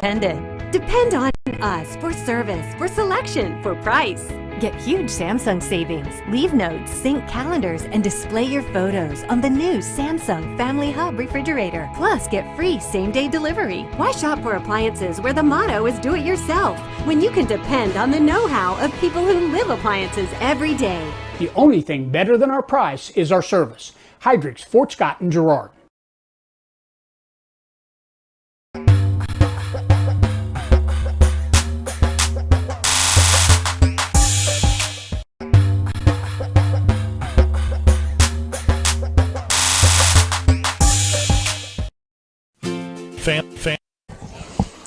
And welcome back to the home half of the 5th.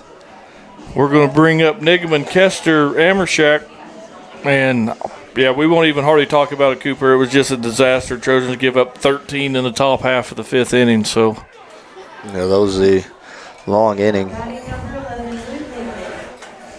So we'll just let that one ride, and we'll just talk about what happens from here. Here comes Luke Niggeman. We have to pass the baton, get a lot of base runners, one at a time.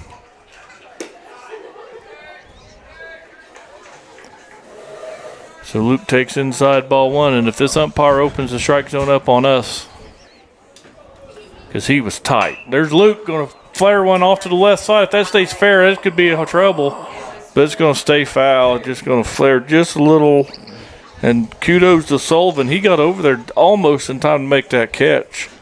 I didn't think he had a chance off the bat to ever get in there. No man's land. But that'll even account 1 ball, 1 strike on the Luke Niggeman. I think he got moved to first. I lost track of where everybody's at.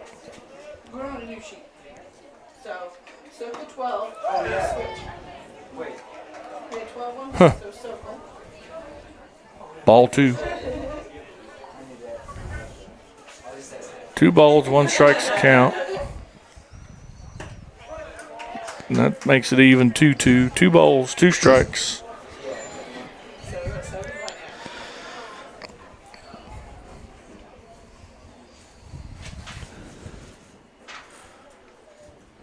Luke's going to foul that one off. I don't know. Yep, McDonald's got room to make that catch. So that's the first out of the inning.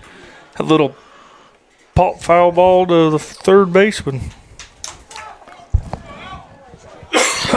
Bring up Trojan starting pitcher Alex Kester, who couldn't get out of the 5th inning. And then Davidson couldn't get out of the 5th inning. And then Montgomery finally did.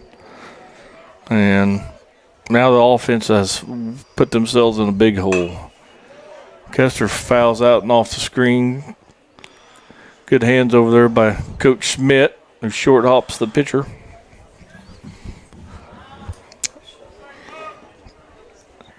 So Alex, he's swinging a hot bat. Ooh. And now he takes low at the ankles for strike 2. I bet he wished he would have got a few of those calls when he was on the hill. Kester going to rope one. Third baseman's going to bobble if Kester can't quite leg it out as McDonald showing off a pretty strong arm. Trojans down to the last batter here is Trevor Amershak. Now batting number 16, Trevor Amershak.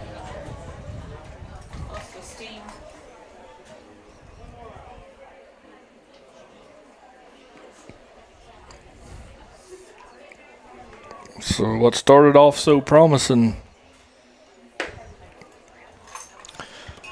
is not going to end that way. It doesn't look like. No. Take a huge rally here. Got to score a run first. Got to get a base runner.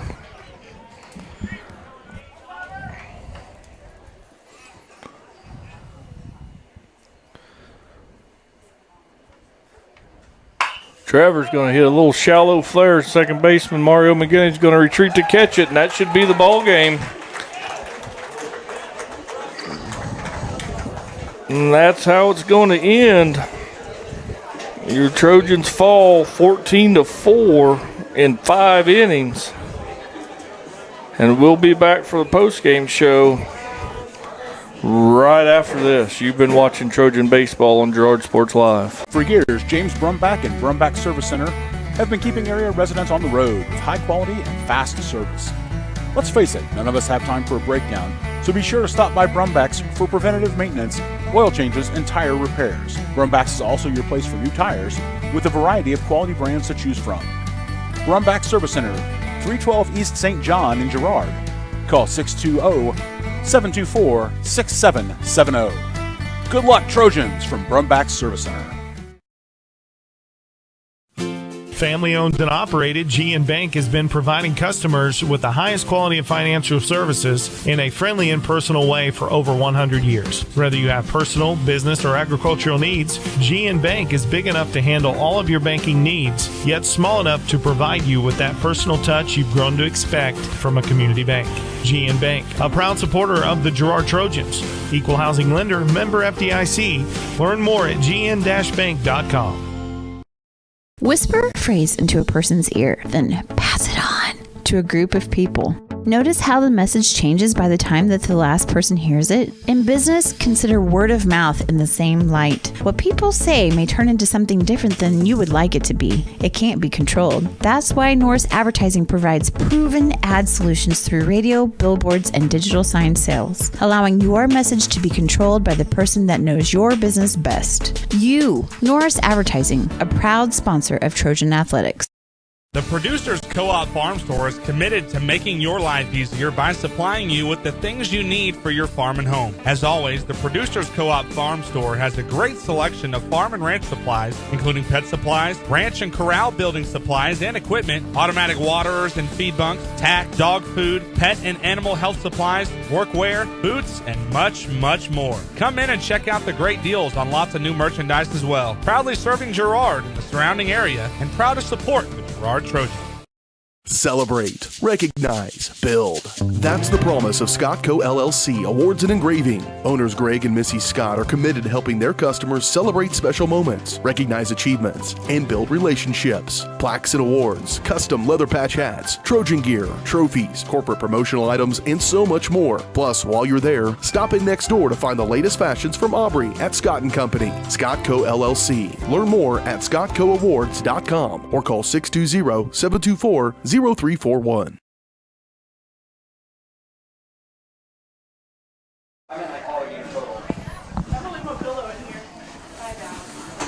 All right, welcome back to the Leah Smith Agency postgame show.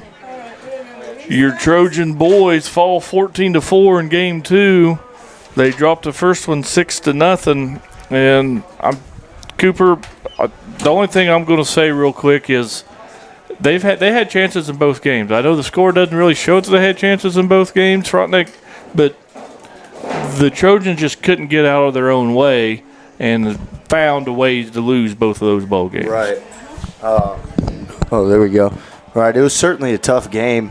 I mean, that fifth inning was the big killer, and they just couldn't do a lot about it because it was multiple different things. I mean, it was some walks, it was some errors in the field, it was then Frontenac came through and started hitting the ball hard. So it was a mixture of things. You can't really put it on one thing, but certainly a lot to learn from it. And they had Frontenac on their toes. Yeah, I'd like to let you know that our post-game show is brought to you by the Leah Smith Agency Farmers Insurance. Leah has over 10 years of industry experience in both Kansas and Missouri. Let Leah and her staff find the right coverage for your personal or business needs. To learn more, call 620-670-4590. Proudly serving our community and cheering on the Trojans. And I don't think Coach Dunlap's coming up for the post-game interview, which is brought to you by Community National Bank and Trust, serving the area for 30 years. Stop in soon and pick up your very own Girard Trojan Instant Issue Mascot Debit Card. Community National Bank and Trust is a proud supporter of Girard Schools. Learn more online at mycnb.com. So, the Trojan girls split. They win the first game 4-1. They lose the second game 5-1. The girls pull off a split. The boys drop a doubleheader. And I think I'm Jess Murphy. This is Cooper Grant. I think we're going to put a bow on it. Yep. And thank you all for watching for Girard Sports Live. And we'll be back. Yeah. I got our next date up here. I think that's it until we do regionals. I don't have the full schedule, but you can talk more on it. Yeah, I think we got one more game. It's May. We did pick up another baseball game. Okay. I do know that. So just stay tuned in Facebook, and we'll let you. You've been watching Trojan Athletics on Girard Sports Live. Girard Sports Live is presented by Crocan, your community technology partner. Learn more at ckt.net. Also by Ag Choice of Epler, American Family Insurance, Jenny Collins Agency, Bradshaw Collision Repair, Call Service, Community National Bank and Trust, Derailed Commodity, Diskins Auto and Towing, DS Construction, Evans Motors, Farm Bureau Financial Services, Farmers Bank, Girard Medical Center, Hydrix Appliance, The Jagged Edge, GN Bank, Larrett Ceramics, Leah Smith Agency Farmers Insurance, Lehman Realty, Mathis Drug, McClellan Sanitation, Norris Advertising, Producers Cooperative Association, and Roto-Rooter. Thanks for watching, and don't miss us next time right here on Girard Sports Live.